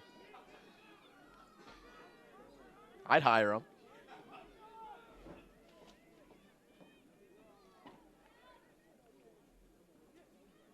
And he hobbles off the field, and it'll be a 3rd and long for the South offense. As Fochtman steps up in the pocket, throws deep, way too deep. It was well over over the head of his intended target, Robert Schwab. And that'll bring up a quick 4th down. Not much here for South. And their opening possession of the 3rd quarter. In fact, not much for really any team offensively today in the Baltimore Touchdown Club games. Most of the big plays in the East-West game came on the defensive side of the ball.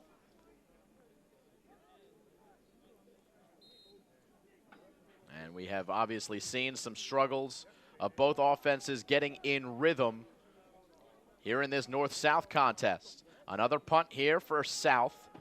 A lefty boot off the side of the foot of the punter in number 14, Michael Gillespie. It's downed at the 40. Number 14, punter Michael Gillespie's punt is downed at the 40-yard line, 1st and 10 North. So 8:12 to go in the 3rd quarter. Still a 6-0 lead for the North team. It's the 1-yard Malik McGriff run. That is the difference in this one.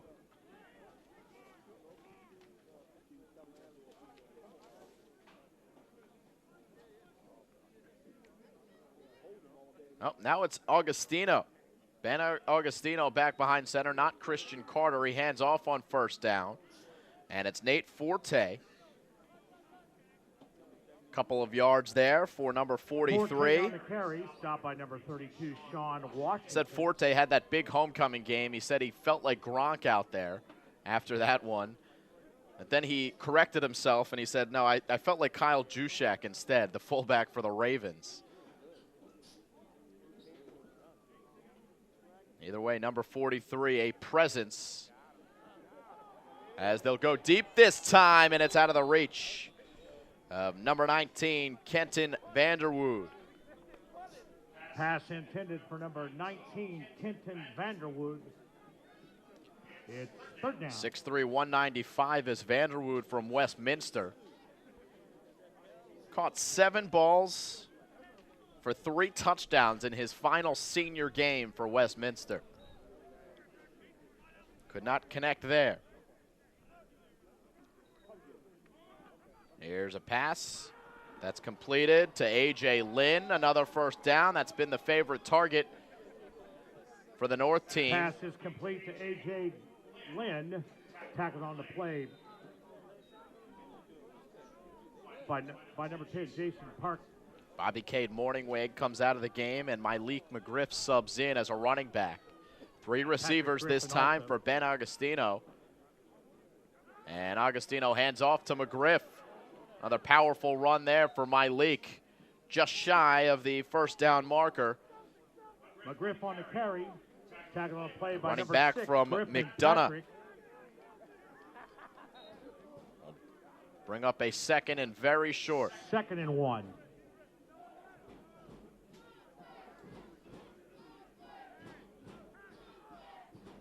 Fake to McGriff. Augustino throwing on the runs. Got an open man. Nico Yarball. Pass is complete to number 7, Nico Yarball. And that's another North. A touchdown for North.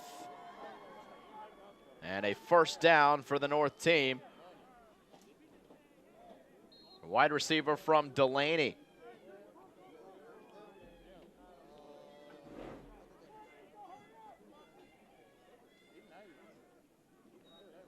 Augustino.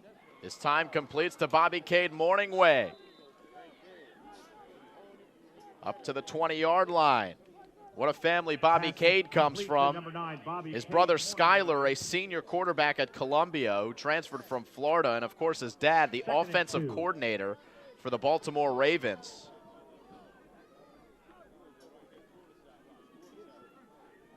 As number 43, Nate Forte, is taken down at the line of scrimmage. It'll bring up a third down and a couple for North. Forte on the carry. Stopped on the play by number 65, Muddy Mahimbra.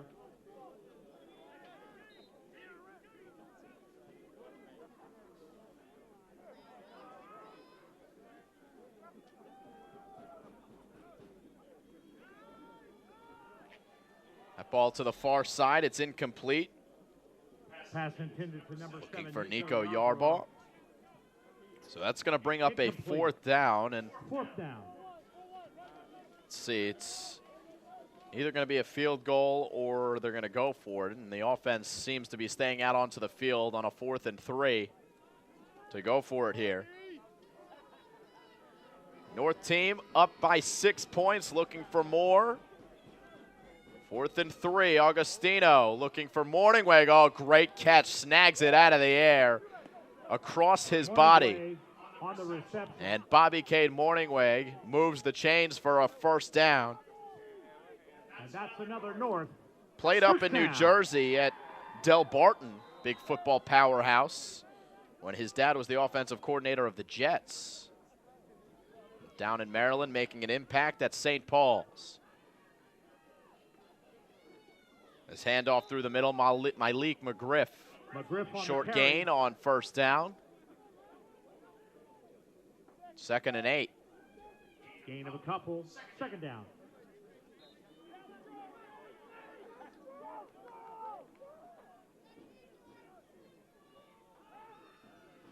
Augustino throws near side of the field, caught. First catch of the game by Kenton Vanderwood. And North is moving here. Augustino has looked good throwing the football. Again, the quarterback from Liberty High School. He's got 2 running backs with him. Fullback is Forte. The running back is McGriff. Handoff is to McGriff. And he's taken down behind the line of scrimmage. Number 2 and Corey Gaines in there on the stop. Corey Gaines on the stop, number 2. Gaines with a phenomenal year for Spalding. So he's playing on his home field as well.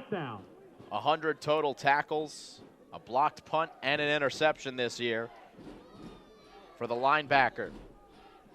4th down, no kicker in sight. They're going for it here. 4th and about 7. Augustino looking end zone, and it is incomplete. Nico Yarball in the area, and off the field goes the North offense. On the field goes the South offense as they take over on downs with 4:02 to go here in the 3rd quarter.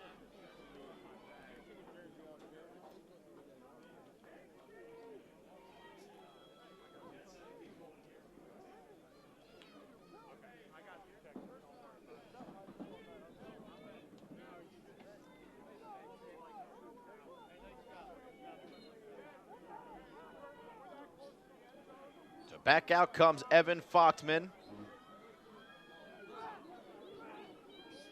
Fochtman's predecessor here at Archbishop Spalding was Zach Abey, who's currently playing in that Army-Navy game for Navy. Fochtman hopes to join them next year. Has received an offer from Navy, as well as Army and the University of Pennsylvania. 2nd down and 9 upcoming after the short run. Gain of the yards, second down.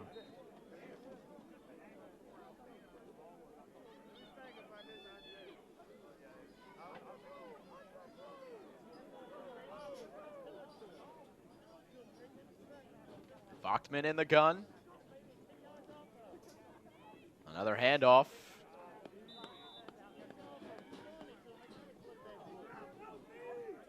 And that is Brooks Watson from South River on the carry. Watson on the carry for the South. 3rd and 8 for the South squad. South, ball spotted at the 15-yard line. A chilly afternoon turning into evening here from Severn, Maryland.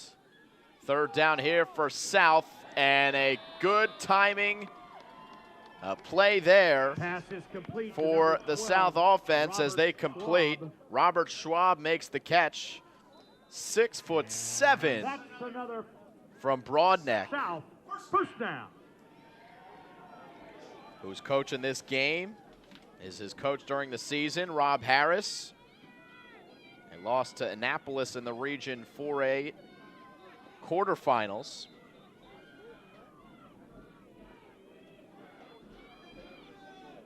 Four straight playoff appearances for Rob Harris's Broadneck High School.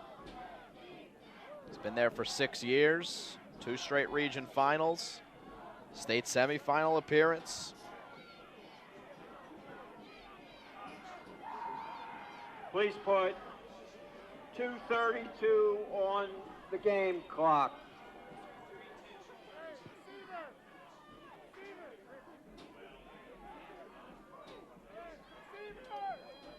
First and 10 here for South.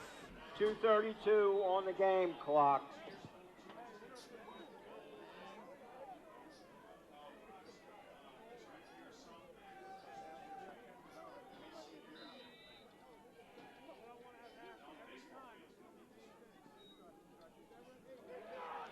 Foxman escaping pressure here, throwing on the run and completing a first down. Eric Love showing Foxman some love as he finds some open field to extend that play. And that's another South. Love from First down. Athalton. He played more as a running back during his junior year, but he did have 24 catches this season. Averaged 10 touches per game. And he's got a big one there for a first down. Up to the 39-yard line goes South. And a good defensive play made by number 46, Ahmad McCullough. Pass is incomplete, broken up by number 46, Ahmad McCullough. McCullough nearly came Second away down. with an interception earlier in the game, but was unable to pull it home. And again, a good batted pass in the middle of that defensive formation. McCullough had 13 sacks this year. 2:21 to go in the 3rd quarter. It's a 2nd down and 10. And Foxman hands off.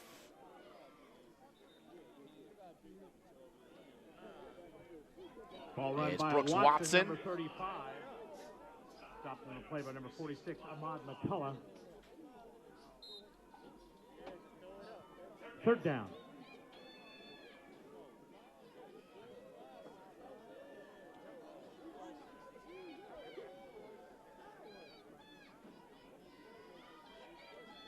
Third down for Foxman in the gun. 3 receivers, runs the option, and it's not gonna go anywhere. Once again, Ahmad McCullough makes the play in the backfield this time. First team MIAA All-Conference. And he creates a 4th down. 4th down. For the South team. Number 44, Darren Dunmoody back to receive. Dunmoody back for to the receive for North. To the big defensive play by Ahmad McCullough. 2 of them, in fact. Tim Hanratty, number 43, The punting. Punt from Tim Hanratty. He takes the snap. High punt. Drops at the 45.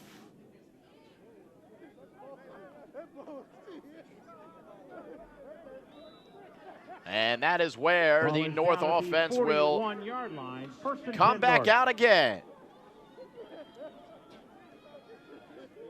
See who's behind center. It's Christian Carter. A 1A update. Fort Hill 21 over Havant Grace to nothing at halftime. So 50 seconds to go here in quarter number 3. Still a 6-0 lead for the North team.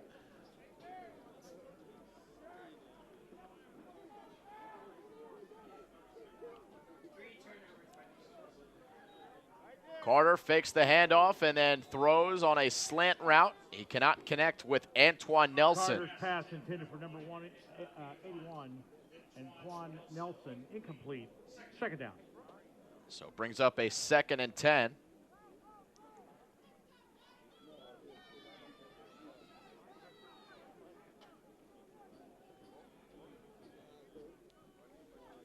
Carter with McGriff to his left. Steps up in a clean pocket, and he completes the pass. Good catch. Number 32. Carter's pass complete to number 32, Montana Roberts. Montana Roberts. Juan Mercedes. Had Roberts listed as a defensive end. But he is a good receiver. In fact, we'll talk about him in a second as McGriff takes the handoff here. Oh, good move by McGriff. And he's loose, and he is in for a touchdown. Touchdown, number 35, Malik McGriff. Touchdown number 2. He's got all 12 of his team's points. It is a 12-0 lead for the North team.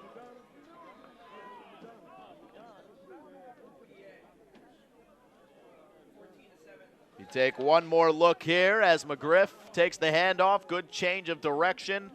And then he turns on the speed. Beats the D. Good play. Malik McGriff has been the standout, no question, so far for Team North. They go for 2 here. Want to make this a 14-0 lead. Carter in the gun. Carter steps up, throws, intercepted. They can return it, but they're not going to be able to.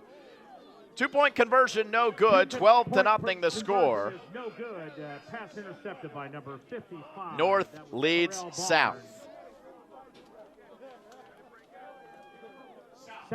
Wanted to make the point about Montana Roberts before Malik McGriff rudely interrupted me with that great run. But Roberts, I said he was listed as a DN, but he's played receiver. In fact, he played receiver during the halftime skills competition at a Ravens game earlier this year, and he made an insane one-handed catch to win that skills competition for Randallstown.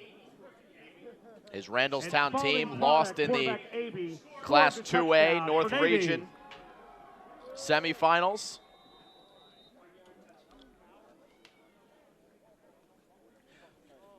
As North will kick away after another McGriff touchdown. This one from about 45 yards.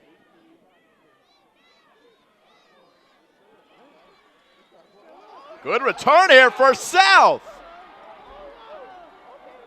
How in the world did number 13, Kickoff return by Arbib number 13, Bundu, Arbib Bundu, escape out of all of that traffic? Arbib Bundu, the defensive back from Athalton. 5'10", 165. And he gives South good field position as they start this drive at the 43. Line. First and 10 South.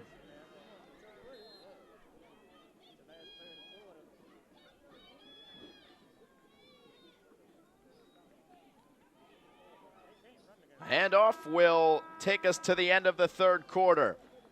12-0, North leads South, but it's South who will have the ball to start the fourth. And that's the end of the third quarter. You're watching live high school football and here on the Strive Network.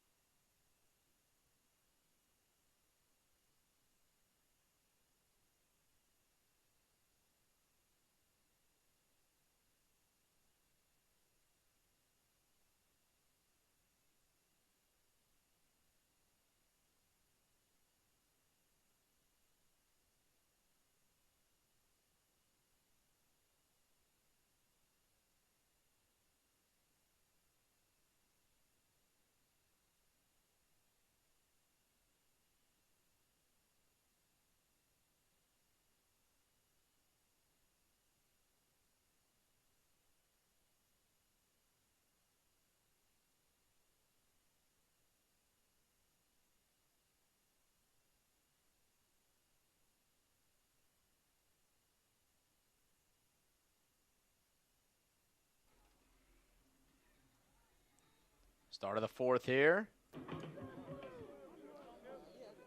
With a second down for the South team. Looking to get on the board. Hard run by Londell Montgomery. Montgomery on the carry. Haven't seen much of him here in this one. The track sprinter from Meade.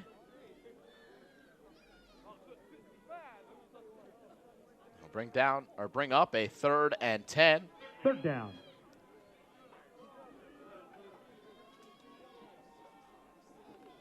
Justin Williams in at quarterback.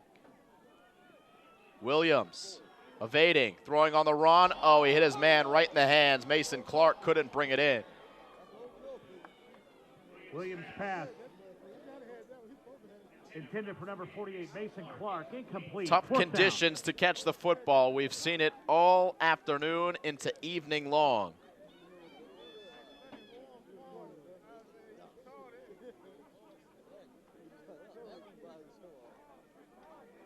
This kind of cold weather, your hands seem to turn into bricks. 4th down here for South. Williams wants to throw. And, oh, it's a great one right at the sticks. Caught by Tim Cole. And that is likely going to be enough for a 1st down for South. Nice throw by Justin Williams.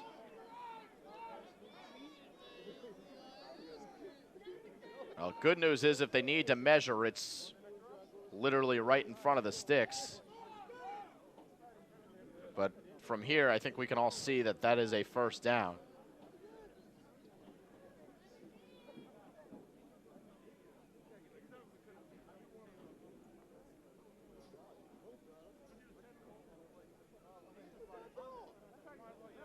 But the referees still waiting to spot. Determining that, and it is a 1st down. And that's another South 1st down. Could have told you that a minute ago.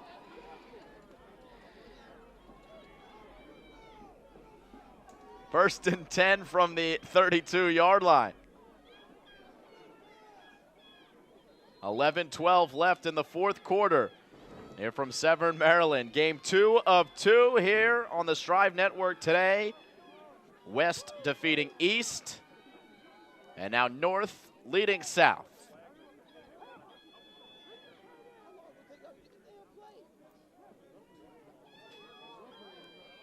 Williams has a 1st and 10. But he calls timeout. So 10:47 to go. Timeout called by South. And also fans, when leaving today, please, in the season of giving, there's Rob Harris available for you. Any donations coaching this South squad. Eastern Tennessee fire victims. It also helps 48 and 19 career record at Broadneck High School. Baltimore Touchdown Club and the team. Thank you for any contribution. Started coaching in Anne Arundel County for 20 years ago he started, and he worked at Glen Burnie in D.C., Severna Park. He was the defensive coordinator there, and he was the Broadneck defensive coordinator from 2006 to 2010 before taking over as head coach, relieving Hall of Fame coach Jeff Herrick.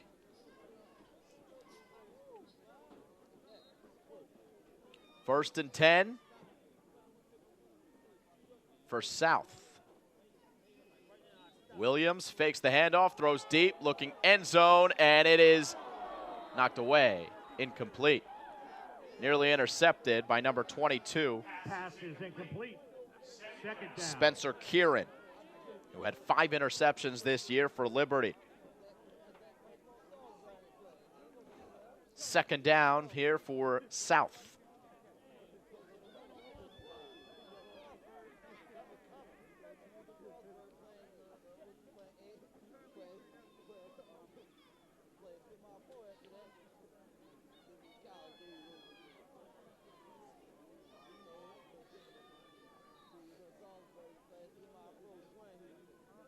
Two receivers on the left, one on the right.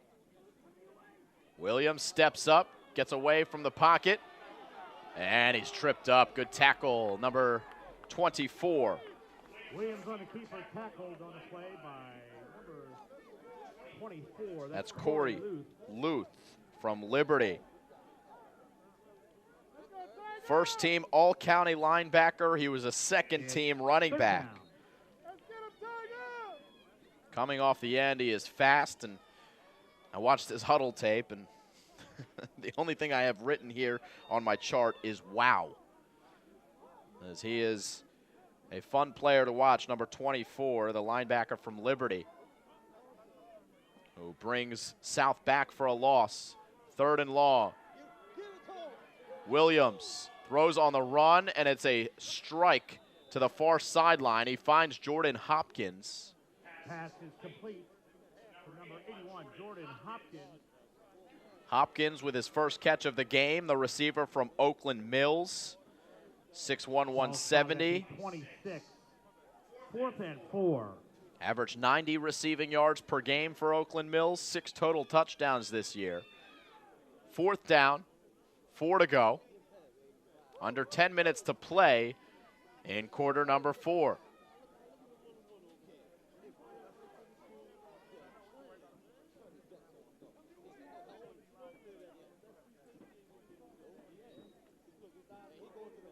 And Williams off target this time, looking for Hopkins.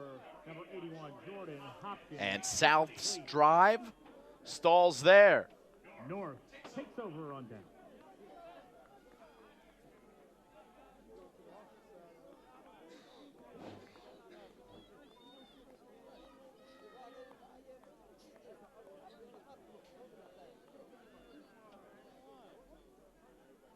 So North comes back out. Augustino, the quarterback. Augustino looking near side, setting it up to A.J. Lynn. And he is driven backwards for a ride by number 33, John Starks. Pass is complete. Gain of 2. Also Muddy Makemba in there on the stop. 2nd and 9. Here for Augustino.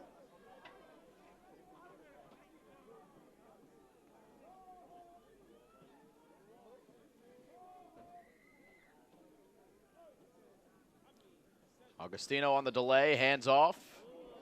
And a big tackle. Ramad Kelly, first team all-county defensive lineman, makes the stop on number 16, Omar Whiting. Kelly on the stop to the south. 3rd down.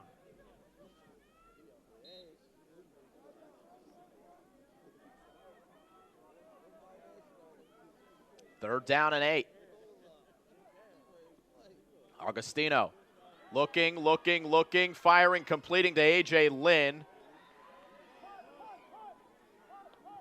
Maybe a gain of 1, but that's going to be a punting situation upcoming for the North team.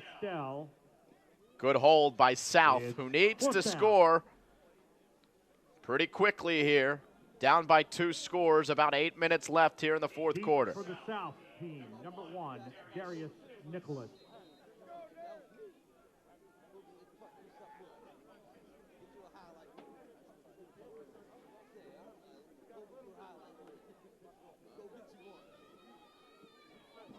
Short punt coming to the near side, but it's going to take a North bounce across the 50 down to the 45.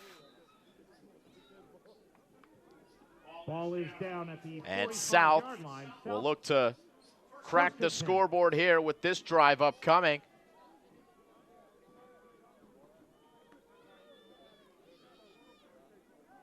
See which quarterback is behind center.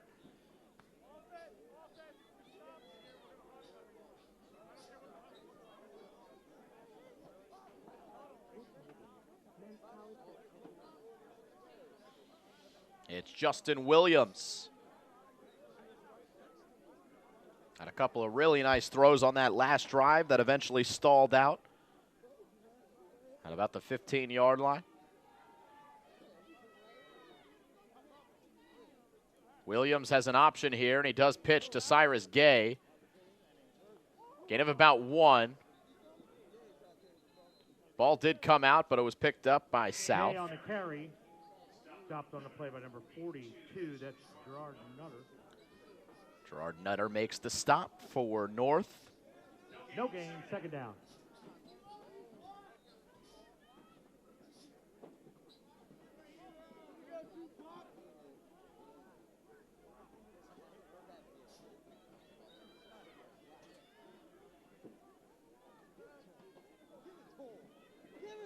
Williams steps up, tucks it, looking to throw until the last possible moment, and then he finally runs. On the keeper. Run out of bounds And by he Aaron Johnson. clearly is showing that he's a dual threat quarterback, but a throw first quarterback. 3rd and 3. Because even when it looked like an obvious running the South. situation for him, he was still possibly looking to throw that one, but he did get a nice gain on it. 3rd and 3 upcoming for South.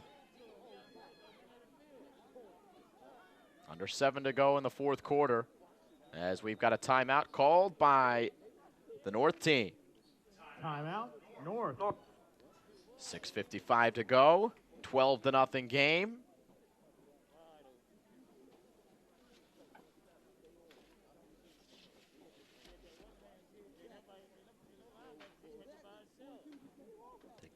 Time to thank some of our sponsors of the Baltimore Touchdown Club. National Preps, you can register now for the College Showcase at Annapolis Area Christian School on Monday, January 16th. You can go to npshowcase.com for more information. Also, the Maryland Interscholastic Athletic Association, celebrating over 20 years of academic and athletic excellence, and they're proud to sponsor the 2016 Baltimore Touchdown Senior All-Star Football Classic.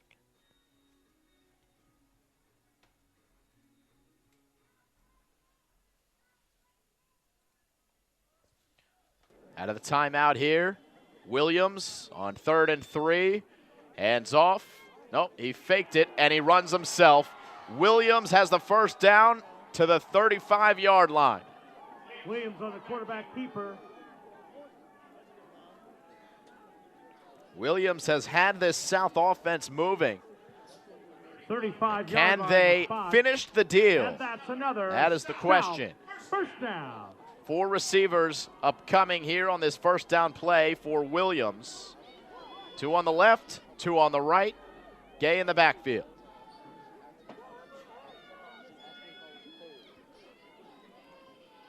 Williams steps up, and he threw, I think, across the line of scrimmage. He did complete the pass down the field to Eric Love, but the flag came in. Pass completed to Love. Flag on the play. And I believe this one's coming back. 44, Darren Dunmoody.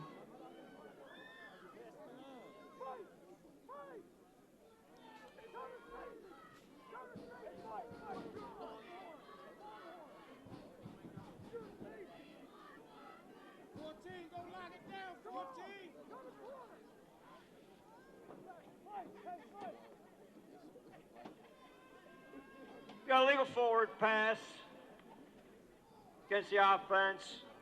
Lost it down.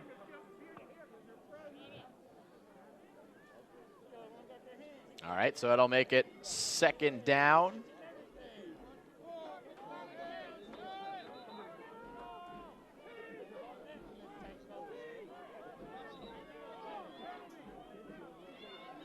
A little bit of confusion there down on the field.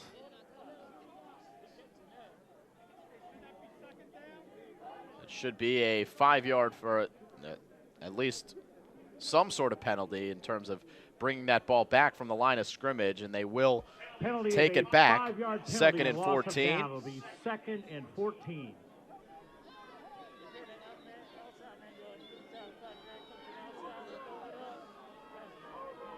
So after all of that,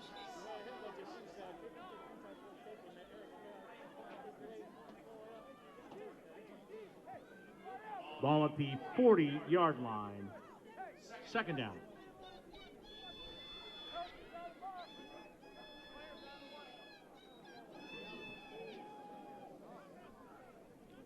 Williams setting up the screen, but not looking for it was Cyrus Gay.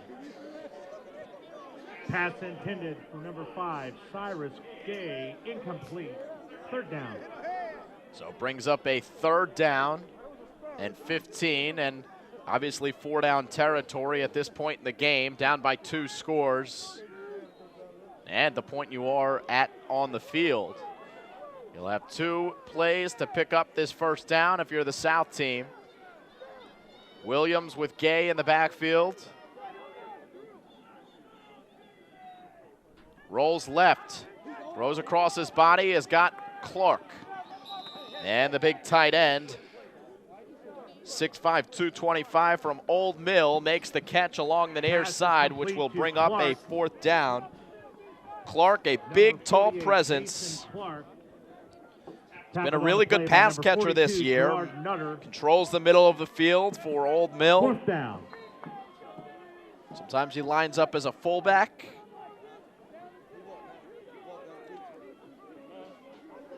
Brings up a 4th down and 8 here for North.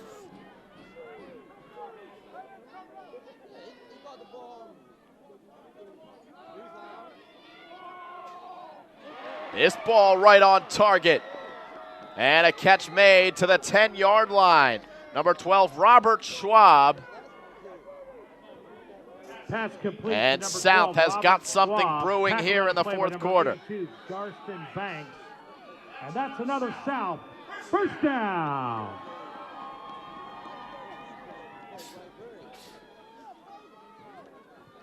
Ball spotted at the 11-yard line. 3 receivers for Justin Williams.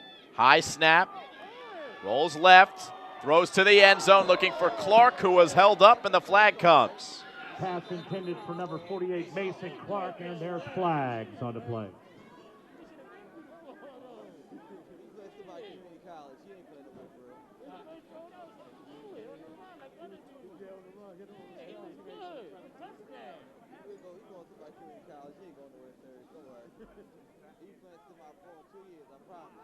Waiting the call here from the referees.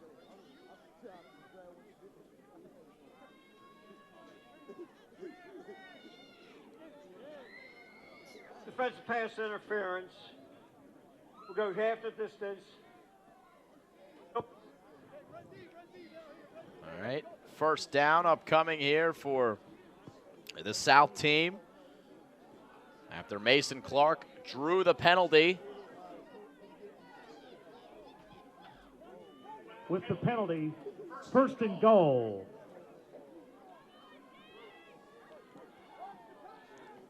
A must score here for South, 1st and goal.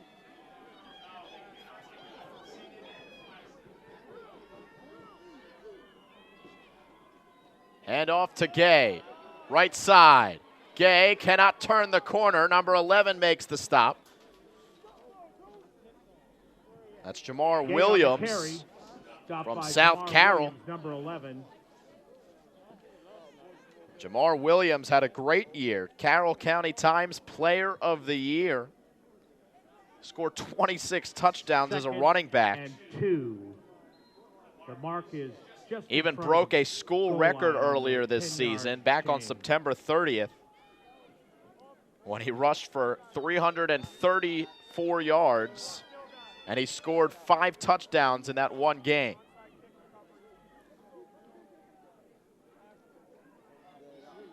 Justin Williams takes the snap here. Slant pass. Oh, in the hands of his intended target, Schwab. Dropped. 3rd down. Incomplete. 3rd down.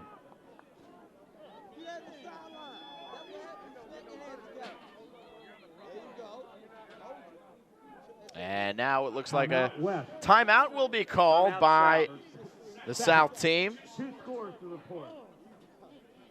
The Army-Navy game with 4 minutes left in the 3rd quarter. Army 14, Navy. Marlowe Sports also a sponsor of this Baltimore Touchdown Club broadcast.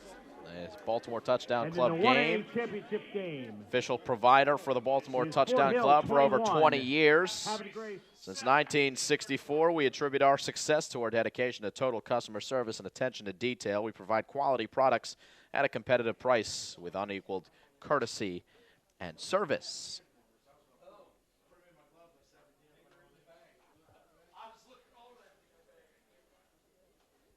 Arena Sports Factory, powered by Chip Smith Performance Systems, home of the Baltimore Touchdown Club Combine, February 19th in 2017.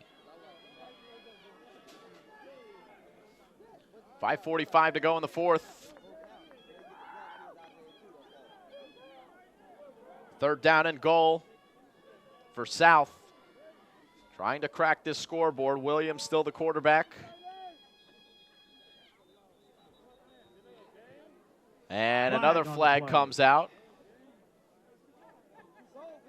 In contrast to the first game where we saw in the East-West All-Star game where there were like no flags, this one has slowed to a snail's pace. Illegal substitution, defense. As the defense is called for an illegal substitution here, which will inch them closer maybe a yard or so.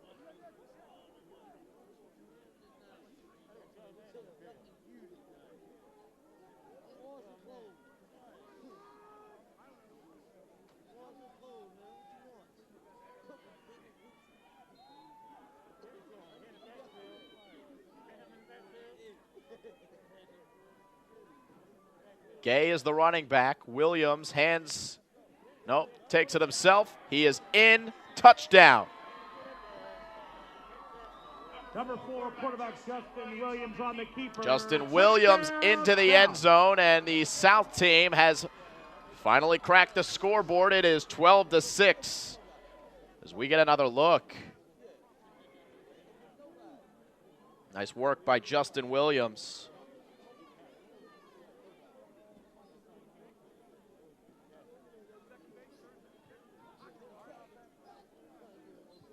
Number 14, Michael Gillespie on. And Michael Gillespie from Howard will take the field for the extra point.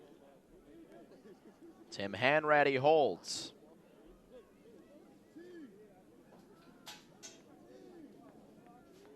Lefty boot is blocked. Still loose here.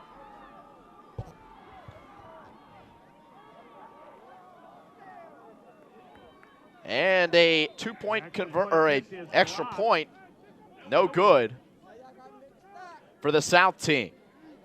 So 12-6 with 5:38 to go in the fourth quarter.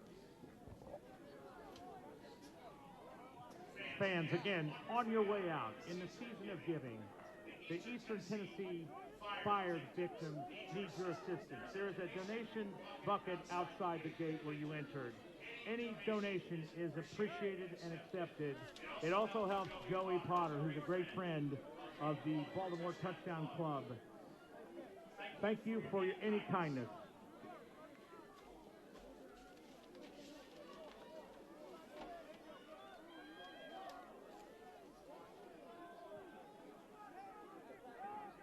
Darren Dunmoody, number 44, number 42, Gerard Nutter, deep to receive.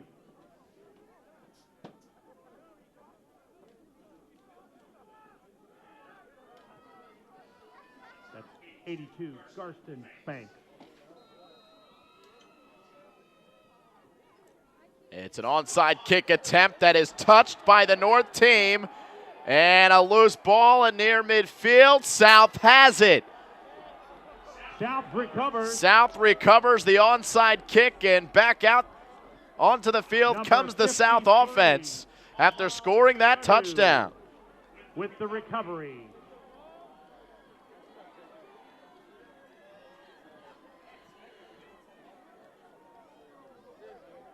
Ball is at the 48-yard So a line huge of the call South. and a First and 10. good call by South head coach Rob Harris. As Justin Williams comes back out. Williams keeps, and Williams lost the football. Williams on the carry. Referee Fumble on the signaling play. second down, meaning South has recovered it. South recovers. Second down. So they dodge a bullet there, does the South team. But a great opportunity to tie this game up after recovering the onside kick. It's 2nd and 9, under 5 minutes to play.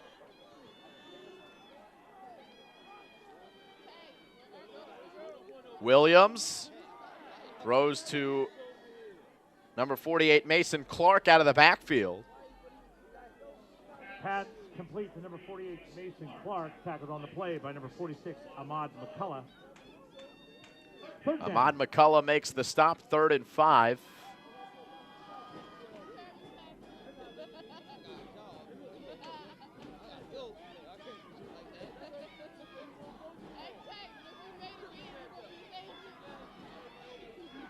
Williams has 4 receivers. Williams right up the gut. He's got the first down, lowers his shoulder. Eventually taken down by Jalen Bolden, the linebacker from Owings Mills, but not before Justin Williams moves the chains for yet another South first down. 35-yard line, and that's another South first down.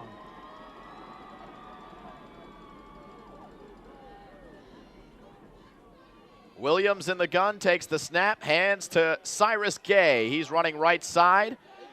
Gay leans forward across the 30. Nice gain on first down for Cyrus Gay. It's going to bring up a 2nd and 3 for South.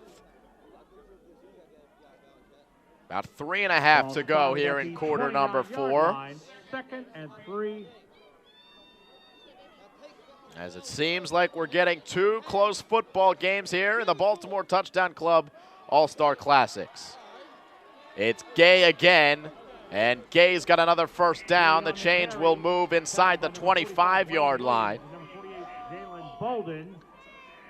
Line of scrimmage will be the 24. First down. As the South offense is moving after the onside kick recovery.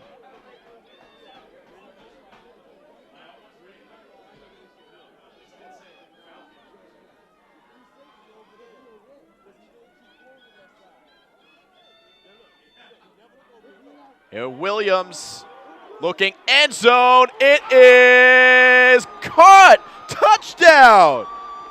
Robert Schwab back of the end zone, and we are tied up at 12.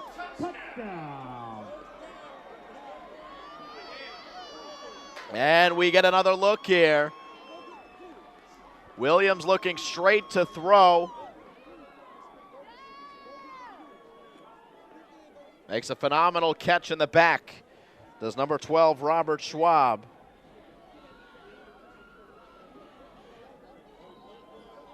And with 2:51 to go, we are tied at 12. Huge extra point here. They're going to go for 2. Williams in the gun. Williams throws, and it is dropped in the end zone. Williams pass. Connor Kringle could not reel it in, which would have made it a 14-12 game.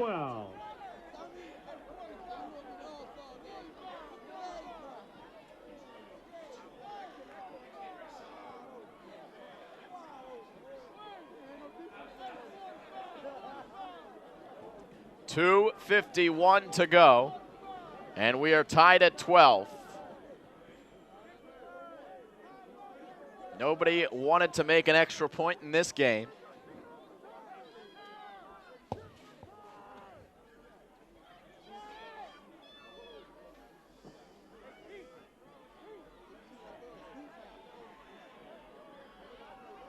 And South will kick away, and North will now have the football. And for the first time in a while, they will be looking to score.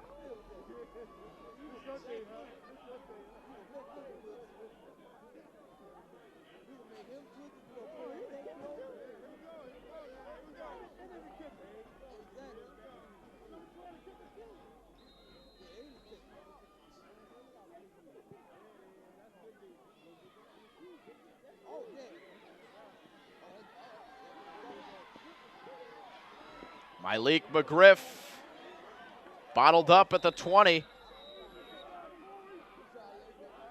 McGriff on the return. And North will take the field. Ball spotted at the 24-yard line. 1st and 10, North. Christian Carter back out there for the North team.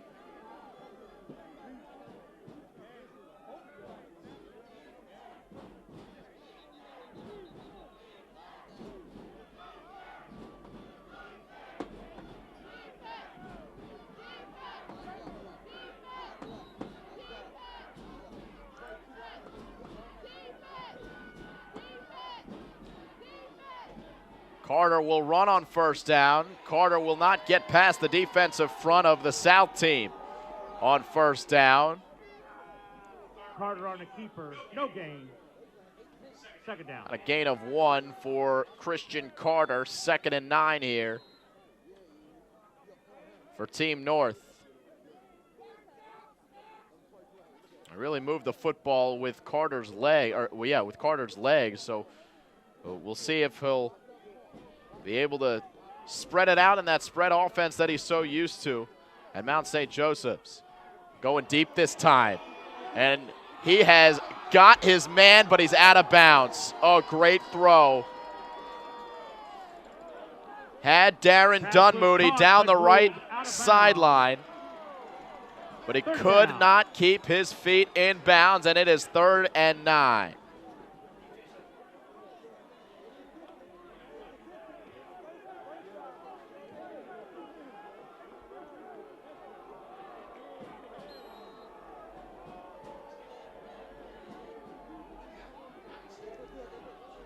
Two minutes to go here in quarter number 4.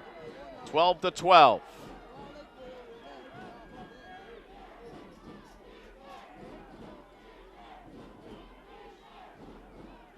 Carter with a short pass this time, and a 1st down is executed there. Antoine Nelson makes the catch at the 35-yard line. And Christian Carter will get to show off his 2-minute drill skills as the clock ticks under 150 now. Carter with trips on the left, looks that way, completes that way, and a initial hit is evaded by number 83 in Ricky Williams, and he gains the 1st down Another North. 1st down. right at midfield. Ball spotted at the 49-yard line.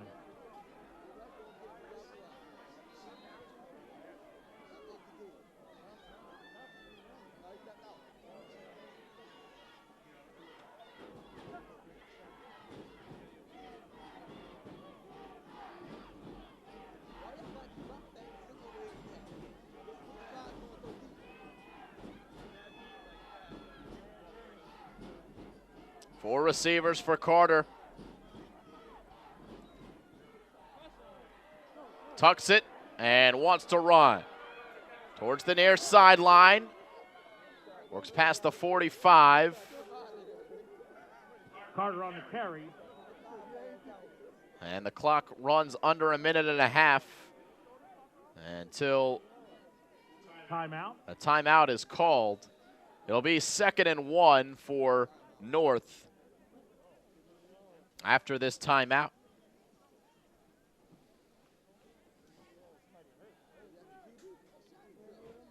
Fans, these updates have scored. Baltimore Ravens sponsoring the Baltimore Touchdown Club, 5:57 left in the as well as third quarter. ClinPack. Fort Hill 21. Having a great Hey, don't 14. forget to subscribe to Strive on Army YouTube Navy as game. well. At the end of the 3rd quarter, it is Army 14, Navy 10. 1:23 to go here in quarter number 4. South 12, North 12. Malik McGriff with the 2 touchdowns for North.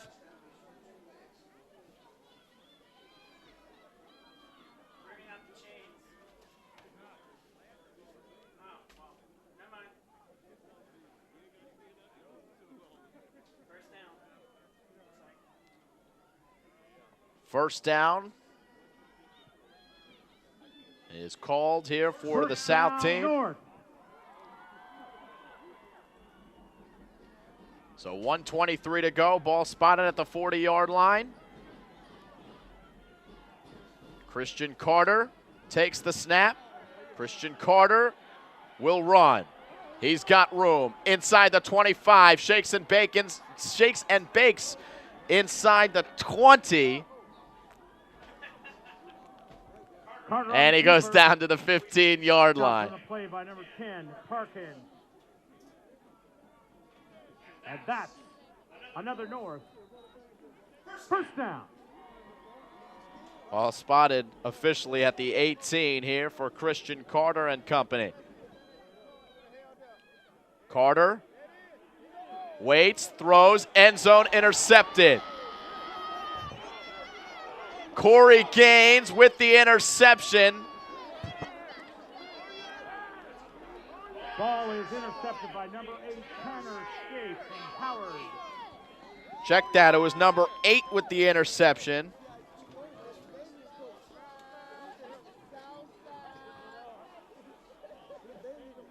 And Tanner Scaife, what a huge interception that was.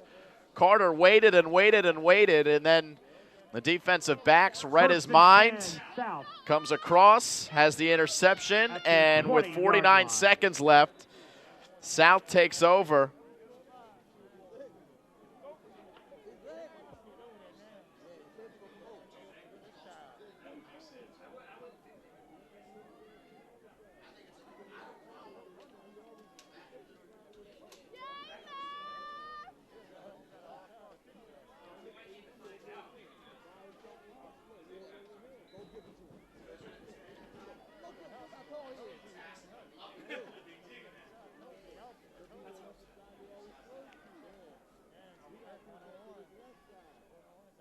.49 seconds for South.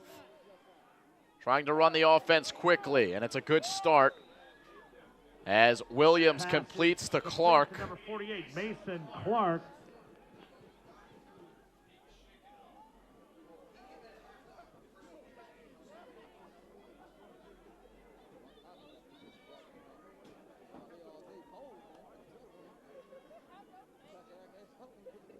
And that's another South. First down.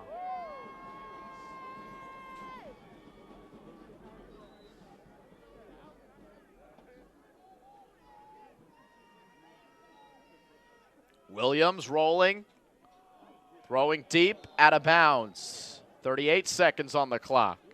Williams pass intended for number 83, Tim Cole. Incomplete. Second down.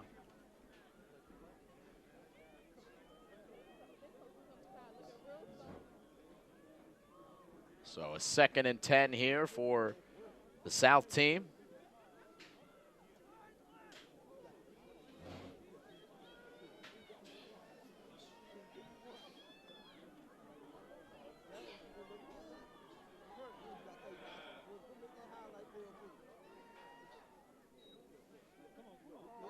Williams throwing deep near side. He completes to Schwab.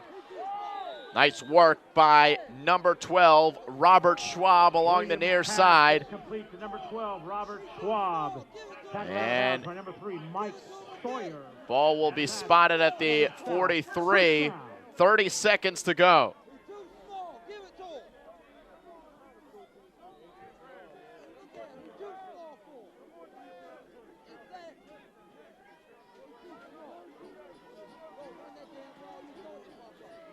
Four receivers. Williams rolls. Williams throws. Williams cannot complete.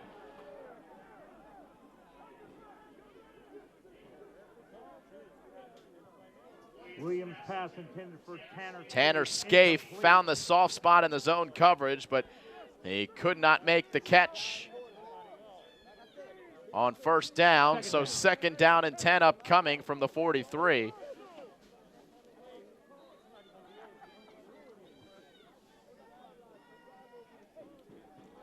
Unclear what the overtime scenario is here at the Baltimore Touchdown Club, but I guess we'll all find out. Williams steps up, Williams throws it away as he was falling to the ground. It's incomplete. A heady play by Williams to get that ball out of his grasp, as that would have had the clock continue to roll. Instead, there's 17 seconds and still a couple of shots here for the South team.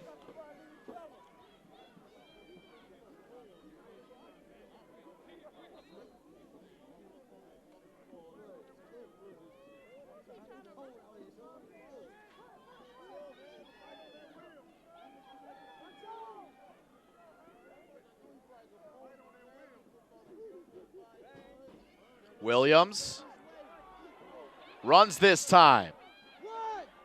Williams going towards the sideline, throws it out of bounds, but the question is, did he cross the line of scrimmage? The referees say no. So fourth down. 9 seconds left. And with 9 seconds to go, it is the South team that calls a timeout. Timeout, South. Touchdown, Zach Avey, 41 yards on the run. Navy leading 17-14, 12:42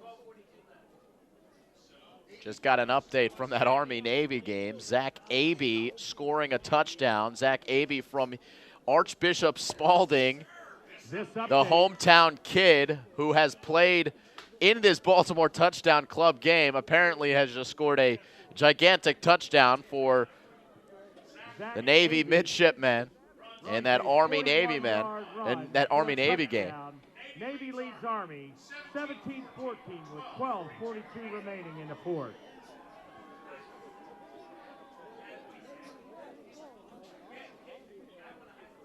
Zach Avey, who was the starting quarterback at Spalding before Evan Fochtman, getting the start today on Army-Navy Day. We are back here on fourth down with 9 seconds to go. Out of the timeout, the South team. Williams throws it near side to Schwab on fourth down. That's going to turn the ball over. Schwab, incomplete.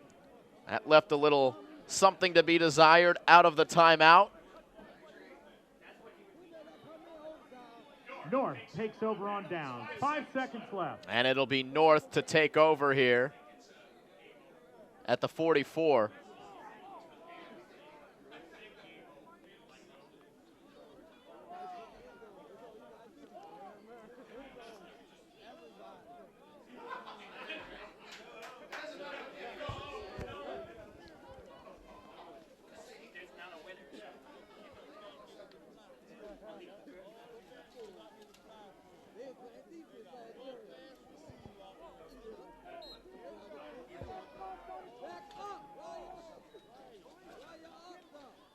As this one is intercepted.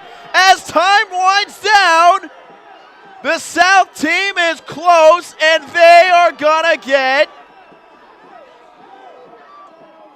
interception. There's no signal by the referee. No signal yet. Corey Gaines made the play. Time has expired. There's 0 time on the clock. Did he get into the end zone? Was it a pick six to win? A walk-off pick six?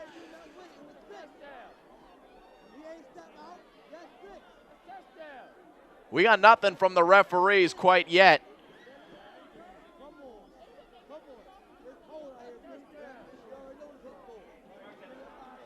It's Corey Gaines, anyway, who got the interception. Ball is marked at the 1. And they mark him out at the 1 yard line. You're kidding me. He intercepts the ball and he falls 1 yard short of the end zone.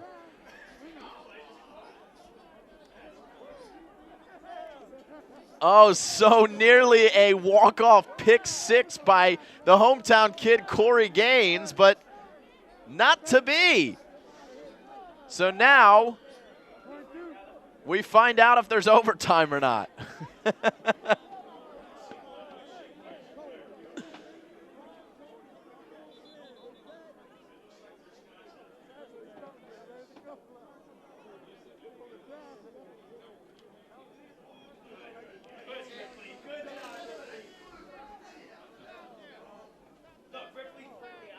Looks like there is going to be some sort of coin toss at midfield, so we've got an overtime coming.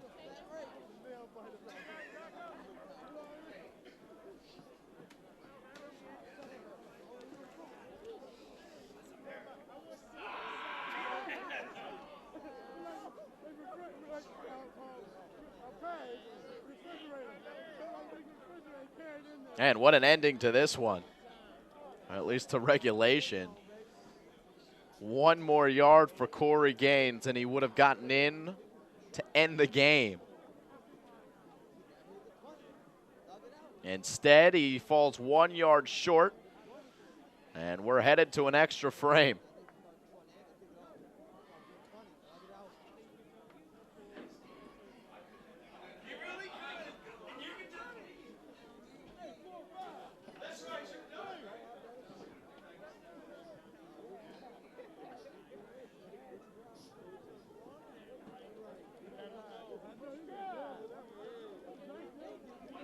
So we await to see how this overtime shakes out.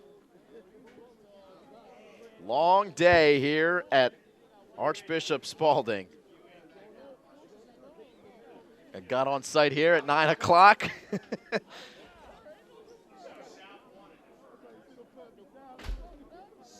Pushing 6 o'clock now. South wins the toss and has deferred.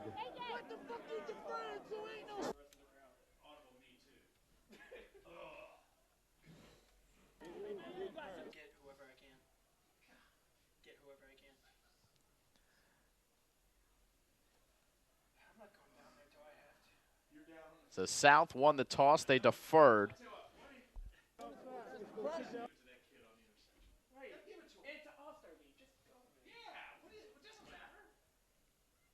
And we'll see how this one shakes out in overtime. 12-12 the score.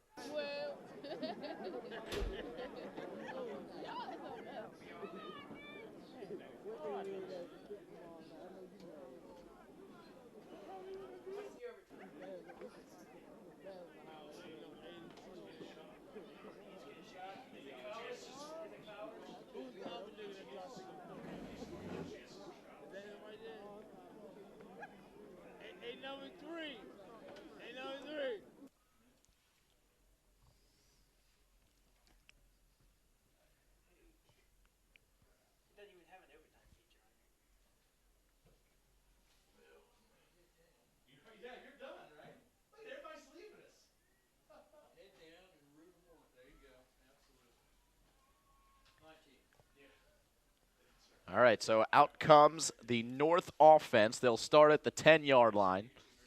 Christian Carter, the quarterback. And that clock didn't ever work backwards or go up for you, did it? No. Don't tell me it goes backwards. Carter in the gun. Carter hands to Malik McGriff.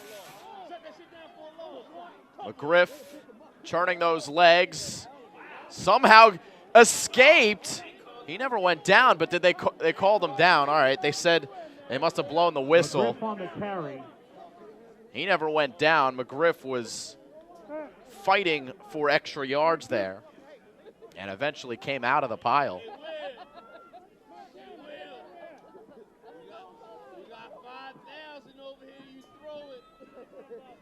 Christian Carter with McGriff to his left.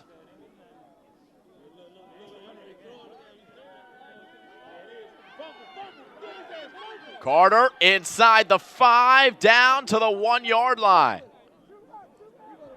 Third down upcoming. Stopped by number 53, Jamal Bordeaux.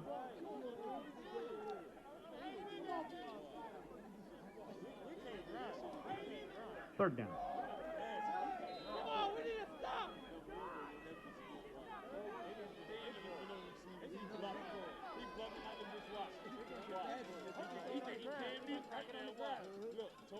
Carter hands off. It's McGriff, and he is in for the score.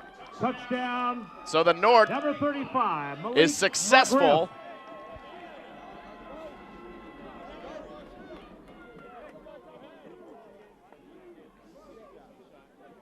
As we get one more look at this touchdown by McGriff, his third of the game.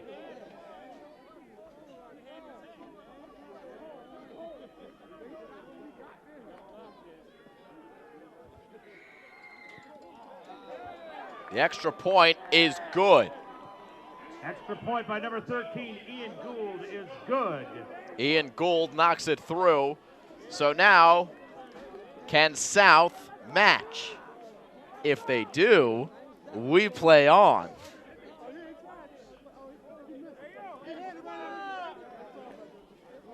It's been a treat to be a part of this Baltimore Touchdown Club All-Star Classic Day.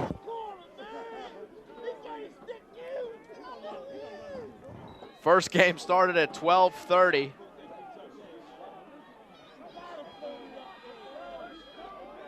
Chilly afternoon here in Maryland as a flag comes out. Let's see who it's against. Flag on the play. Looks like it's against South. At least that's where the referee was initially pointing. Let's see.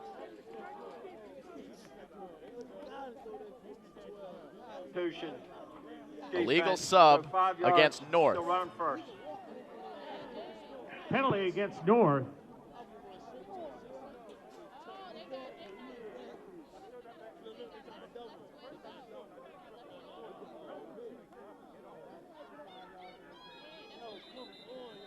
Ball is spotted on the And now a timeout is line. called. Timeout, South.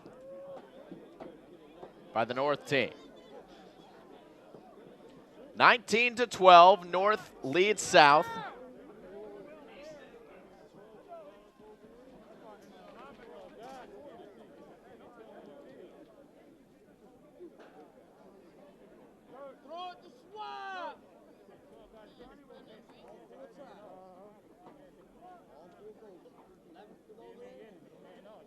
The ball will be spotted on the 5. South will have 4 chances to punch this one in.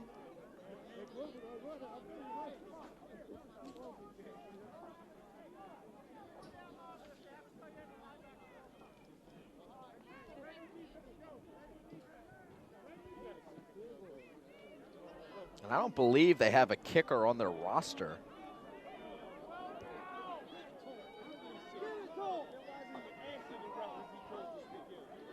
So we'll see if they do score a touchdown. The extra point will be the big question. A 2-point conversion would win the game.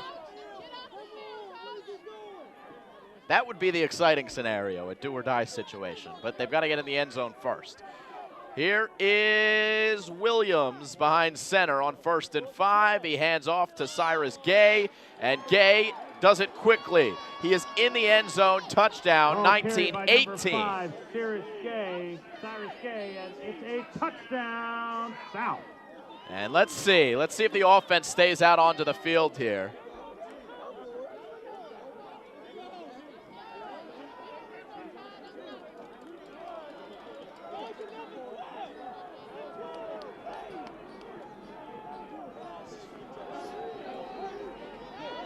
For the win here, Justin Williams.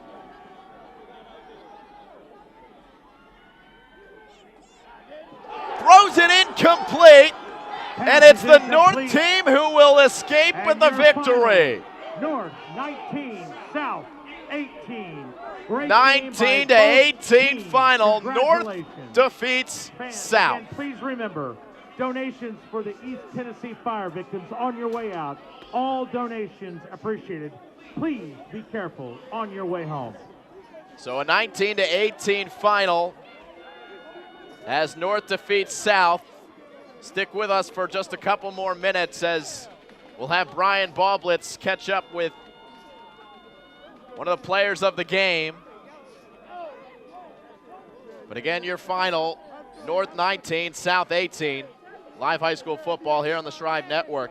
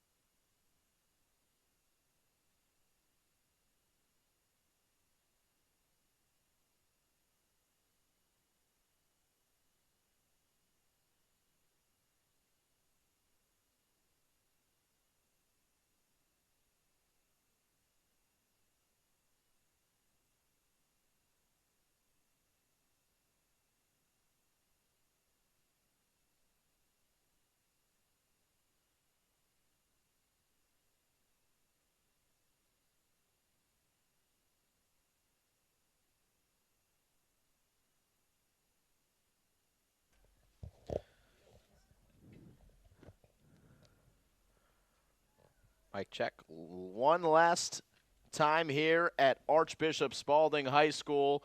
Brian Ballblitz is down on the field with our player of the game. Take it away, Brian. We are here with the MVP of the North-South All-Star Game, Malik McGriff. So Malik, so where did your inspiration come from to play football? I just, like, when I was younger, I just, like, would watch football all the time with my father. And I actually went to, like, my older brother's game one day, and, like, I just fell in love with the sport ever since. So how does it feel to be the MVP in a game with all of Maryland's best high school athletes? It feels so good. I'm honored to be able to just play in this game, so all glory to God. So are you going to be playing football in college, and where are you going? I plan to, and I'm undecided right now. You have any colleges you have in mind? Right now I have offer from Clarion University, and I got the preferred walk-on spot at Towson. So those are like some options right now. So okay, that's it. Thank you. Thank you. Thank you. That was Malik McGriff, MVP of the Baltimore Touchdown Classic North-South game. This is Brian Ballblitz Jr. Back to you, Simon. Thank you very much, Brian, and thank you for all of your work throughout the day. A very cold afternoon to be doing sideline reporting, but you did a good job of it. Thank you, Brian. Well, thank you as well to our director, Molly Rich. And I'm Simon Rose, our first color guy that you heard all the way back hours ago now was Dave Steerin. But to recap today, a win for the West team, a win for the North team. The most recent one for the North team, 19-18 over the South All-Stars. So long, everyone. Thanks for joining us here from Archbishop Spalding.